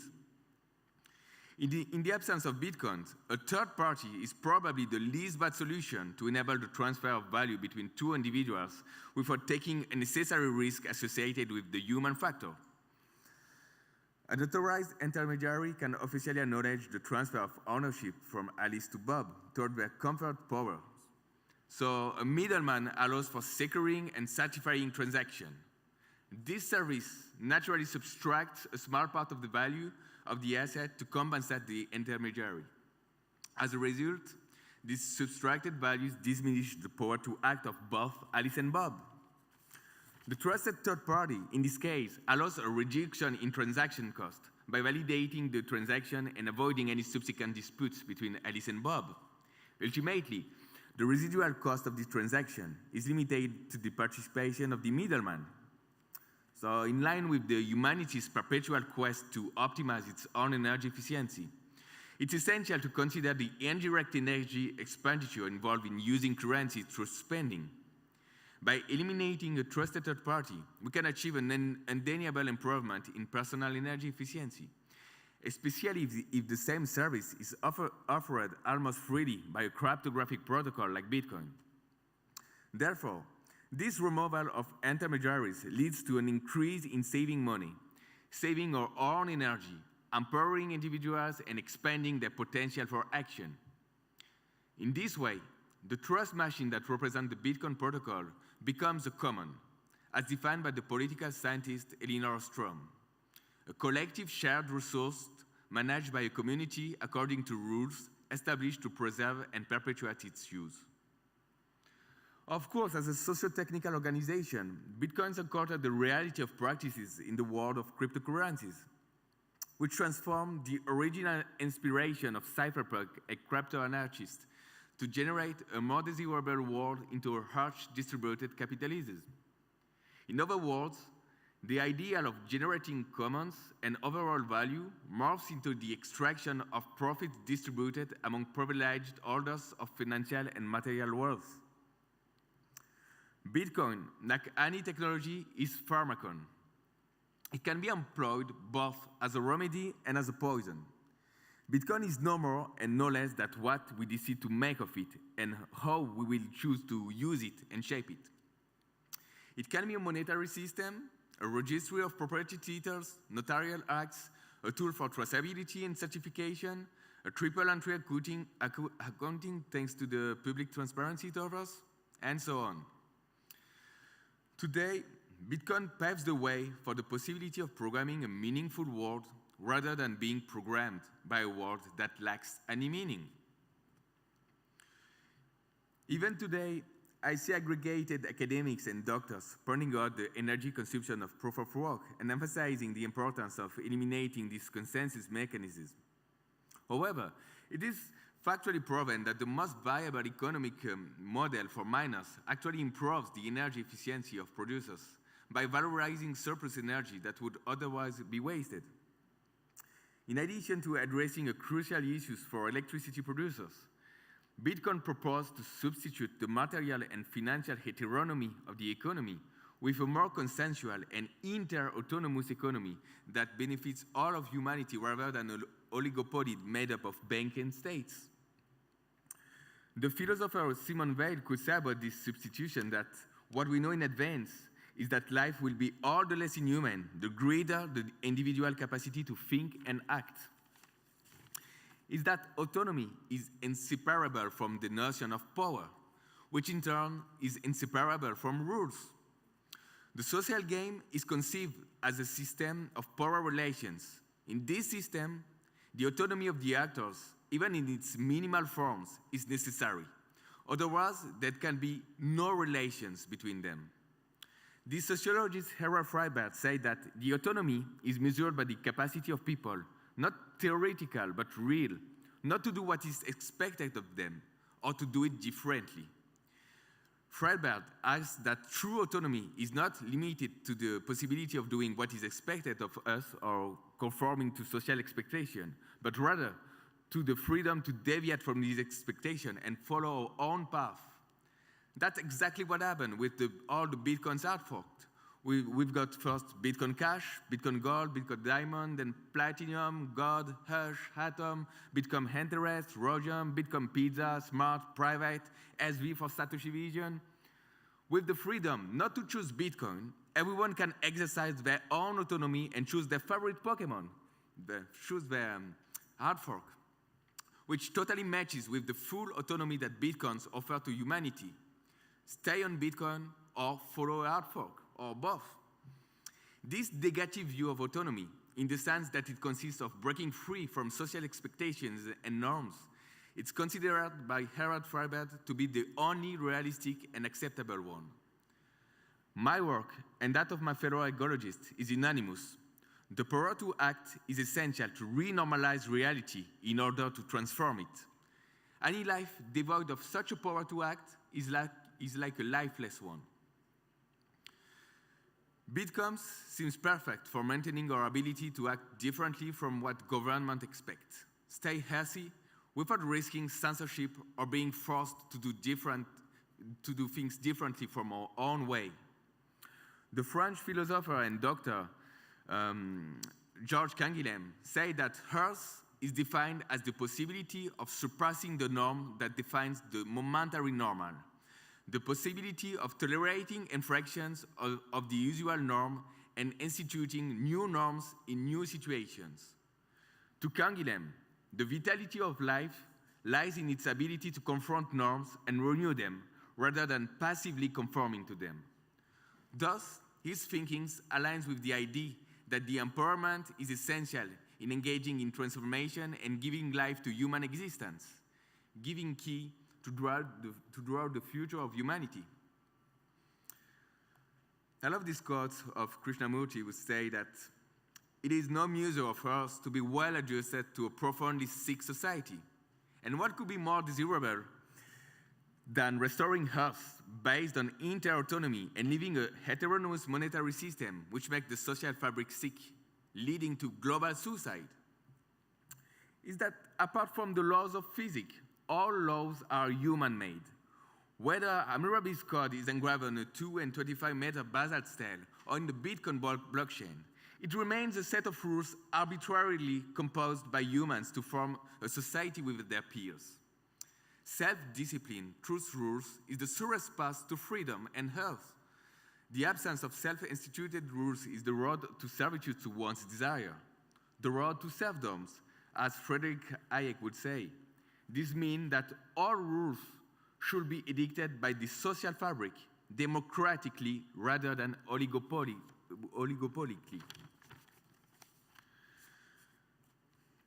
Hang on, this one is difficult.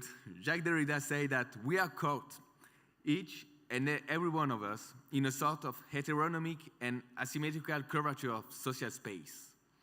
More precisely, in relation to the other, primarily an organized socius prior to any politeia, prior to any specific government, to any law, let us be clear, prior to any specific law, whether natural or positive, but prior to law in general. For the heteronomic and asymmetrical curvature of an originary laws of sociality is itself a law, perhaps the very essence of law. I know, this is really tough.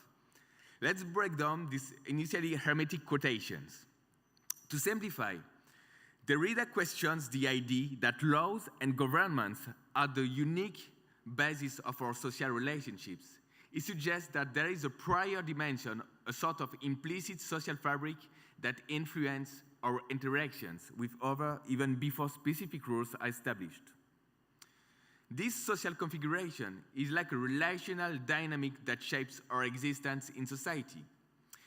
It includes elements such as cultural norms, shared values, implicit power structures, social hierarchies, and individual interactions.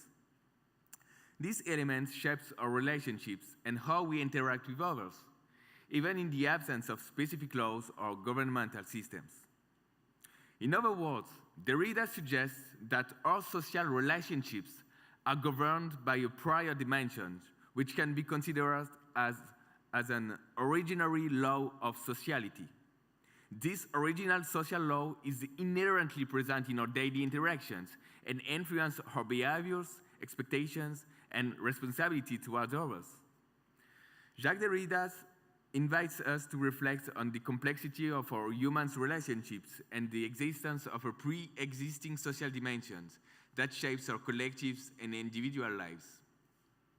These perspectives underscores the importance of considering these underlying dynamics when contemplating the functioning of society and the construction of political and legal systems that might increase human empowerment.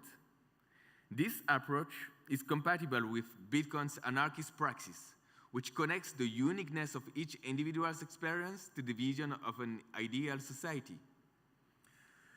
Bitcoin, through its infrastructures, enables the deployment of authority without any figures of power, thanks to its code conceived by the mysterious Satoshi Nakamoto, who totally disappeared. By submitting to the power of the protocol, individuals who consent to it can better preserve their property that they could under a state's authority and empower themselves to be their own source of social regulation through the Bitcoin empowerment proposals, especially with protocols like Ordinals. A Zen koan said, "Seek freedom and you will become a slave of your desires, but seek discipline and you will find freedom." And I do think that Bitcoin might be this framework offering freedom rather than slavery by self-discipline. By enabling total transparency and embodying a path to invent and create politics of being based on freedom, Bitcoins allow for a form of collective intelligence without constraints, potentially leading to true wisdom of crowds, where groups' collective decision-making are more accurate and insightful than that of any individuals. Thus, Bitcoin offers the possibility of a true anarchist praxis. Let me explain this notion of praxis. The concept of praxis generally refers to the idea of practical action or engaged activity that integrates theory and reflections. It emphasizes the importance of putting ideas and value into practices in the real world. The notion of anarchist praxis refers to the application of praxis within the context anarchism. Anarchist praxis emphasizes direct action and radical social transformations based on principles such as individual autonomy, solidarity, equality, and the critique of a system of power and authority. To the philosopher Raymond Benevent, what gives value to fabrication, what we call poiesis, is the quality of the produced object. But what gives value to the actions, the praxis, is the inflection or orientation of the activity itself. For example, living is a praxis, the most comprehensive one. What gives it value is the internal orientation of living, the good life, the virtuous life. Thus, with praxis, we are in the field of ethics, the decision to inhabit sensibly what we inhabit. So the anarchist praxis of Bitcoins offer a way to liberate individuals from economic heteronomy and the alienation it generates, freeing praxis from its constraints and enabling individuals to reclaim this tool for empowerment and the power to act. In that way, we can see it as a tool against social oppression created by neoliberal superstructures. According to Noam Chomsky, anarchist praxis does not limit its aims to democratic control by producers over productions, but seeks to abolish all forms of domination and hierarchy in every aspect of social and personal life. An unending struggle, since progress in achieving a more just society will lead to new insight and understanding of forms of oppression that may be concealed in traditional practice and consciousness. Somehow, that's kind of how neoliberalism is breaking bad. Bitcoin's anarchist praxis represents an unending struggle between a neoliberal barbaric capitalism that psychologically and socially alienates humans to maintain its existence, and the aspiration of a fairer world where the creativity of everyone can express itself freely. I do understand that the term neoliberalism is controversial, but let's oversimplify it and summarize it as the socialization of losses and privatization of benefits, which results in the primacy of power for an oligopoly over masses of individuals enslaved by social heteronomy that alienates them. Bitcoins offer everyone the opportunity to participate in a financial system with transparent rules where the guarantees is based on energy rather than a fiat system with no real backing.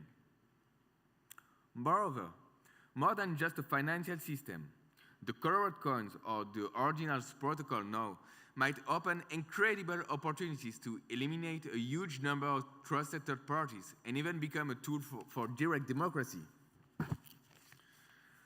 This can be achieved, for example, by attaching a colored Satoshi to any ID as a soulbound token, enabling a true decentralized democracy where people can vote on laws directly rather than voting for a representative. Of course, we still need to build the appropriate applications to implement this, and a lot of education, a long way, but the very idea of restoring individual and collective sovereignty of human beings by giving individuals the power to act directly in politics may lead to the realization of this utopia. To conclude, we can assert that the history of humanity is the history of energy transformation, where humans have constantly sought to optimize their energy efficiency over time. From early hunter-gatherers to the digital and technological era, each stage has been marked by an increase in human capacity to act, resist, and influence their environment. The evolution of techniques and technologies has played a crucial role in this quest for energy emancipation, enabling humans to free up time and energy to develop their philosophical, cultural, and political dimensions. However, these advancements have also brought new constraints and forms of economic and social heteronomy, with neoliberalism limiting individual decision-making capacity and power to act. This is where Bitcoins comes in. A revolutionary technology that offers the possibility of decentralizing monetary power and replacing trusted intermediaries with a transparent and secure cryptographic protocol. Bitcoin embodies the potential for anarchist praxis, where individuals can free themselves from different forms of heteronomy to reclaim their power to act in the original social law, the original social law of Derrida. By questioning structures of power and authority, this technology provides a path to individual freedom, empowerment, and the power to act for social transformation in inter-autonomy. However, it is essential to recognize that Bitcoin, like any technology, is a pharmacon and can be used both as a remedy and as a poison. Its potential depends on how we choose to use and shape it. Therefore, it is crucial to engage in critical reflection on its use and promote practices that foster autonomy, transparency, and cooperation, rather than heteronomy, exclusion, and manipulation. Ultimately, Bitcoins pave the way for the possibility of programming a meaningful world rather than being programmed by a world devoid of any meaning. It is an invitation to embrace anarchist praxis, to create emancipatory alternatives, and to redefine our relationship with society and power by asserting our power to act, challenging oppressive structures, and building a more just and free future. Taking the opportunity to shape our own future with a tool like Bitcoin requires ongoing reflection, open dialogue, and collective action to fully harness the potential of this technology and build a society that promotes autonomy, solidarity, and sense of responsibility. You can find my work on my LinkedIn in French or in English, both. And thank you. If you have any question, I can answer.